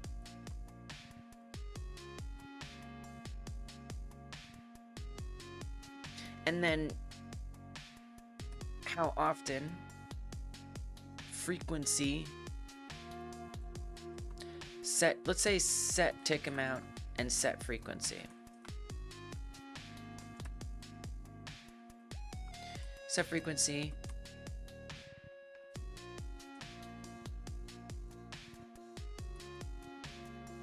In seconds.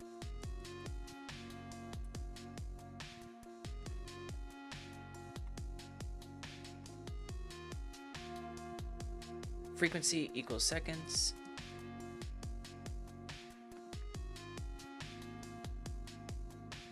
But then we also want to make sure we assign these or have these actually do something. So both of these need to be in. I feel like we need to put them both in one function. I feel like separating it. Well, you can here do this. Make this local and then say initialize ticker. And then from there, it'll ask for a tick amount and a tick frequency.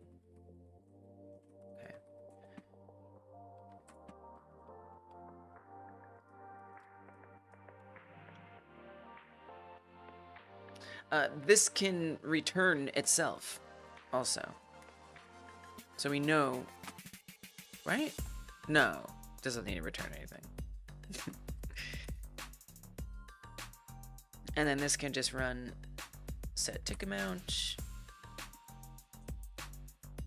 and set frequency. Okay. After we know those are set,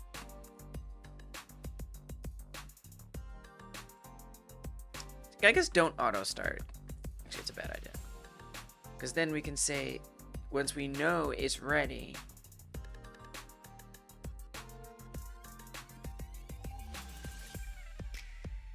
you don't want to autocomplete start for me? Like, am I bugging? That's a... Oh, it is. It's auto... Wait.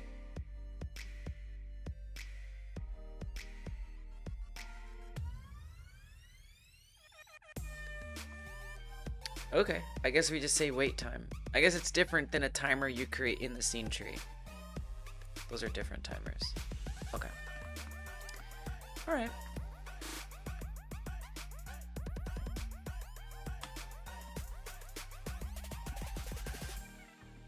Where are these? Why am I not getting auto completions here? It's definitely a timer.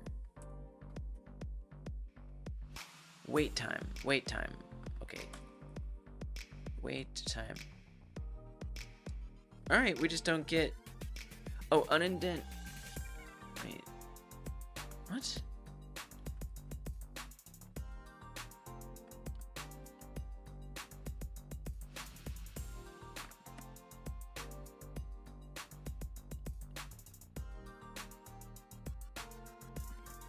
Where's my typo? I don't know. Oh, I indented too far. Oh my gosh. Okay. So we still don't have a start though. We do have a start. Okay, I thought so. I'm like, what's going on? Okay, we have a start. Jeez.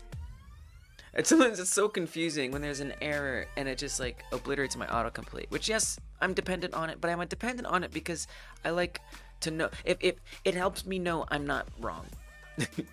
If it's not there, I did something wrong. Okay, start, and this is gonna put in the frequency, and something has to happen. So we also have to connect its signal. Would be good. I will ready connections. Don't do that. I always do that. I start typing it like a function, even though it is not yet a function. And we're gonna say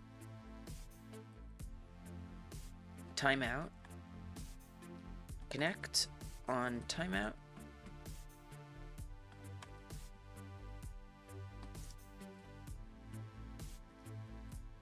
and when it does timeout, that's where we do the tick amount. Now we have to do something with it, so that would go to manage money.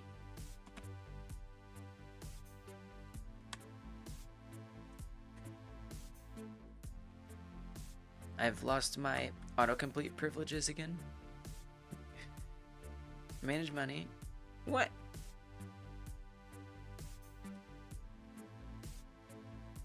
Oh. Oh. Yeah, it doesn't like that when there's an error. Okay, so we create the money ticker. I'll do this. It's okay. variable new ticker,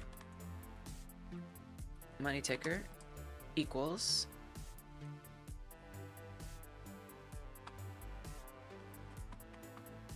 make that private. Money ticker instantiate as money ticker.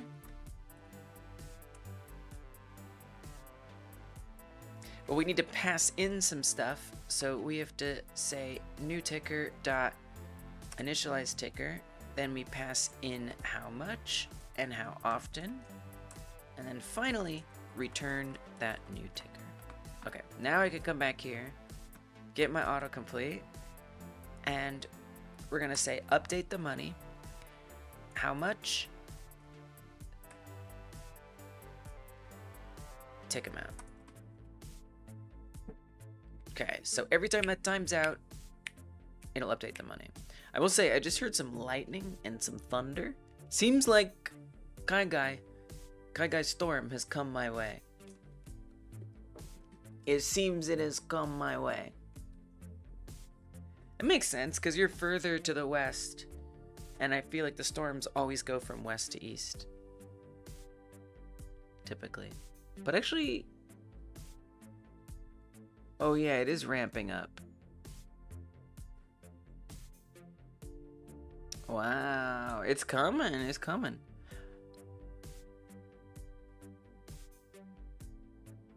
Dang, I better hurry up.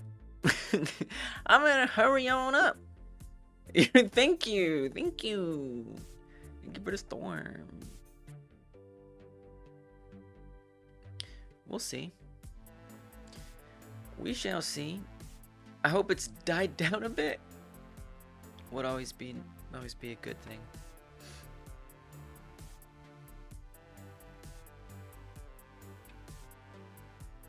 I'll try to keep an eye out.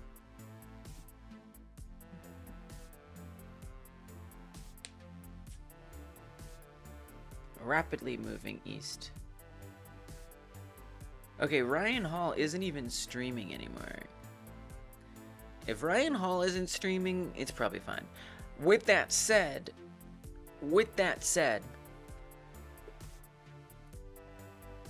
hopefully it won't still knock out the power. Then I'd really regret not having the backup set up. Oh my gosh, that'd be terrible. GG's. It would be GG. The stream would be GG.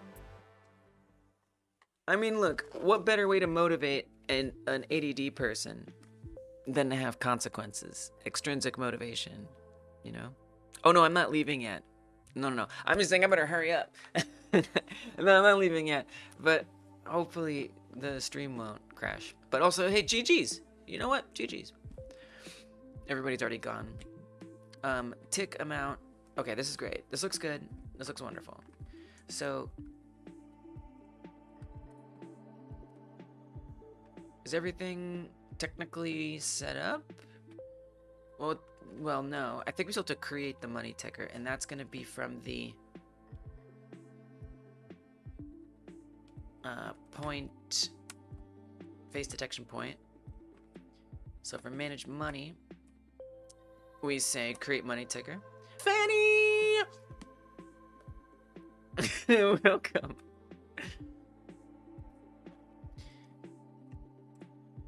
Doing the money. Exactly. Yeah. This one's how much and how often. So, you know, this will depend and evolve. So right now, all we know is that it is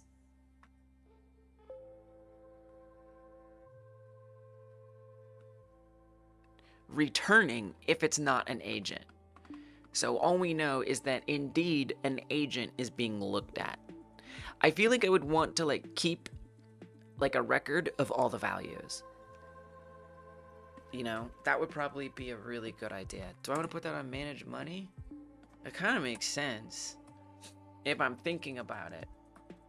Variable money data, money content, money reference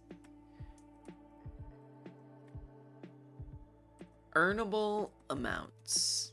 Okay. That'll be a dictionary. No, yeah. That'll be a dictionary of, well, make an enum, as one does. Enum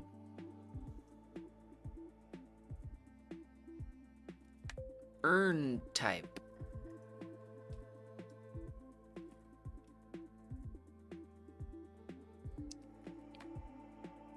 Is agent. Agent detected. I don't know, we'll see. That'll probably evolve. Earn type. And this will be floats.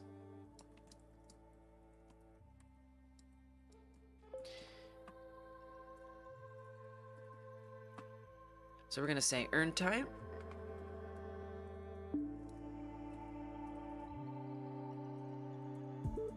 Agent detected. Agent detected. It is, okay, I don't know, $1. Okay, it's the lowest amount. You actually want two values because you want to know what's the ticker speed. We want both of those.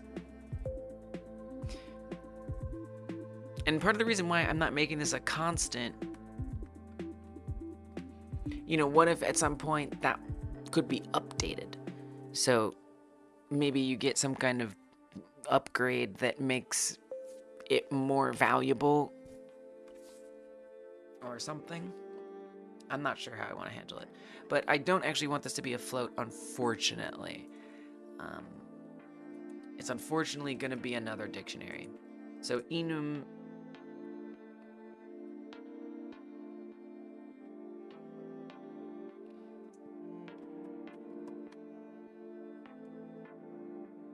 ticker data, ticker stat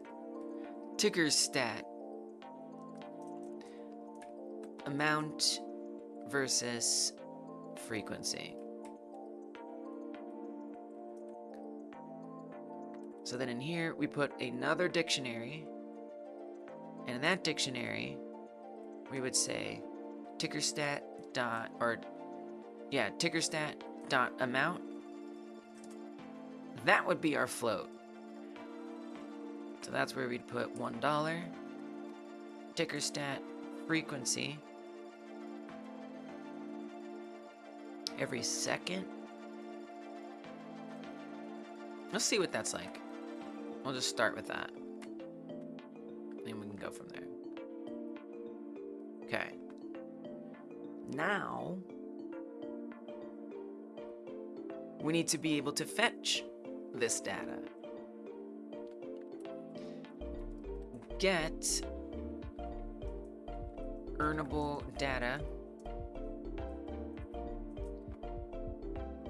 This will ask for an earn type.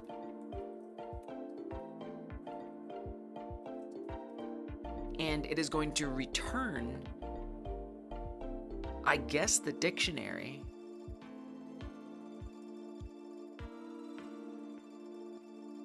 Couldn't we just put this in create money ticker?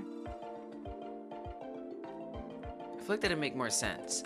Instead of defining how much and how often here, we just say, what is the earn type? You know? I think that makes sense.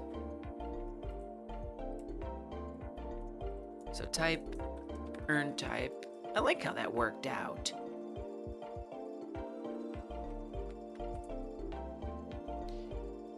Variable, how much, float equals earnable amounts.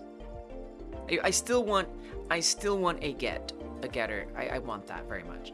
So get earnable data, type, earn type, and then it's going to return a dictionary. Getter, you hardly know her? Have you tried to set her first?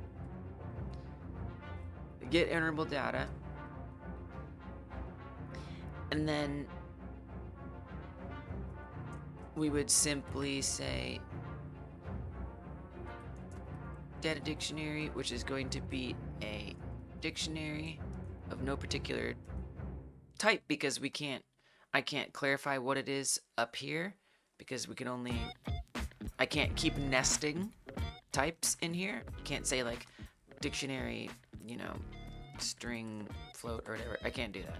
So that means that I can't really type this in a way that feels good. So we just have to keep that blank. Data dictionary equals earnable amounts. You don't want to call that data. I just think that would be better. I'm already confused by earnable amounts. Earnable data.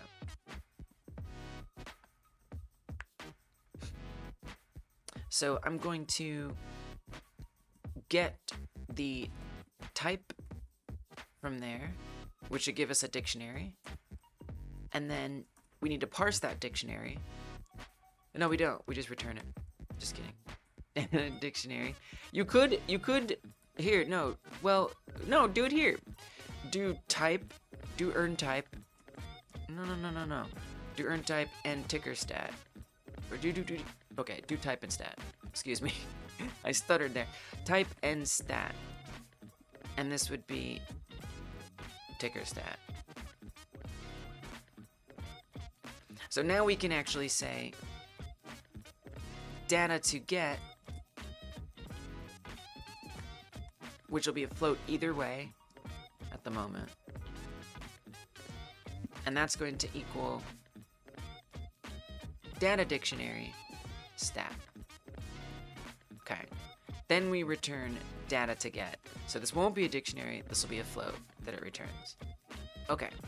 So now we say how much equals get earnable data. The type is type. We already have that from up there. And the stat is going to be amount. Okay. Do one more. And this one is going to be how often. And instead of amount, we are getting frequency. All right, now we can pass in the data to initialize the ticker. So this does mean back on my detection point, we need to pass in the right thing. So when we're creating the money ticker, all we say is what the earn type is.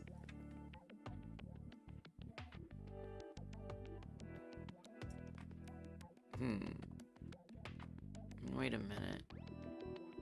Oh yeah, we could do different ones. I was gonna say we could pass in the agent itself, but there might be something else. Yeah, okay, yeah, let's make that its own thing. Because it could be nice to just say, oh, just pass in type agent. But it might be different, so we'll see. I might refactor this at some point, but for now, I think this makes sense.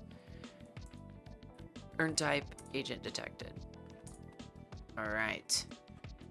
Now, I don't still actually have a place where we see the money go up.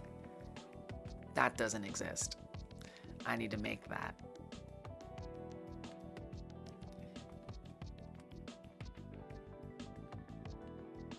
That would be something we do on the phone screen, which I would of course need to create.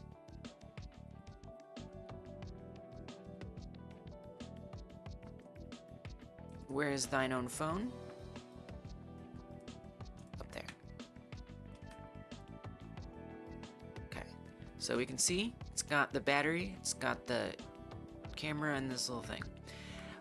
I want to figure out where I want this money to go. I'm not going to get super fancy with the design right now. I'm just not. We're gonna do enough at the moment. A label,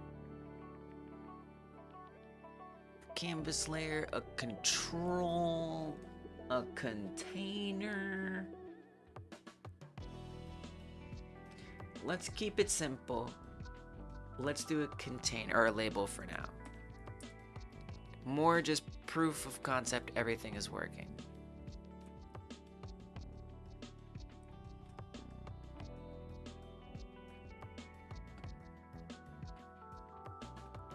Okay, so I don't get to see any of this, which sucks.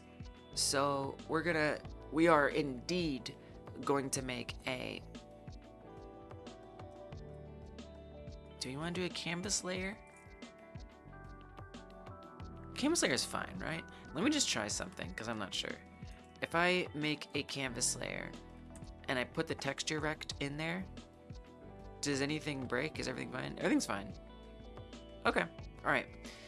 Then let's put it in a canvas layer. And then I'm gonna save this. We're gonna call this the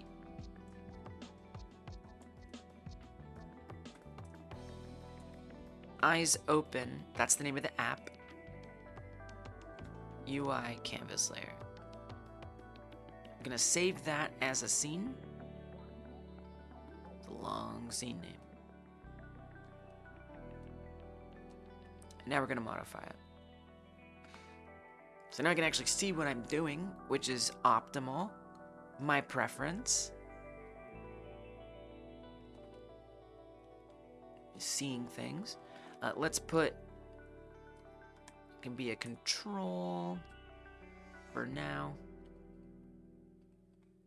Make it fit the full size. Now this is technically going to need to be shrunk down to fit vertically, which is weird. It's gonna get a little weird. What would happen? No? Okay. It would just be kind of nice if I could just, like, have it be vertical. That would be great. But I don't know if I'm gonna enjoy that luxury at the moment. So what if, for now, we just don't worry about it? I'm gonna make this font size a lot bigger. Let me see if we can already, well, yeah, well, we should be able to see it on here. Okay. It's not. Because it's probably somewhere else. That's the tricky part. So if you scale it, it appears, and it's all squished.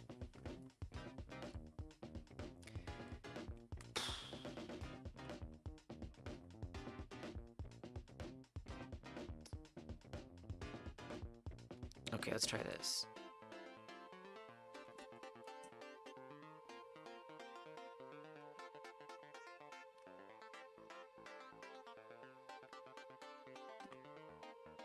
Let's make this be smaller, for one thing. It would be nice if it was like literally, actually, 1080 by 1920. This would be optimal. So that way, that's the actual size that we're working with. So I'm gonna set the anchors to that current ratio. See where that gets us. Okay. That didn't that didn't yield any benefits. Cool, cool, cool, cool, cool, cool, cool, cool. Now what if I okay, hold on. We're just gonna add another control for now. Oh, right, it always inherits.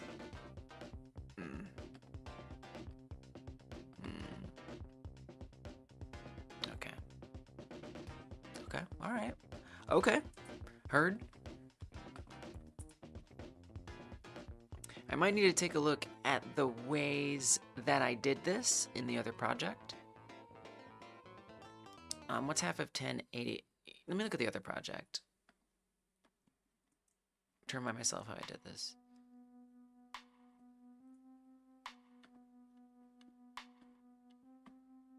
This. What is going on here? What is this situation right now?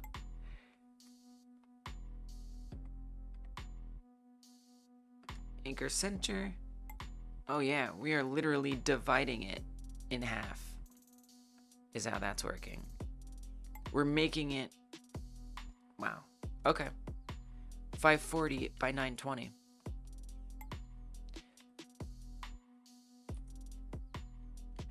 Okay. What else? And then it's even positioned? Well, I think we're doing center. So come over here. Hit center. Oh.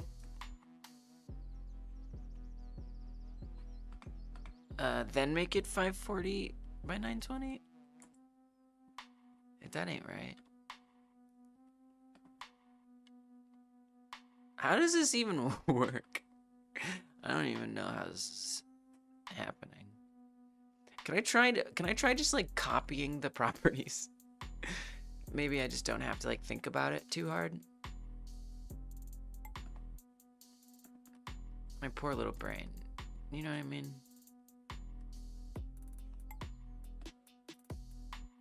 Paste the prop.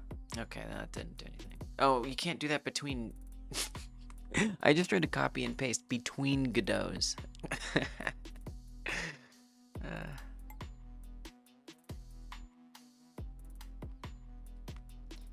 Inherited, center, 540, 920, 960. So, I mean, this is this very specific position. Surely we're not just, like, copying this. Really? We're just gonna paste it like that? Thanks for the hydrate, Fanny. Cheers.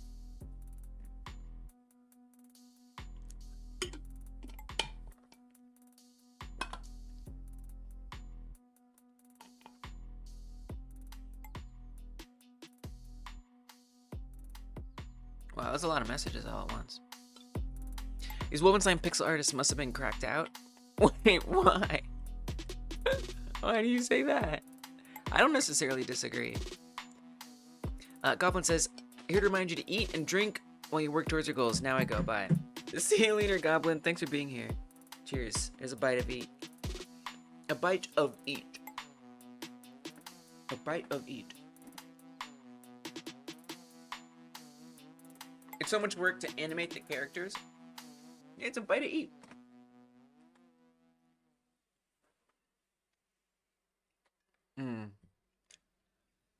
Right, because they like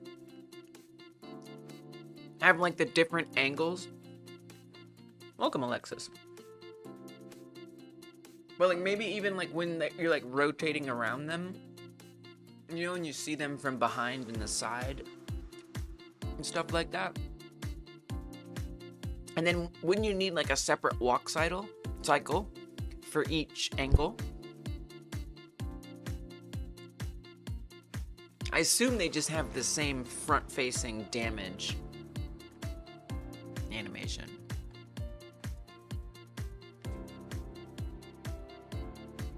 A good night of rain.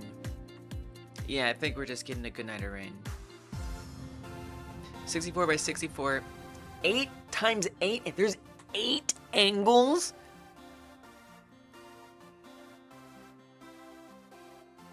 Duck is making a true wolf-like. Ooh. That's a lot of angles. And it's 4 frames. 1 billion. Solid math. Fuck you, gamer. You gamer.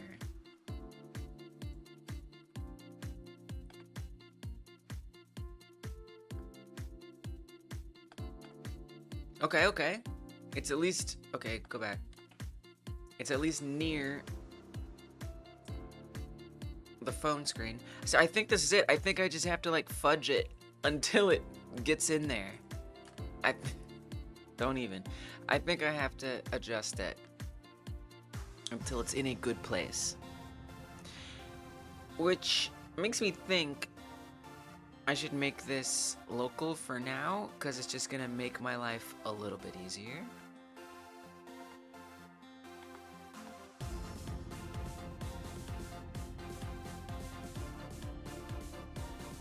There's 8 angles, though you only need 5 if you're willing to flip the sprite. Right. That makes sense. In Wolf 3D, there's only 1 angle for attacks. Right. As the enemies never attack anything besides you. In Doom, there are 8 attack directions. Damn. Duck can flip the sprite. Definitely will. You already aim for the arms in the run. Yes. Yeah, come on. You don't deserve all that pain. Oh wait, yeah, Duck, you're working with Distron. I remember now. Ah, yes. It's a collab. I remember. Stop. I wish it would. If I'm in 3D mode and I click a 2D node in 3D, I wish it wouldn't automatically switch me to 2D.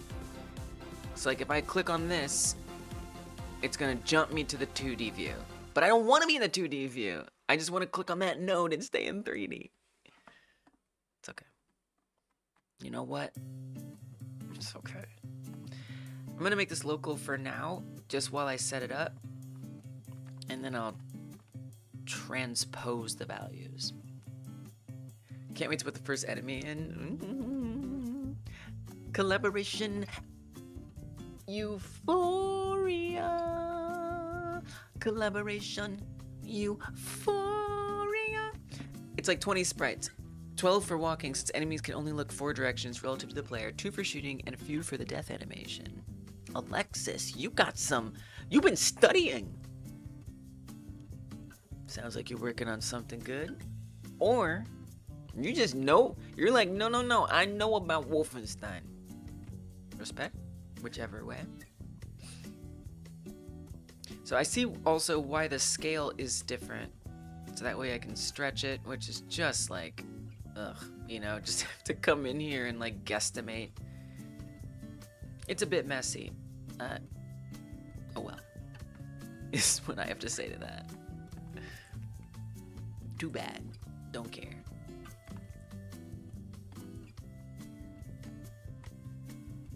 Just give me the workedness. The working. Give me the work. Oh, then we could probably link it and shrink it. Link and shrink, baby. Is this definitely centered? Make it centered right now. That way, it can be my reference. Hell, you could even make sure, please. Okay, a couple things. One thing at a time. It's a lot.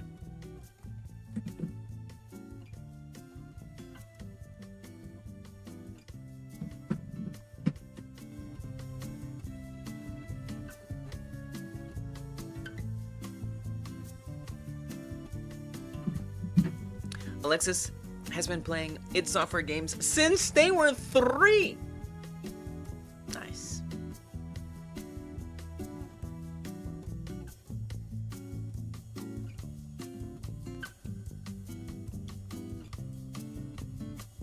Okay, I'm gonna make sure this is centered real nice. Please. Please? Anchored in the center, yes, let's do top center. Okay, now I do have to oh god, that was kind of a mistake. It wasn't a mistake, but it was a little bit. Can you just... No, you can't. Okay, hold on. I just need the positions back again. I don't care about the positions, just give me the scale. That's what I care about. Give me the scales. Okay. So we're actually going to remove that.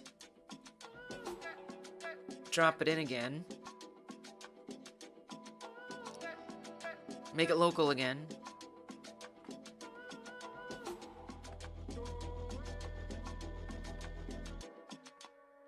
Please, what if... Okay. Idea. What if you don't do it this way? What if you use the... Oh, we can't set a pivot on the canvas layer? Okay. Alright. How about it's not a canvas layer? How about it is a...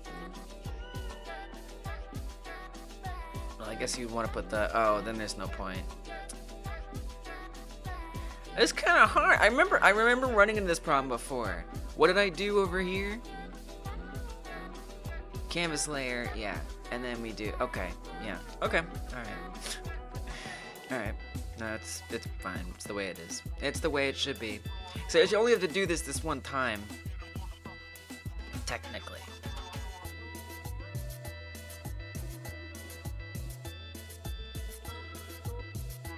Oh, it's thundering. If the stream... Now, I'm hoping the power doesn't go out and the stream doesn't drop out. But if it does, you know why.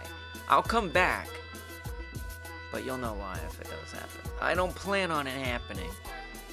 Attack or dash will be based on the direction the player is moving. It adds new combos or lets you strafe. Yada, yada, yada. Whoa. We got knowledge being dropped right now.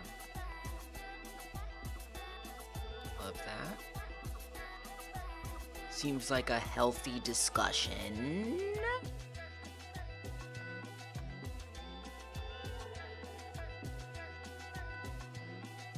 I insist on that. Okay, great. And it does still feel a little not quite centered, so we'll adjust this. So one thing that I can do to ensure better center... Oh, but I just... You gotta make sure you have everything that you want in here. It's a very weird kind of setup. I mean, I'm doing a weird thing, so I don't really blame myself, but it's all weird. Because I kind of need to make sure, if I put some guides on each side of the frame, it'll just help me like line this up better. This isn't the most important to get the money working, but it would be nice to just like, when I come back to work on this, I don't have to fiddle with this stuff, and I'm just thinking about other things. It's kind of just like the initial pain of setting up the screen, kind of.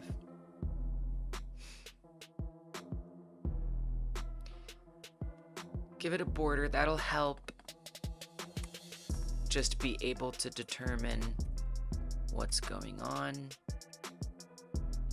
I'm gonna make it bright red. It's pretty thin, probably need it to be a little bigger than that. Okay, 5, I can see that. And then for the background, let's see, so it's the app. I mean, you want it to be invisible, so just don't make that be anything. Okay, so now I have this like border around it, which should help me position it. Okay, just delete it. Bring it back. Back over here, make it local.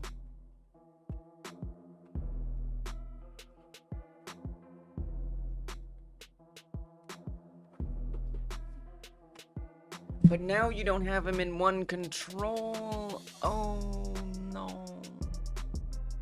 Do it again. Delete it. Delete it. Put the panel container in the control.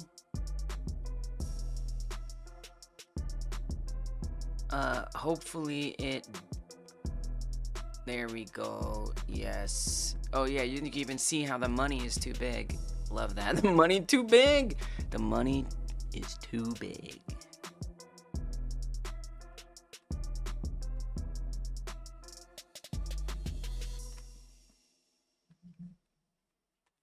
Okay. Now, obviously, I don't want it to be right there.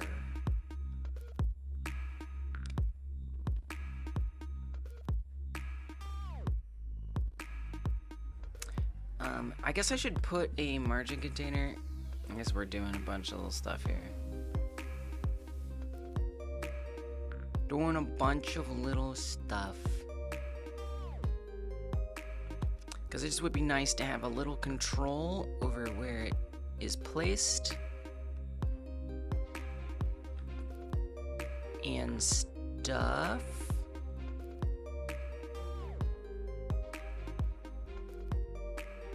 Yeah, maybe put it on like the top bar there.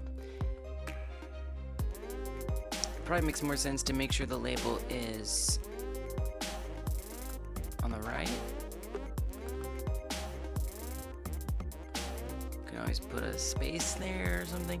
Well, that's what the margin container is supposed to do, but okay, there we go. Yeah, that's correct. Okay, that's what I want to see. Yeah, center margin container, center label in a margin container is always kind of weird.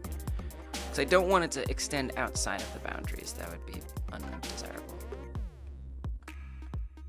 Okay. Good. Make the font a little smaller. Obviously, we'd want it to be like green or something. You know, there's juice. I would like to add juice. That would be optimal. 76. But oh gosh, it's thundering. It's thundering.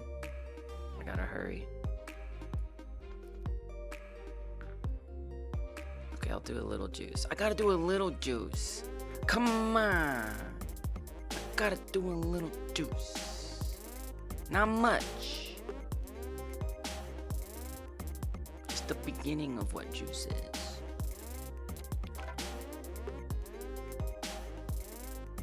Okay. Now obviously we're probably gonna, we're not gonna have the dollar sign. There's a lot of things to add. But it's a little juice for a treat. Exactly. It's just a treat. Okay, treat over. That was enough treat. No more treat. Okay, drop this in, make it local, and the reason why I'm making it local is so I can get these values and then copy them over. Please, why isn't the panel container in there? Because it's in the control. Oh, it is in there, sorry. You're good. Whoa. That's a cool emote. Duck, you got some emotes. Okay. It's looking a little squished, but that's alright. Something I wish, so for those of you who have been around since the Dreams days, which is a game on the PlayStation which lets you make other games and do art and music and stuff. But everything you make is stuck on the PlayStation, well, mostly games. Art you can kind of get out. Anyway, something I really miss about it was camera bookmarks, where in the editor you could set a bookmark for where the editor camera can go to. So then you could just click to these different bookmarks and the camera would just jump around to those different points in the scene.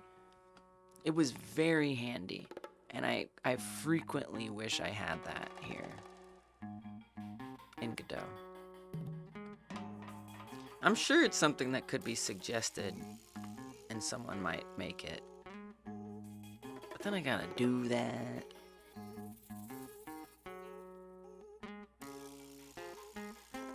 Alright, let's just refigure out the sizing. So I want those red bars, they're kind of thin, but they're there, to exactly line up with the edges of the phone.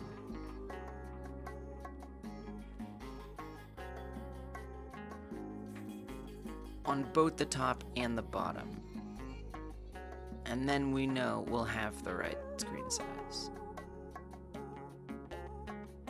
More or less. It still might be a little stretched, and so we might want to consider going off the edge, but at least we're working with something with like a known quantity. Is that the right terminology? I said what I said. Jeez, it like barely moves on the position. Oh.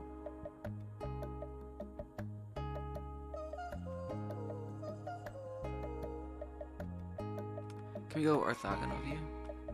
Might make things a little bit easier.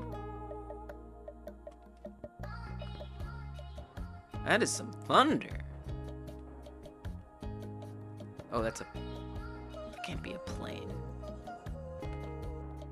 What are you, flying right now? Jeez. Or it's just the weirdest thunder I've ever heard.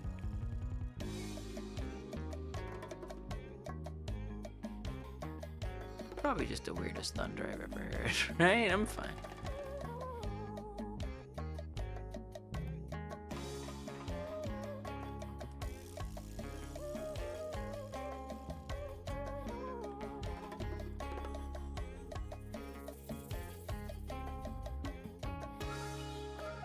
Alright, this looks like pretty good. I'm sure there's like a degree of perfection that could be found here, but that's never healthy. I feel like the 9s are looking a little stretched out. Just not gonna worry about it right now. Okay, so what I want to do is copy all these properties, and we're gonna come to the scene. Yeah, it's super stretched out. And then I'm gonna paste it on here. Not optimal in a lot of ways, but it looks like that. But what should happen, wacky as it all is, and Lise, I think you might want to strongly consider squishing it now, because you're gonna want to squish it later and it's gonna be more annoying. So just find out where you're limited screen wise. It's not a big deal that you're limited in that way, and be done with it. I'm sure there's some like mathematical way to like figure out how this should go. Alright, this looks fine. Maybe it's not perfect, but kind of looks good enough to me. Okay, copy these properties. So it does mean that technically we're limited to not be able to do the top or bottom. I think that's fine. I'm not really worried about that. Okay, paste that, save it. Now I'm gonna replace it, and it should look great, and it does. Alright, so that means over in this scene, in this horrible view, I can hide the panel container, since we don't need that anymore. It was just for a guide. And we finally have money. Now I need to be able to access that money. Pretty important. So we're gonna make a script, as one does. I do have some concerns about this name, Eyes Open UI. Can we just call it Eyes Open UI? That would be great. Extends canvas layer.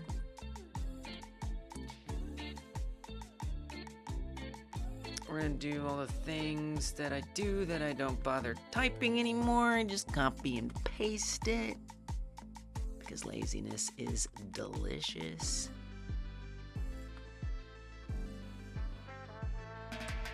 Alright.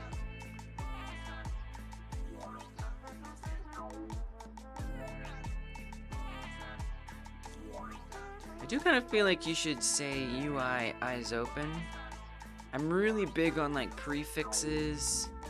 I don't know. It just, I like it. I was like scarred once as a child trying to sort my files in some program, and I just never looked back, and I just forever need to make sure my prefixes and my suffixes are perfect for sorting. Well, I'm not always perfect, but I can't help it but try it. UI eyes open. We're just gonna make sure they're all the same. Thank you for the hydrate. I ran out of water, but that's gonna mean we're cracking open the sparkling water. Oh, that was a crack. Almost like that thunder that's cracking. I'm just gonna say there's a lot of thunder happening. I'm a little afraid. Cheers. Thank you for the hydrate. I better hurry. As soon as I see this number change, I'm satisfied. But I can't be sloppy. I refuse to make sloppy stuff. I won't do it. Okay, UI eyes open. Rename this UI. I gotta make sure my names are consistent. I can open a cold one with the boy. yeah, because that's what we are. Okay, great. Now, we need to be able to access that label. Let's call this label current money label. Make it accessible as a unique name. Drop in the reference. For sure. And then we're gonna make a function for update Now, I would love to have a list of different labels and stuff, but we're gonna keep it simple for now. But I could see myself getting more into this with modularity. For now, it depends. It depends what's on screen. If there's like 20 different numbers on screen, okay, then I'll make a helper function for choosing which number you're updating. But I don't know that there is gonna be more than one number. Maybe. So yeah, we'll just do this. Update money label. To what? String. Okay, now I'm gonna go back to the cat game because I wanna see how I formatted that money label getting updated. Okay, right here. Update money label. Same damn name and everything. Oh yeah, and we run it at the beginning. Yeah, give me all that. Give me all of that. Oh, and I have a signal for money spent here. Wow. Do I use to what there as well? No, we don't use anything. Okay. Pop that in. And this is a public one, so it's all a little different. But we want to make sure that at the beginning it sets the initial money, essentially. So to what? Well, I would say game data, get data.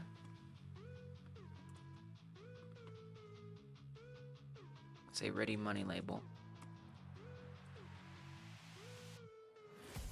Get data,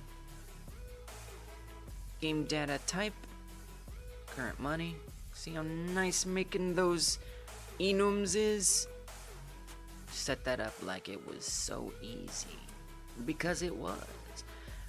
The setup is frustrating, but then when you can start using it, it's just amazing to be able to like autocomplete put these things in. It's enummy. It's enummy. To do custom currency, yeah, not for this one. Wow, we even have a manage money, get current money. Is this even, I swear if that's there, I'm gonna freak out. Okay, it's not. The money value, we don't need that this time because it's to what? So we'll bring in the to what? It's structured a little differently than the other project. Okay, there's the %02. I don't know, it makes the string look good. I forget why, but it does. Okay, so then we say current money label text equals money string. Now we just gotta call that label. For manage money, when we update money. I'll be curious to see like which I end up liking more, since they're both like slightly differently set up. Oh, the cat's down here. He's deathly afraid of storms. Oh, he was right under my feet. I don't think I can get the camera there. Oh, he's so scared. He's scared because he lived outside for a while. And in this Midwest stormy world, he like lived in the woods. So no doubt he has become traumatized. Completely. He's braver than he used to be. He used to be even more scared. So I'm definitely proud of him, despite it all. Okay. So then the last thing we want to do is go to the UI, eyes open. I feel like I want this to be like UI app, eyes open. I'm not gonna worry about it. I'm not gonna worry about it. Cozy with Blobcat. Oh, yeah, yes, he is. Update money label. Oh, I forgot to make that be private. I don't want to see no privates in the publics. If you know what I mean. Okay, UI, eyes open, ref, update money label to what? Formatted money. Invalid argument, it should be string but is float. Oh.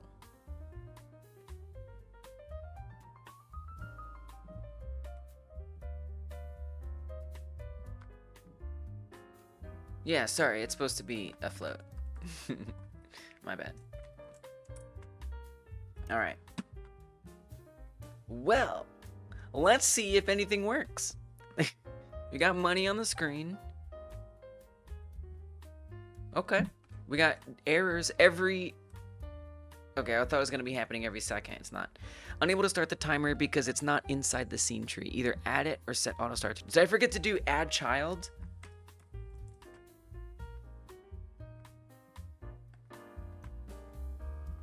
Did I forget that part? I didn't think I did. I sure did.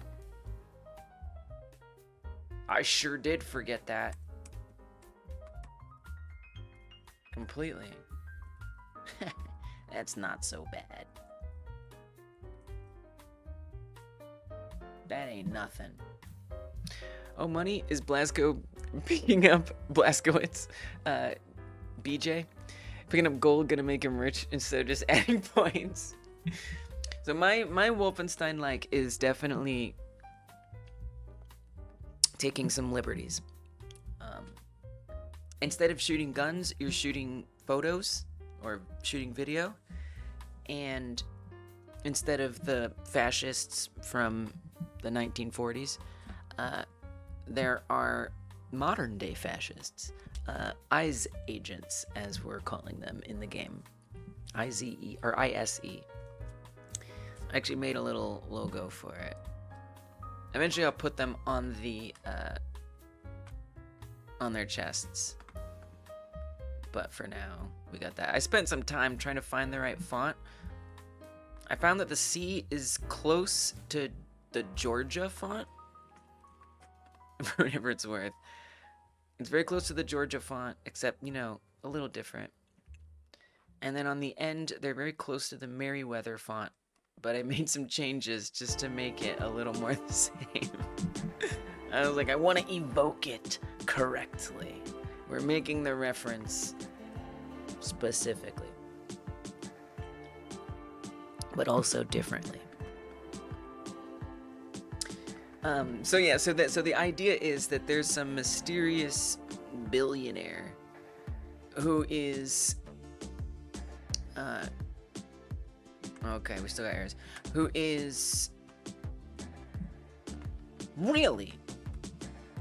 has started this app, who's like dissolving their fortune to start this app about holding fascists accountable to their crimes and their badnesses. And so it's basically like a bounty app. And so you go and you film this footage and you de-escalate conflicts and then you get paid for it. It's kind of like just this ridiculous fantasy. Like, what if we could get paid to like do social justice? So that's what the money's for.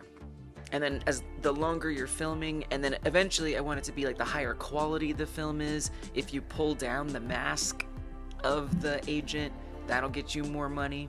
These kind of things. Okay, so what do you mean it's not in the tree? I mean, I believe you, but like, come on. Yeah, it would go badly. Oh, do you mean the app? I don't know. You're probably right. There would be some kind of weird component. I don't know. I think it's a thought experiment. I think it's a thought experiment to some extent. You know? I mean, think about it. Like, if someone's job is to be fighting for social justice, like a public defender, right? That's a job where you are defending people who otherwise wouldn't have rights and need it. Maybe you're running a food bank, right? So there, the concept of getting paid to do good things, it's already there.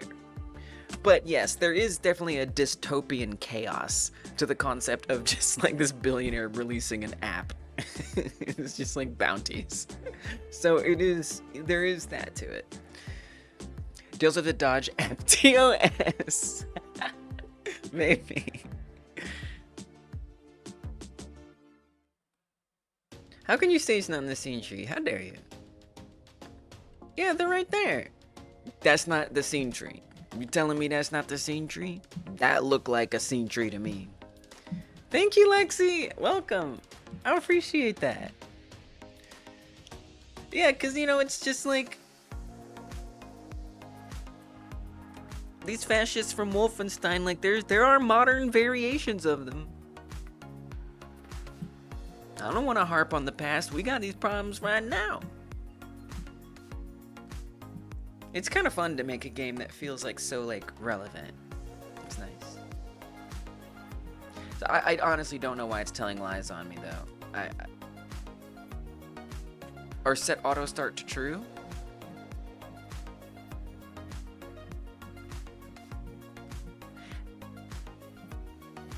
I think what might be happening is it's not added. I see. I'm silly. It's a timing thing. I needed to put this before. That's why. Because we're running the stuff that needs it to be added after. Yeah, okay. Money, yes! It doesn't set the initial money. Oh yeah, we're getting some money, baby! Okay, so now I do need it to stop. Wait. No, it's too much money. It's too much money. Yeah, that is too much money, though, in general. One could say carbon copy. I don't even know what you mean. There's a reference. There's something there. I know there's something there. I just don't know what it is. Okay, we got some functionality here. I want the initial money to be set. Would be nice. Would prefer that. I'm guessing that this is just not ready, but it's global. It has to be ready.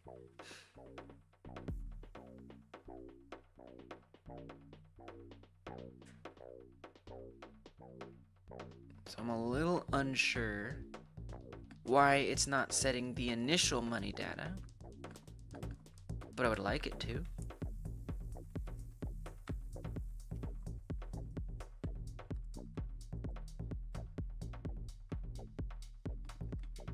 Variable current money float equals this. We'll get to the bottom of it. It's so close. It's right there. You're saying the current fascism is a carbon copy of the old fascism. Yeah. You might say that. You indeed might. Freakishly so.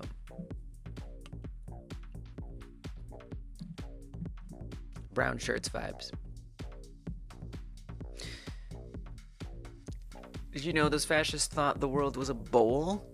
So they once tried to spy on an enemy by pointing a telescope in the air. Bowl earthers. Plate earthers. Spoon earthers. Fork earthers.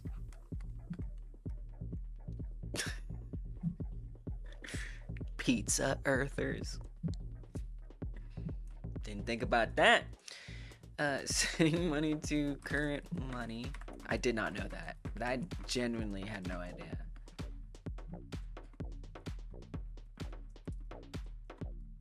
I didn't even know anybody thought that at all. But it makes sense that they would be dumb. Yeah, we knew that the Earth was round at that point. They have no excuse. I suppose.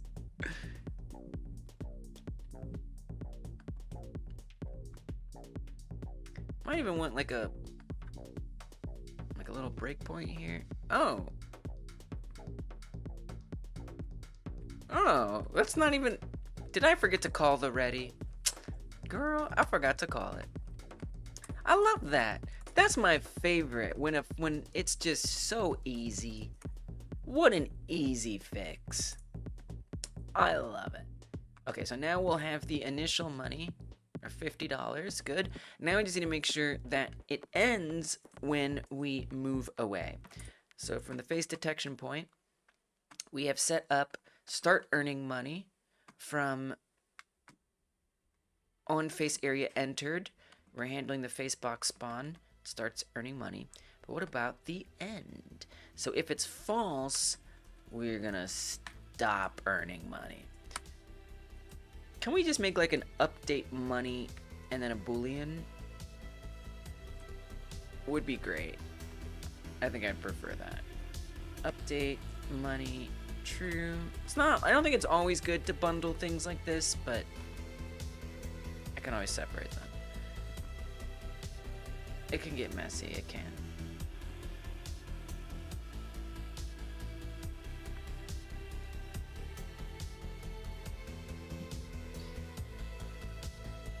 Well, here's the thing. You need to somehow know spawned face box. This actually needs to be able to track what to destroy. Well, you're creating the money ticker. So literally right there, just return it. After all, it returns it. Easy. Forgot I set that. I set that up for myself. Spawn face box. What do we call them again? Money tickers. I guess there could be more. So let's just make like an array of money tickers. Who knows? There could be a bunch. You know? And it starts out empty. We first found out the Earth was round in ancient time. Yeah. If humanity survives the next 1,000 years, we'll never be able to understand how this period of insanity ever happened. Yeah, I know it. Ferdinand Magellan and Juan Sebastian Elcano proved Earth is a sphere in the early 1500s, but the Greeks figured out the math in the 3rd century BC. No excuse! No excuse, fascists! Come on now. Well, I know what the excuse is. They're stupid. Can't be a fascist if you're smart. It just disqualifies. That's how that works.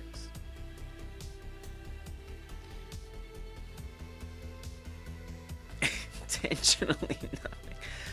Okay. How do I want to do this? So for updating the money, do we need to do the agent guard every time? If the person type is not an agent. Well, yeah, because remember this is agent detected. No, this is. I mean, this definitely needs breakout. This needs a lot of things. This definitely needs a lot of things. I would even say variable earn type. Type it to manage money earn type. I'm just kind of guessing here. And that can equal a new function, which is get earn type. I mean,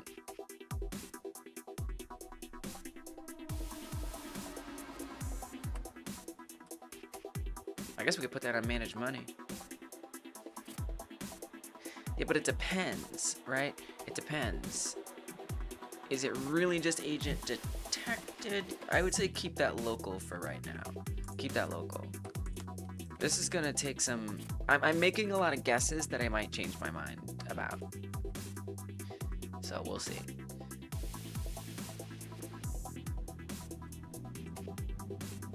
I'd rather do that. First documented curve was measuring a shadow building with a known height at a specific time in the day. In Italy. When someone else did the same in Constantinople or Egypt. Whoa. So they had to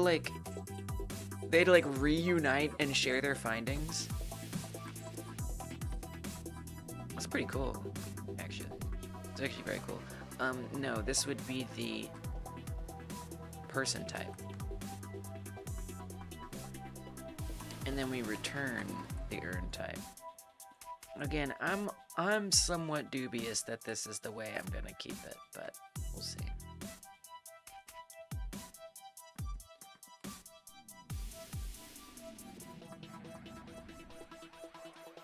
If it is agent,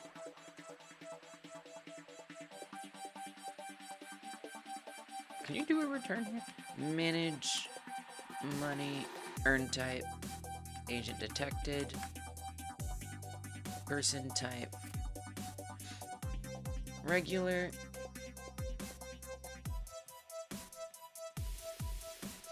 Earn type. I don't think there's going to be an earn type for regular detected, honestly. I just don't think there is. So let's make a none earn type. So we're just gonna say none for now. Then we say earn type equals get earn type based on the person type.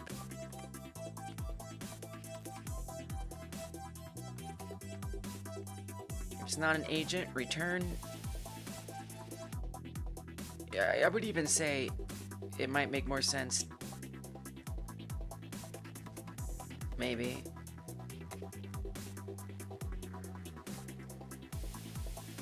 Well, you're already doing a match, aren't you?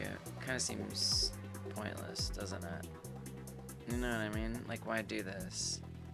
When you could just do...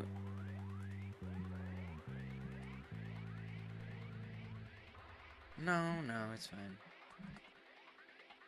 I'm overthinking it a little because I still don't even really know how it's gonna work out. But...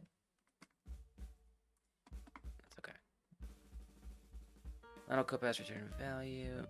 Oh, yeah. So actually, we could just pass this one for now. And say return none. It's fine.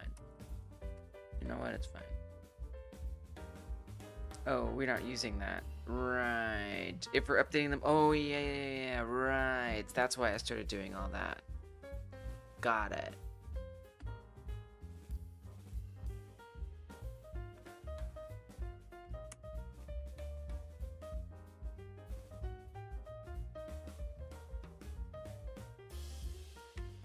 Update money.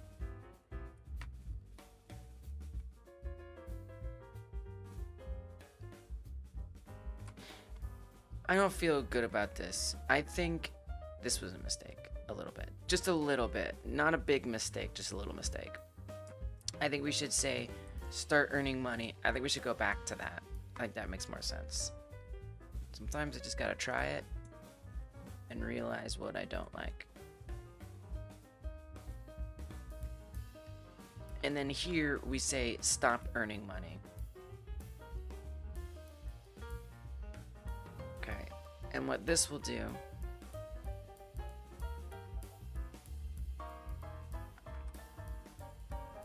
is a couple things.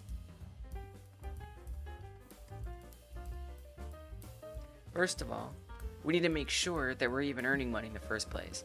So if money tickers is empty, oh, I forgot to fill it money tickers.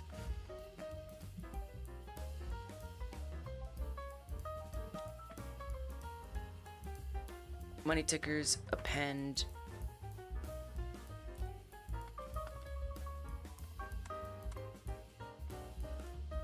our ticker. If money ticker's size is greater than 0, or we could say if money ticker's size is less than or equal to 0, return. Because we don't need to stop earning any money if we're not earning any money, you know what I mean? And then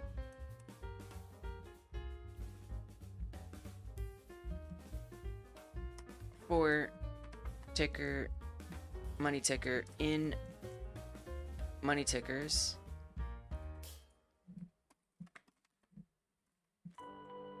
ticker queue free, and then money tickers clear. So it's empty.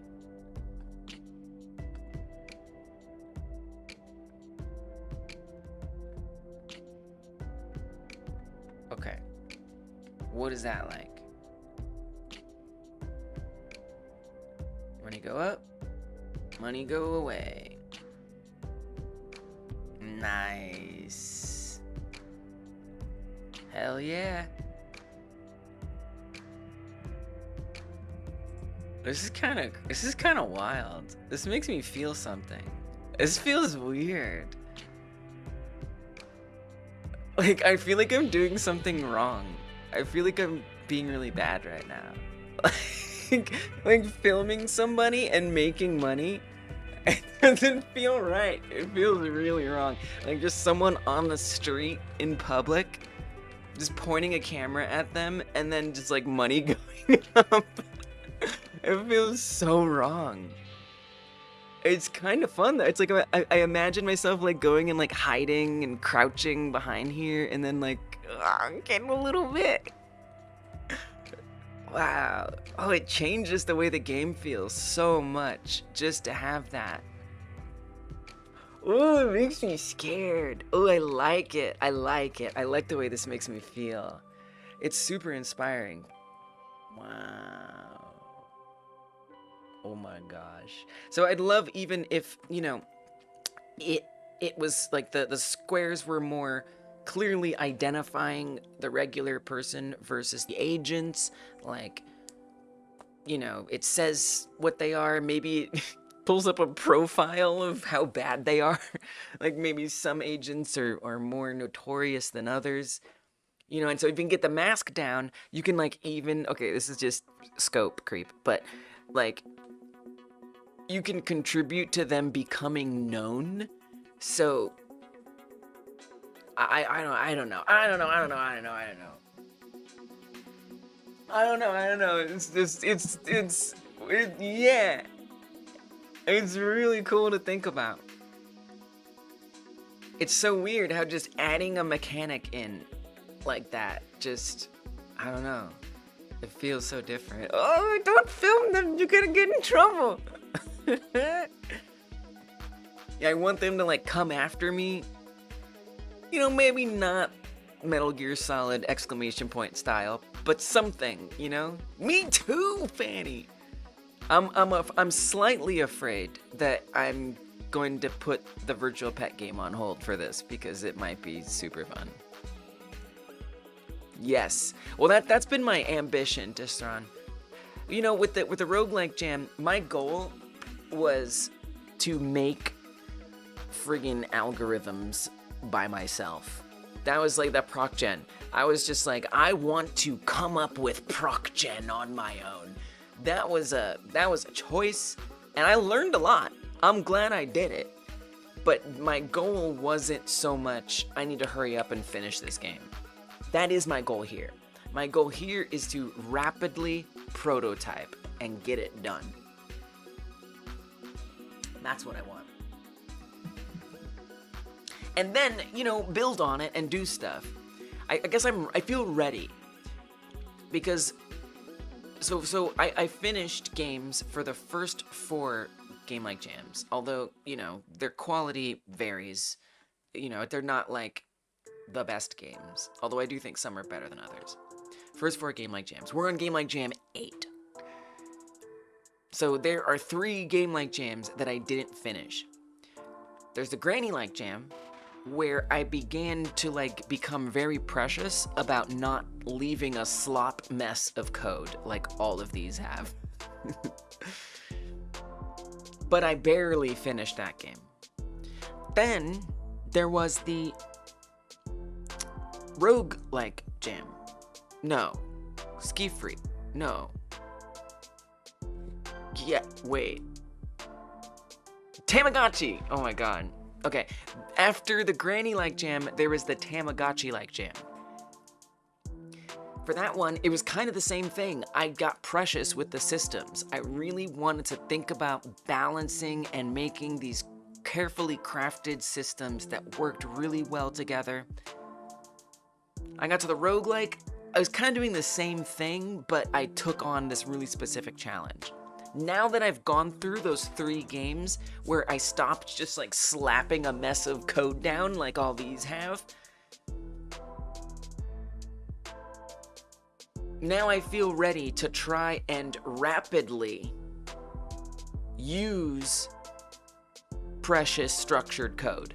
So like I can, you know, maybe more quickly build out my enum setter getter patterns, you know, the managers, the static singletons, all that stuff. I've kind of gotten like more of a rhythm of how to set up these semi-complex systems, and I want to try to put that to the test and see if I can rapidly make something. Again, not worrying about the Zoom boxes, just saying, nope, we're gonna do money today.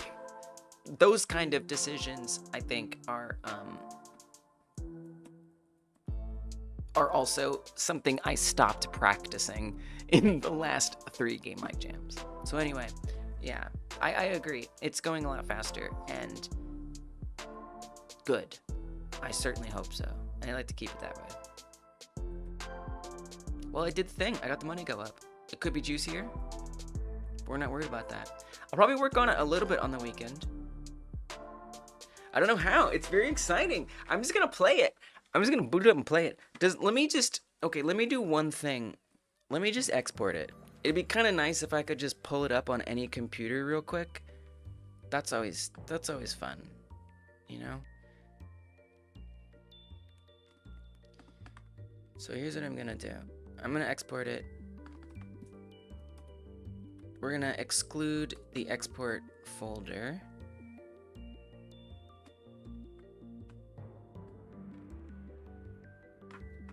And then create the export folder.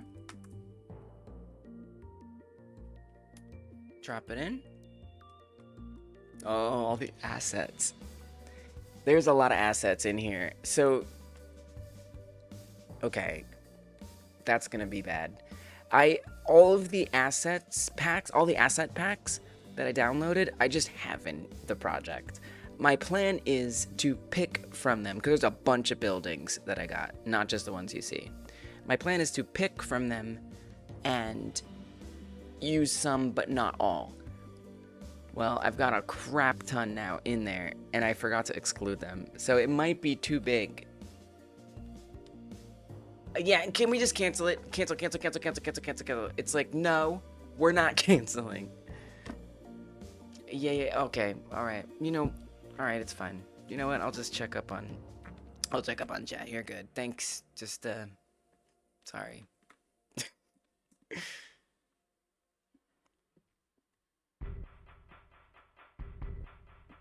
Some geometry happened, and they got a curve. Extrapolating the curve gave them a sphere that was only off by a few meters. Dope. They measured at Alexandria and Cyan. Of course it was Alexandria. Seems like everything was Alexandria. Everything. Welcome, one up. Cancel button cancels a cancel. Just do the cancel. Like, give me as many cancel buttons as you want. Cancel the cancel! Alright, I do need to identify which of these we do not package in. Like, some of them I'm gonna need in for now. Undoubtedly. But a lot of them I don't. Foreign assets. The Brooklyn pack and the people pack. But there's a lot of people I'm not using. There's so many people in the people pack. And I'm duplicating them. I don't know that I need them. Because I don't think I'm making a reference. Lise, what? Try deleting them. Oh, okay. Then you'll find out, because it'll tell you, can't do that. But I forgot which ones they are.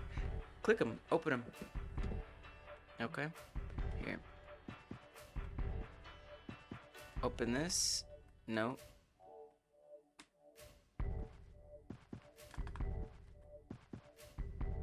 Nope.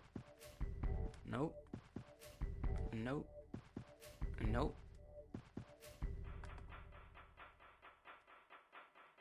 I do not remember which one it is. There's so many. Oh, there we go. It's this person. Okay, now try to delete it and see if it gets mad at you. It doesn't. Okay, so I don't need any of this stuff. Nice. And we're not using the textures either. Doesn't look like it. Are you sure not using it? I think so, because I have my own person one texture. Yeah. Yeah, you're not using it. Okay. So I think I can just get rid of all of them. Okay, let me try the buildings as well. I'd love to just exclude that whole folder. You found the same model pack? It's a good one. I mean, it's free. Public domain. Yeah, if y'all are interested in that pack, it's a good one. It is this, and I'm using some buildings from itch.io as well, from the same person. That was the only way I found this pack. I found this pack because of the buildings, and I was like, what else do they have? And I was like, oh yeah, I'm gonna need people. That's right. Correct.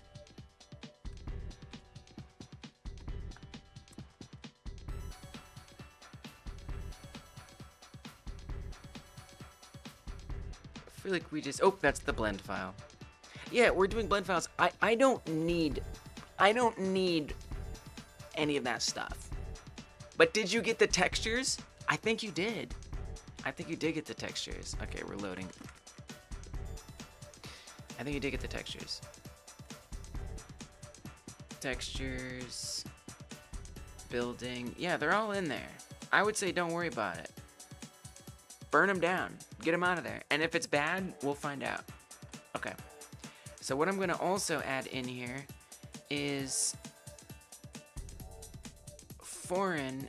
I spell foreign wrong. Foragin or foragin. Foreign assets, which is a very funny word that sounds like spies or something. Yeah, itch.io.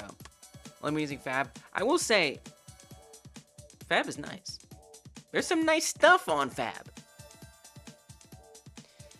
You know, it's if you're purely looking for free things, you know, you'll hit the end of the list pretty quick. But there's definitely people selling stuff on there too. Apparently, we have to re-import it all. But you know, there's some unique stuff. Like, I feel like Fab tends to just be like a different, I don't know, a different quality level. Oh my gosh, what is all this? Oh, I just renamed a folder. That's all I did. Apparently that was a very serious crime.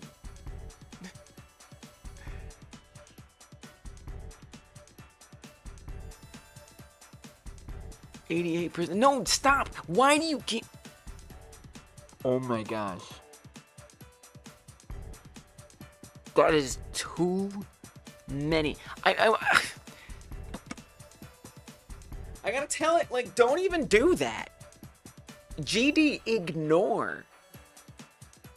Oh my gosh. That's too many.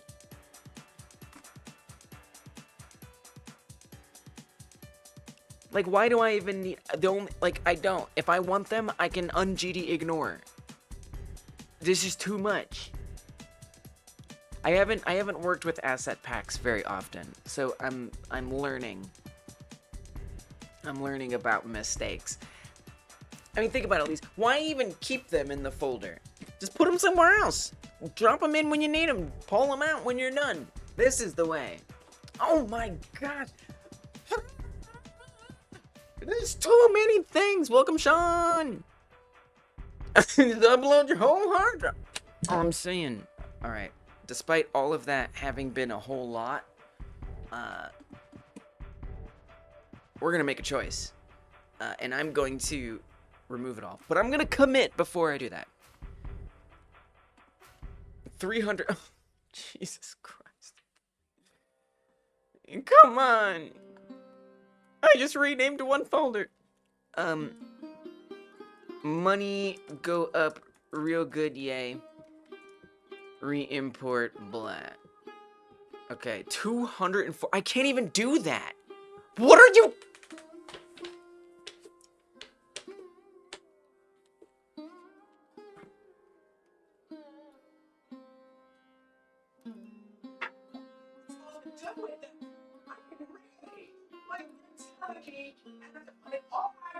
I can do anything. I'm just trying to live my life.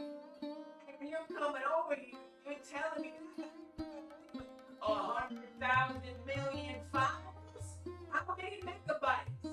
That's too many megabytes. I don't need to GitHub yourself into chef. I mean, really, let's do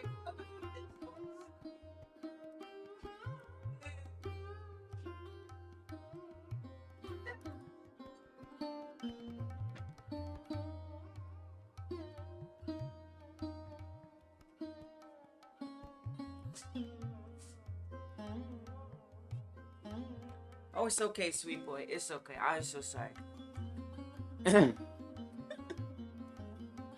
It's kidding, right? It's kidding, right? No, I don't need LFS right now. Excuse me. Pardon me. Pardon me. I apologize for that. Alright. So that's all gotta go immediately. Luckily, this will be pretty easy because I wanted to commit it before I did what I'm about to do. But well, Lise, here's what you do. Here, filter. Anything that starts with FORE probably will be safe to assume. Right? And just don't commit those. Oh my god. I mean, really. I mean, really.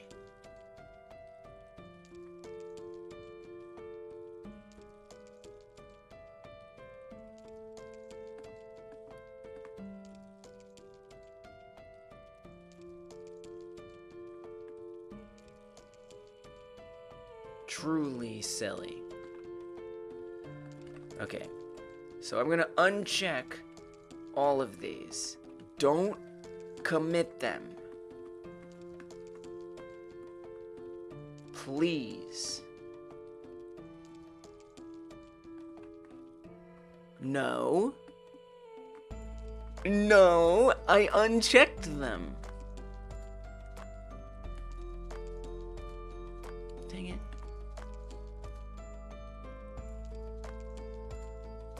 Did it not care?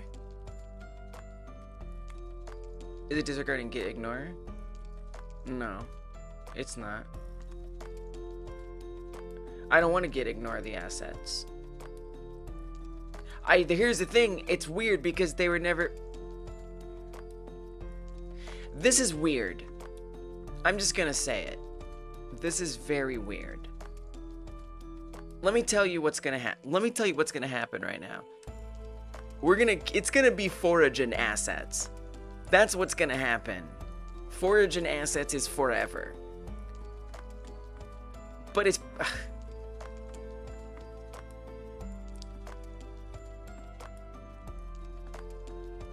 It's probably too late.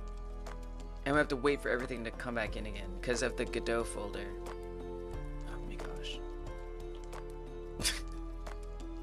Alright, it's okay. Here's what I'm gonna do. We're gonna look for everything that starts with 4. Except for these. And we are going to discard those changes. No, not that one thing. Can I just... What's the point of selecting things? Right, 2404. Oh, you check the ones that...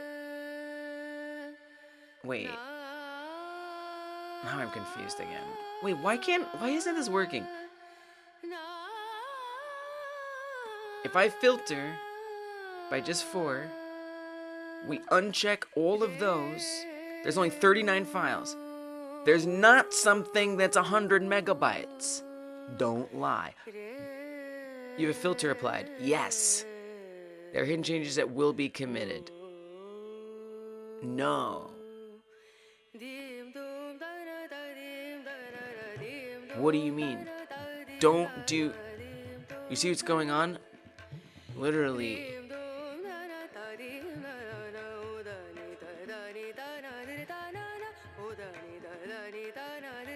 No. Oh, export folder. I forgot to get those out too. Because now I've built it gigantic. No. No, no, no, no, no, no, no. Because that build had all of those files in it. It's massive. Okay. This is all I wanted to do. I don't know how I feel about committing project.godot. Oh, it's fine. Alright, commit it. This is what I want. I was confused because it's fine. It's because the export. I apologize. I panicked for no reason.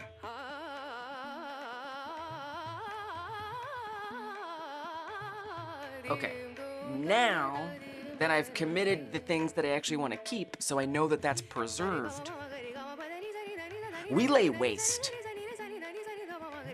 to all of this.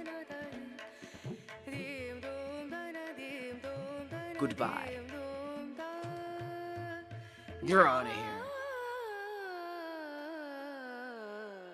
Hopefully, I can just keep it called foragin. You know? Like, I don't care. Keep it called foragin. I'm sorry I ever did what I did. It was a terrible mistake. Terrible mistake. Wow. Alright. I guess I'm gonna play Wolfenstein while this loads. Gotta do something.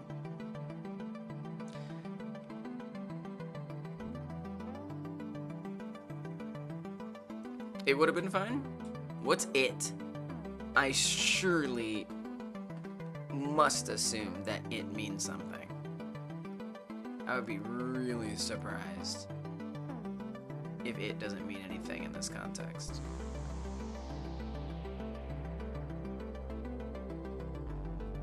Like, generally, I'm not really sure what it means in this context, but I know you have a meaning for it. I just know.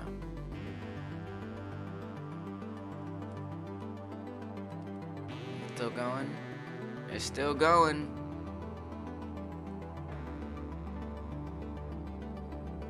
Hey. Hey.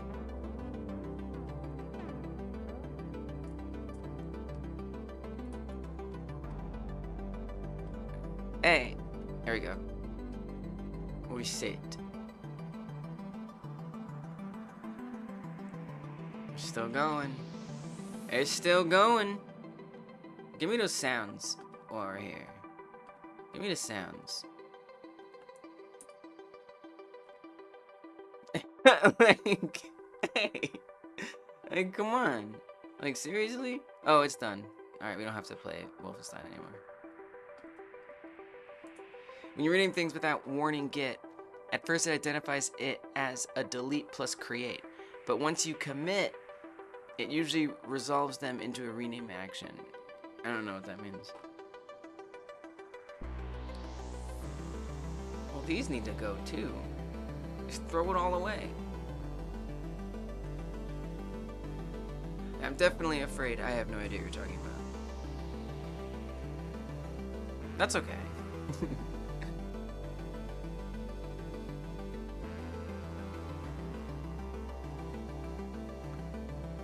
Now I'm a little afraid that when I open, I'm gonna end the process. If I open this and it starts re-importing,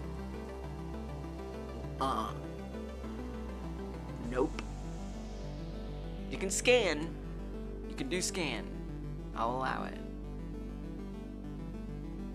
Okay, there's a little re-importing. Nice. Okay, that's allowed. No problem. It's moving very slowly.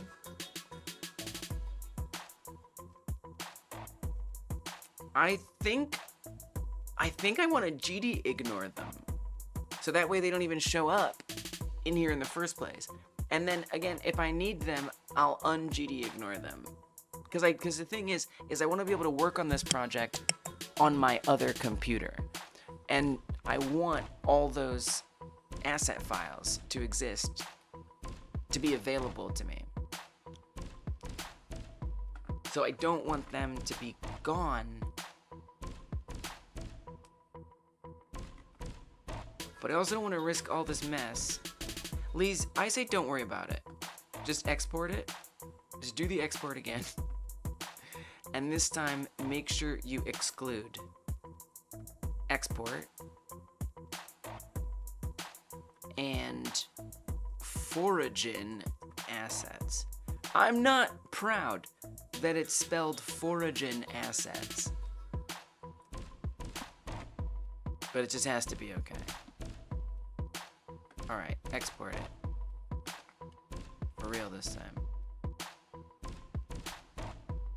Look how fast that. Did you see how fast that was? That was what. This is what was supposed to happen. Lickety splickety. Alright, we got there. I apologize for all of the vibes that I brought during the experience.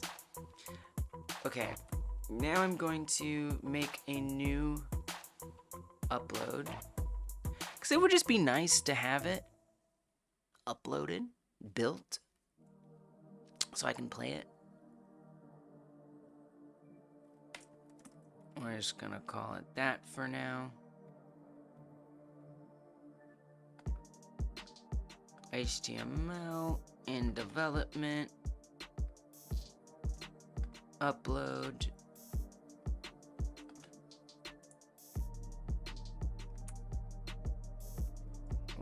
What an experience. Add to zip.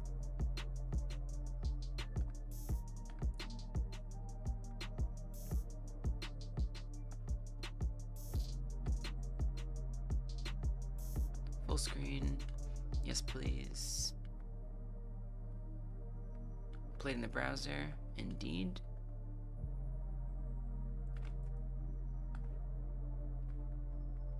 Okay.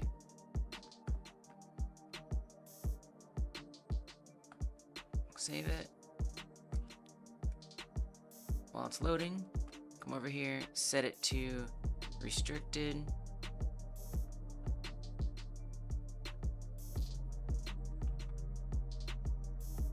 Failed to find index. Oops. I didn't call it index.html. That's on me. You know what? That's my fault. I was so excited.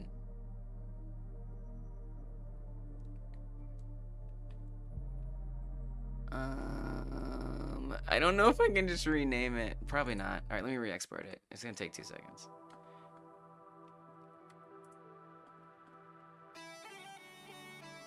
Okay. Do over. We're doing a lot of uploading today.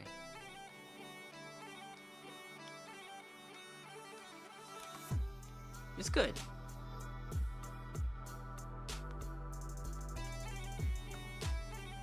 Okay, let's see what we got now. What? Oh, that was my fault. That was on me. I didn't actually...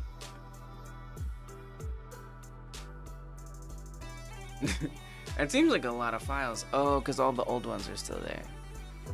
Okay. I didn't actually compress it. I'm trying.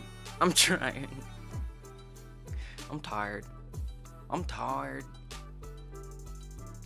Wonder what I'm gonna try to do next. I think I just wanna play it. That's why I wanted to upload it. Because I just wanted to play it and just like see what I feel is missing. And to me, this is what's so fun about having some semblance of a prototype is you can just like vibe with it. Cheers, Fanny. And see what it feels like to play it. You know? Hey, fishing. Download an asset from itch, but it's going to an MP4. I don't even know what that means. What does going to an MP4 mean? I have no idea what you're talking about. Can you be more specific? Okay, good night, Fanny. Good night, Fanny. It is 4 a.m. Oops. At least for me. Probably a little earlier for you. Sleep well, Fanny. Good to see you. appreciate you and your vibes. But yeah, maybe you could be more specific. Fishing. It download. What is it? Oh, okay. It downloaded as a video file. Why don't you drop a link to the itch page? Oh, you're on YouTube. Maybe you could describe the itch page and we could go find it.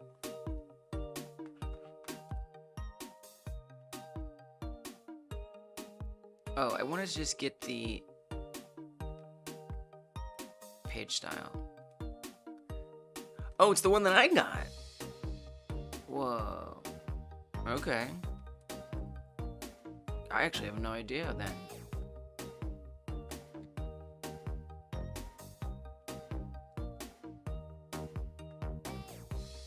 From this, you hit download now. No thanks, just take me to downloads. Characters psx.rar. Download. Mine's an RAR.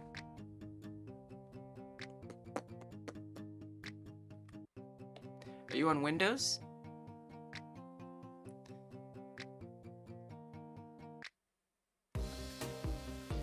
Because RAR is like a Windows program, but other programs can unpack it, like 7-zip.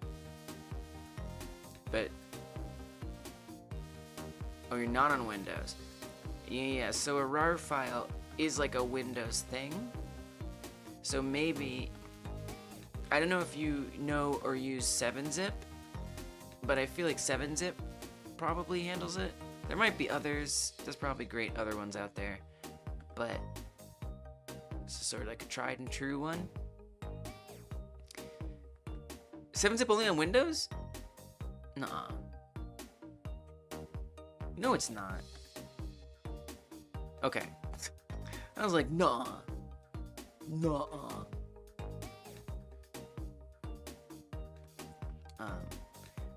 But this should be able to handle the RAR. It is weird that it became an MP4. Fanny says earlier but later because future, almost 11 p.m. That's not bad.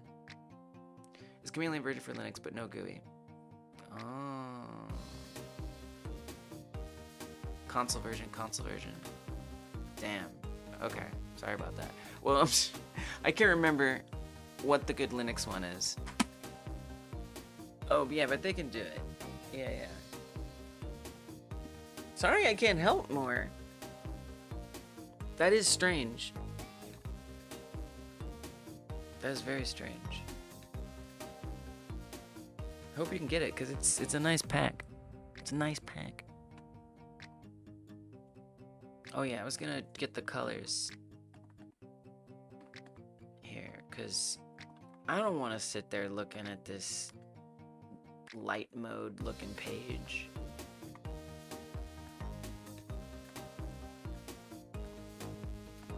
Kind of cool if you can like copy a bunch at once.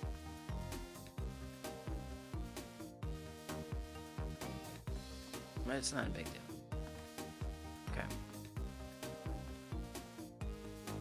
Whoa.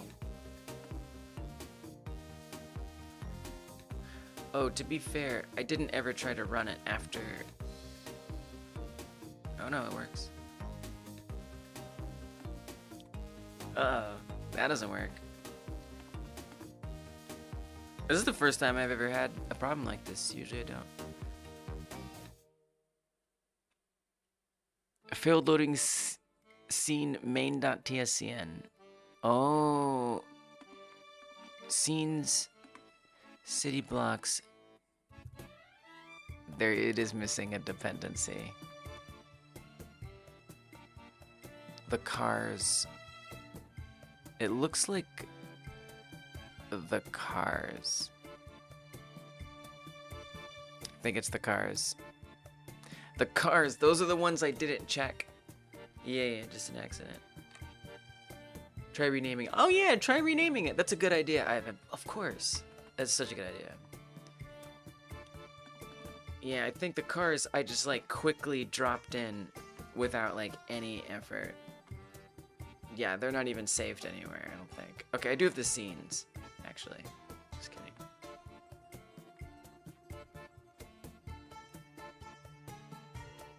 But presumably there's something about it. Yeah, look. Path right there. Still linked to it. Oops. Whoopsie. Alright, well, let's just keep the cars. There's not that many cars. I'll allow the cars. Well, but I don't like all the cars. Wait, so that one's car 3. What's the other one?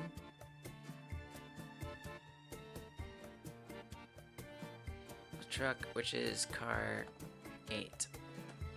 Okay. So give me these. And what's in here? Asset management. It's a thing. Sometimes it's just part of the struggle. Oh, I'm behind it. Sorry, or I'm on front of it. Where is anything in these folders? Also, sometimes I can't drag this up. I'm not here to complain all night. I'm saying I'm experiencing confusions. Why aren't these folders? Oh, there's still 2. It kept all the directories that I accidentally created when I made the new one, but it just didn't keep the assets inside of them. Okay. Okay, so car 3 and car 8. And oh yeah, what's inside of them? Oh, they came with blend files. That's why. Okay, great. So then what I'm gonna do is I'm gonna make a folder in blend files called cars, and then I'm just gonna put those 2 in there, and then we should be good. No, it's good. It's good. It's good experience with managing assets. I will tell myself that all day. Okay, move to blend files, cars. Move. I did mean to do copy. Actually, no, move. Just move it. Why add more crap? Okay, let's make sure this still works here. It does. Alright, this is the one. I can feel it. Wait, do we have textures in there? Hold on. Let me make sure it's not textures. Pet cars. No, it's all contained. Oh, there is this shadow 3D thing. Okay, hold up. Let me get this. Sound effects, wheel. Probably should get these too, just to guess. It's not really blend files though, but we'll move them in there anyway. Just to be on the safe side. Gar. Okay. Make sure nothing's broken. Great. Export. Because it's good to test too, because I want these things to function on web, you know? And especially when we're dealing with all these viewports and asset packs, it can be good, I think, just to test it once in a while. I mean, it's always good, but especially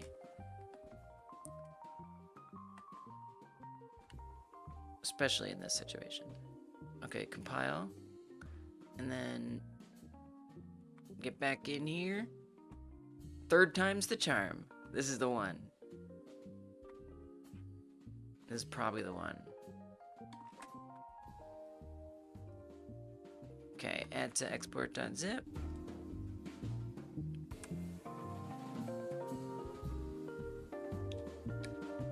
Wait. Impatiently.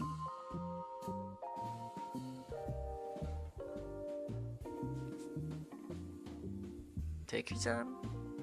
I'm not rushing you. Hey. Play in the browser. Save. Show me the funny. Show me the fun. Be a game. You can be a game. Come on.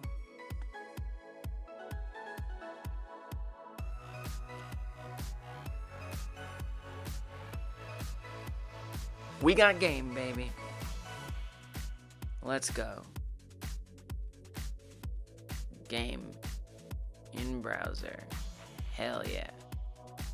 I mean, this is a pretty badass game to be able to play in the browser. Nice, Ivan's renaming worked. Let's go.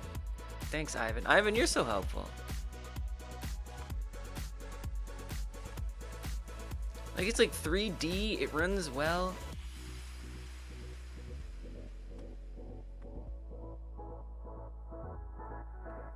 This is good. I think this is gonna be probably my best game.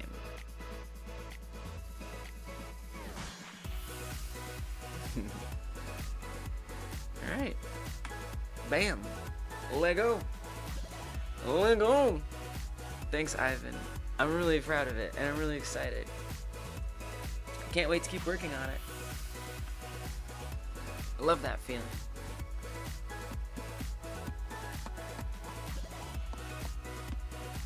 Who's around on YouTube streaming? RJ, nice.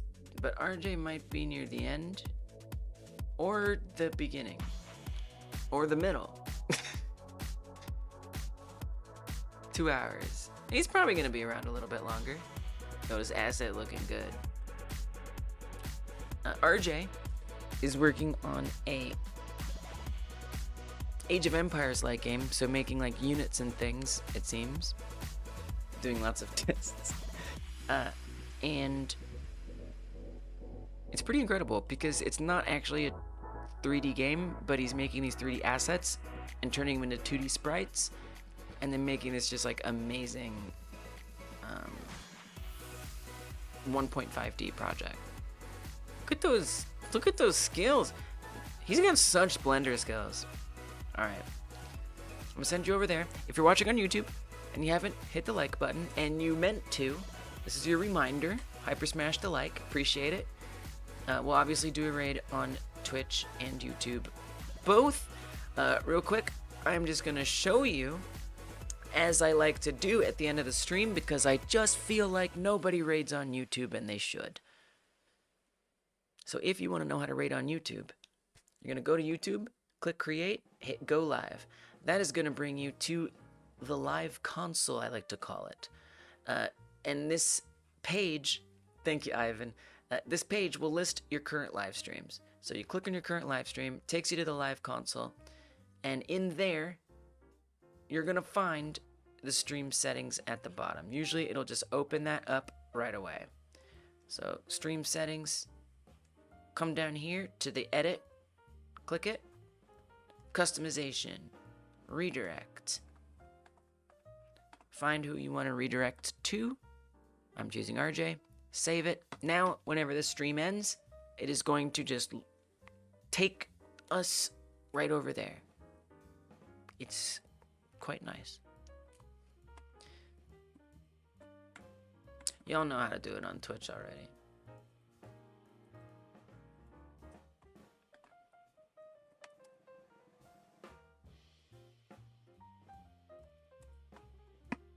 Oh, right. Okay. No, it's fine. No, I'm not logged into Twitch. I get it. I get it. Why would I be logged into Twitch? Where is there evidence that I'm logged into Twitch? Doesn't even make sense. Alright, y'all. I'll be back on Monday. If you're a Twitch sub or a member on YouTube, y'all get this. Okay? We got about 5 streams left before unlocking sub-only streams. So I'll actually just show up here on Twitch, and there'll just be a subscriber stream, which is really cool. So that's soon. For now, you just got to make sure your Discord and your Twitch are connected. Then you'll get access to it via a link in Discord. So that's my next stream, Monday. I don't know what I'll do on Monday. Might work on this game. I might even like work on my platformer game. We'll see. And then Tuesday is when we'll be back with the public stream. I hope I see you there. Keep letting us know what your projects are like. You have a good one too, Disthrun. And yeah, have fun with RJ. Oh, if you want to do a raid message, which you don't have to, no expectation, copy and paste this monstrosity into the chats, YouTube and Twitch. If you want. Look, the different platforms have different emojis. That's wild. All right. Good night, y'all.